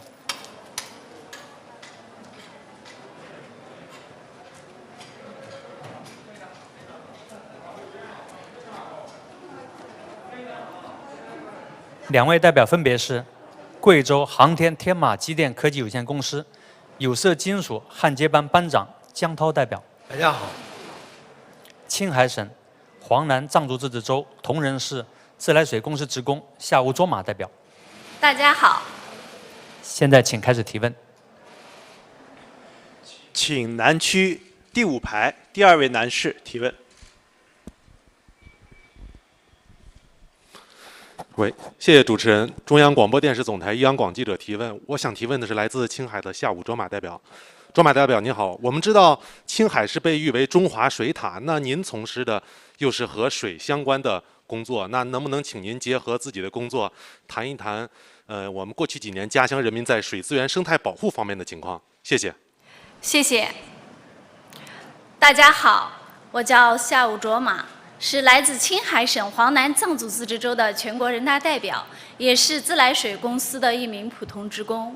我们自来水公司的职责呢，就是让老百姓吃上放心水。过去由于自然条件差，我们那里呢，有的地方还出现过吃水难的问题。但是在党和政府的关心帮助下，现在家家户户都吃上了放心水。大家都知道，我们青海是长江、黄河、澜沧江的发源地，所以呢，又称三江之源、中华水塔。我的老家黄南藏族自治州全境属于三江源生态保护区。作为源头人、护塔人，我们不仅自己要用上好水，还要保证中下游的人也用上好水。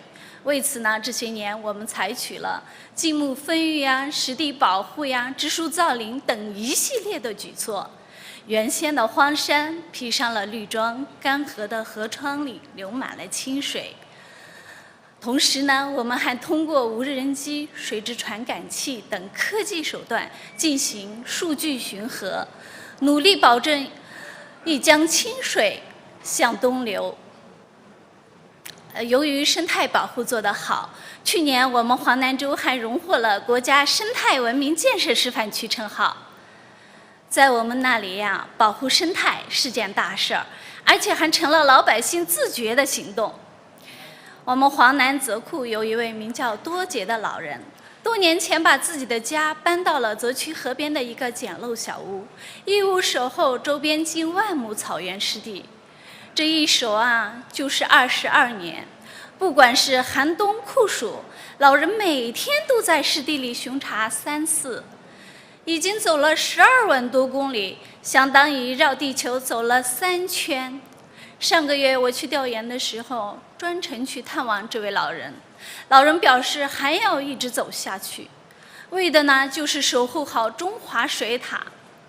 家乡父老尽心尽力的守护，使三江源的天越来越蓝，山越来越绿，水越来越清了。我们呵护水，水又滋养了我们。我们是守护者，同时又是受益者。由于工作关系呢，我经常到农村呀、牧区、工厂企业，亲眼看到生态保护带来的好处。特别是由于水资源生态环境不断的好转，人畜用水水质不断的提高，州里建起了矿泉水厂，农需产品绿色有机，黄河旅游红红火火，乡村振兴有了可靠依托，各族人民群众的收入不断提高，这一切都生动地印证了徐总书记说的“绿水青山就是金山银山”。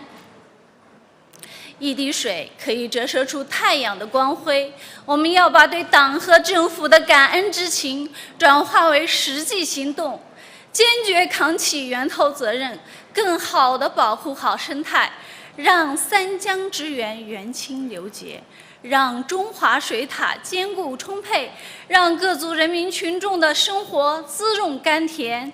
谢谢大家，扎西德雷。谢谢，请继续提问。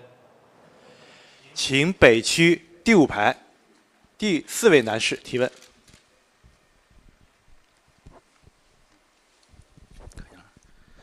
我是新华社新华每日电讯的记者，我有问题问江涛代表。江涛代表您好我们知道，您参与焊接的产品这个遍布航空、航天各领域。那您在工作中是怎样将工匠精神转化为创新成果？我的第2个问题呢，是关于工匠精神的传承。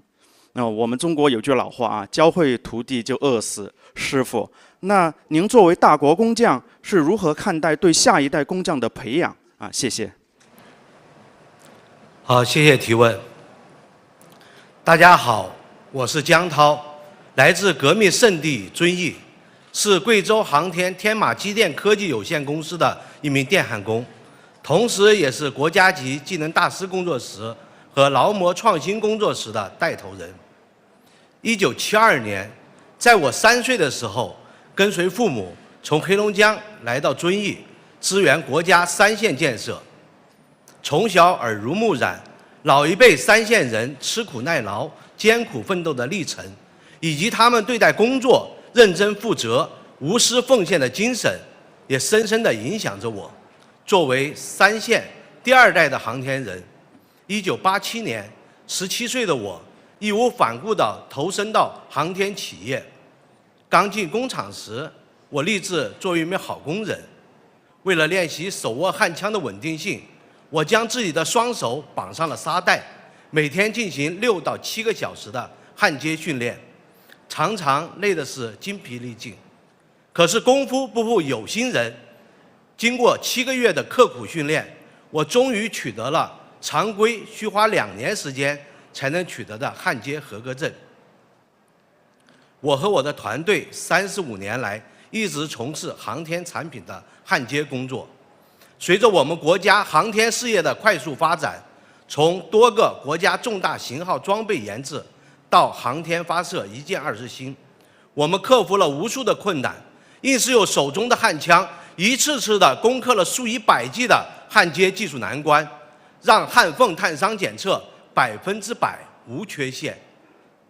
2015年9月，长征6号将20颗卫星送上了太空，创造了中国航天发射一箭多星的记录。而这套起速发射系统，从零件到主体的焊接，正是由我和我的团队完成的。我平时工作时的标配就是一把不离手的焊枪。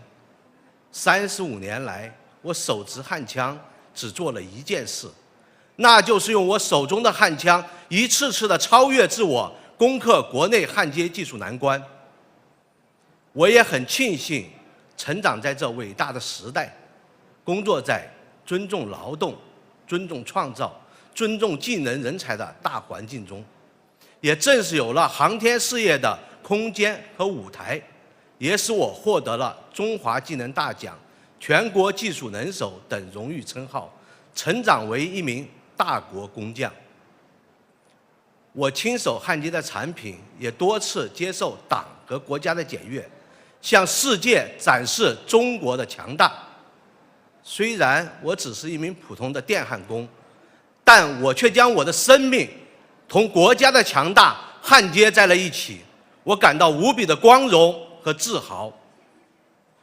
焊接时产生的火花绚丽而短暂，只有将这份短暂无限的延长，才更有意义。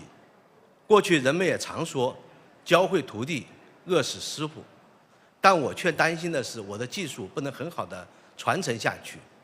我要将我在金属材料焊接以及大型结构件焊接变形及控制方面的知识和经验，都毫不保留地传授给年轻的同志。依托国家级技能大师工作室和劳模创新工作室的平台，我也先后培养了300多名优秀的焊接技能人员。他们很多人在各类技能大赛中都取得了很好的成绩，也成长为全国和省市级的技术能手，以及各级技能大师工作室的带头人。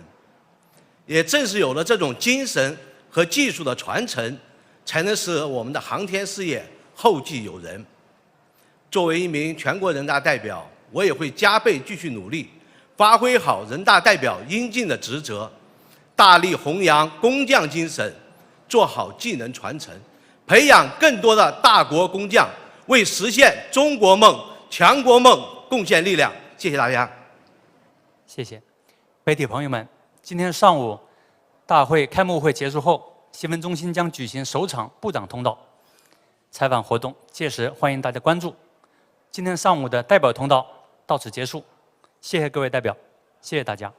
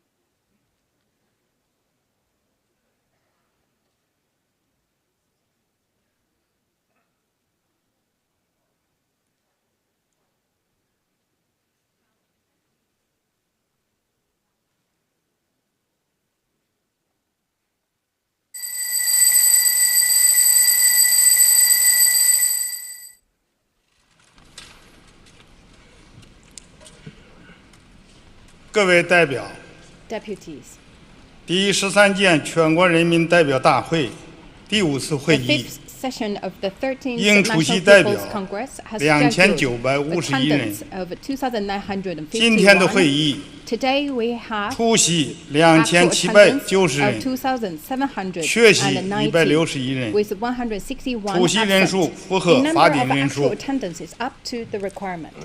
现在我宣布 Now I declare 中华人民共和国第13届全国人民代表大会 National People's 第5次 Congress 会 of the 议 People's 开幕 Republic of China is inaugurated.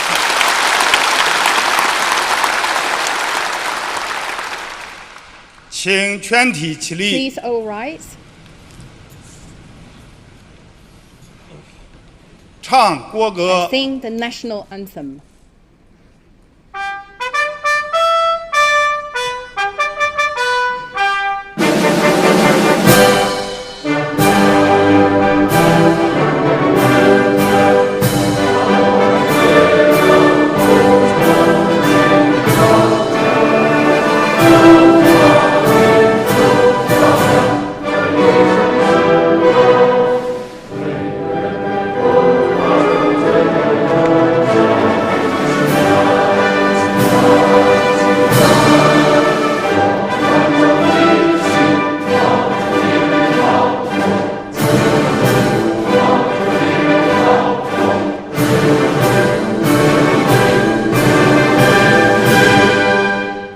请坐下。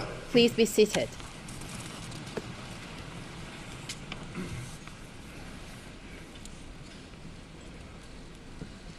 各位代表， Deputies, 今天的全体会议有7项议程。 meeting we have 现 7在进行 items 第 on 1项 the 议 agenda. 程， Let's begin with the 审议 first one. 政府工 To 作报 deliberate 告。 the government work report. 下面 Now 请国 let's 务院 give the 总理 floor 李 to 克强同 Premier 志 Li Keqiang 做报 of the 告。 State Council to deliver the report.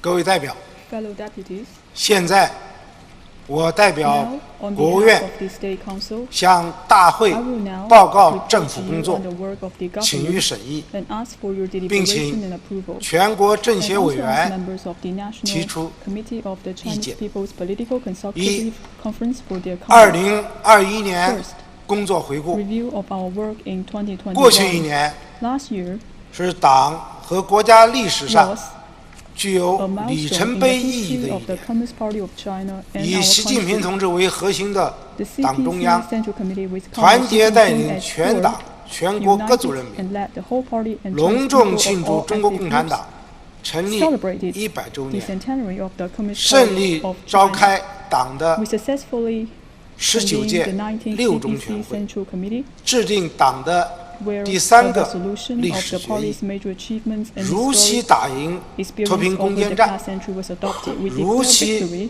in poverty 全面 alleviation, 建成 and we 小 achieved 康社会， the first 实现 primary goal 第1个 to building 100 a 年奋斗目 moderately 标， prosperous society in all 开启 aspects, 全面 and 建设 began a new 社会主义 journey 现代化 towards 国家，向第 the 2个 second centenary 100 goal 年 of 奋斗目 building a 标 modern socialist 进 country 军新 in 征程。 all aspects. 1年来， Last 面 year, 对复杂 facing 严峻的 complicated and challenging 国内外形势 circumstances 和诸 both at 多 home 风 and 险挑 abroad, 战， as well as many risks and 全国 challenges, 上下 all 共 of 同 us 努力， throughout the country work 统 hard 筹 as 疫情 one. 防控 We 和 responded to 经济社会 COVID-19 发展 and pursue 全年 economic and social 主 development. 要目标任务较好完 We 成 have accomplished the main 14 targets for the 实 year 现 and got 良好 the 开局， 14th five-year plan 我国 off 发 to a 展 good start. 又取得 And once 新 again, 的 we secured 重大 new 成 and 就。 major achievements in our country's development. 经济保持恢复发展，国内生产总值达到114万亿元，增长8.1%，全国财政收入突破20万亿元，增长10.7%，城镇新增就业1269万人，居民消费价格上涨0.9%，创新能力进一步增强，关键核心技术取得重要进展，企业研发经费增长15.5%，经济结构和区域布局继续优化，粮食产量1.37万亿斤，高技术制造业增加值增长18.2%，改革开放不断深化，供给侧结构性改革深入推进，放管服改革取得新进展，市场主体总量超过1.5亿户，高质量共建“一带一路”稳步推进，货物进出口总额增长21.4%。生态文明建设持续推进，主要污染物排放量继续下降，生态环境质量明显改善，人民生活水平逐步提高，脱贫攻坚成果得到巩固和拓展，基本养老、基本医疗等保障力度加大，新开工改造城镇老旧小区5.6万户，疫情防控成果持续巩固，疫苗全程接种覆盖率超过85%，及时有效处置局部地区聚集性疫情，保障了人民生命安全和身体健康。回顾过去一年的成绩，得来初为不易。我们深入贯彻以习近平同志为核心的党中央决策部署，贯彻落实中央经济工作会议精神，完整准确全面贯彻新发展理念，扎实做好6稳6保工作，注重宏观政策、跨周期和立周期调节，有效应对各种风险挑战。主要做了以下工作：一是保持宏观政策连续性、针对性，推动经济运行保持在合理区间。宏观政策保持对经济恢复必要支持力度，同时考虑为今年应对困难挑战预留政策空间，建立常态化财政资金直达机制，有效实施稳健的货币政策，强化稳岗扩就业政策落实。从全年看，主要宏观经济指标符合预期，财政赤字率和宏观杠杆率下降，经济增速继续位居世界前列。二是优化和落实促进纾困政策，巩固经济恢复基础。上亿市场主体承载着数亿人就业创业，宏观政策延续疫情发生以来行之有效的支持路径和做法。去年新增减税降费超过1万亿元，实际上也是涵养税源。新增的涉税市场主体去年纳税达到4.76万亿元。三是深化改革扩大开放，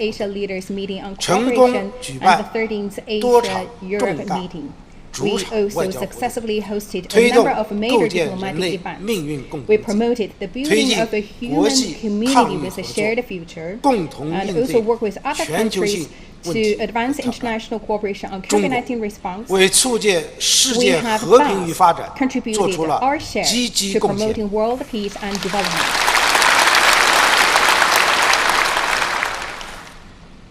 各位代表，过去1年取得的成绩是以习近平同志为核心的党中央坚强领导结果，是习近平新时代中国特色社会主义思想科学指引的结果，是全党全军全国各族人民团结奋斗的结果。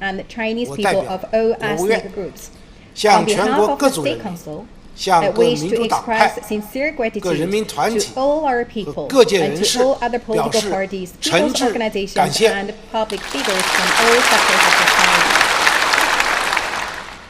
向香港特别行政区同胞、澳门特别行政区同胞、台湾同胞和海外侨胞表示诚挚感谢。向关心和支持中国现代化建设的各国政府、国际组织和各国朋友表示诚挚感谢。同时，我们也清醒看到面临的问题和挑战，外部环境更趋复杂严峻和不确定。我国经济发展面临需求收缩、供给冲击、预需转弱三重压力。中小微企业、个体工商户生产经营困难，民生领域还有不少短板，政府工作存在不足，形式主义、官僚主义仍然突出，有的在政策执行中采取一刀切、运动式做法，少数干部不担当、不作为、乱做，有的漠视严重侵害群众权益问题，工作严重失职失责，一些领域腐败问题仍然多发。我们要增强忧患意识，直面问题挑战，全力以赴做好工作，绝不辜负人民期待。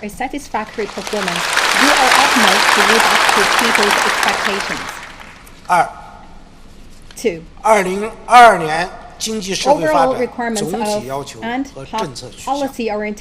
今年将召开中国共产党第20次全国代表大会，是党和国家事业发展进程中十分重要的一年。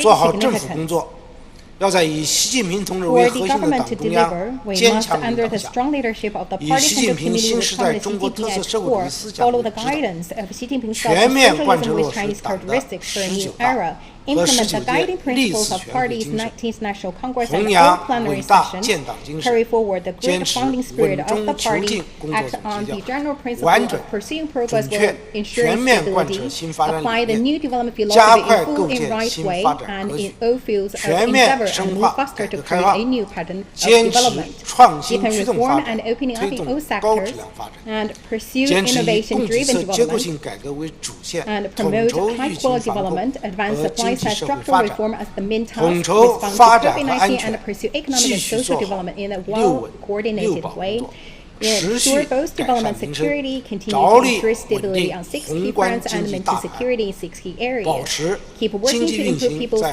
合理区间，保持社会大局稳定，迎接党的20大胜利。综合研判国内外形势，今年我国发展面临的风险挑战明显增多，必须爬坡过坎。越是困难，越要坚定信心，越要真扎实干。我国经济长期向好的基本面不会改变，亿万人民有追求美好生活的强烈愿望，创业创新的巨大潜能，共克时艰的坚定意志。中国经济一定能顶住下行压力，必将行稳致远。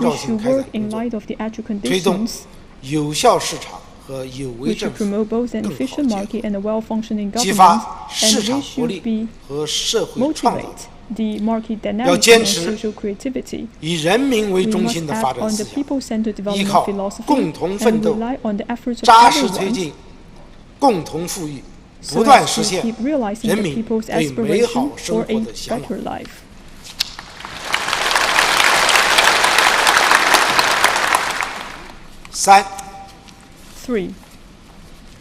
2022年政府工作任务。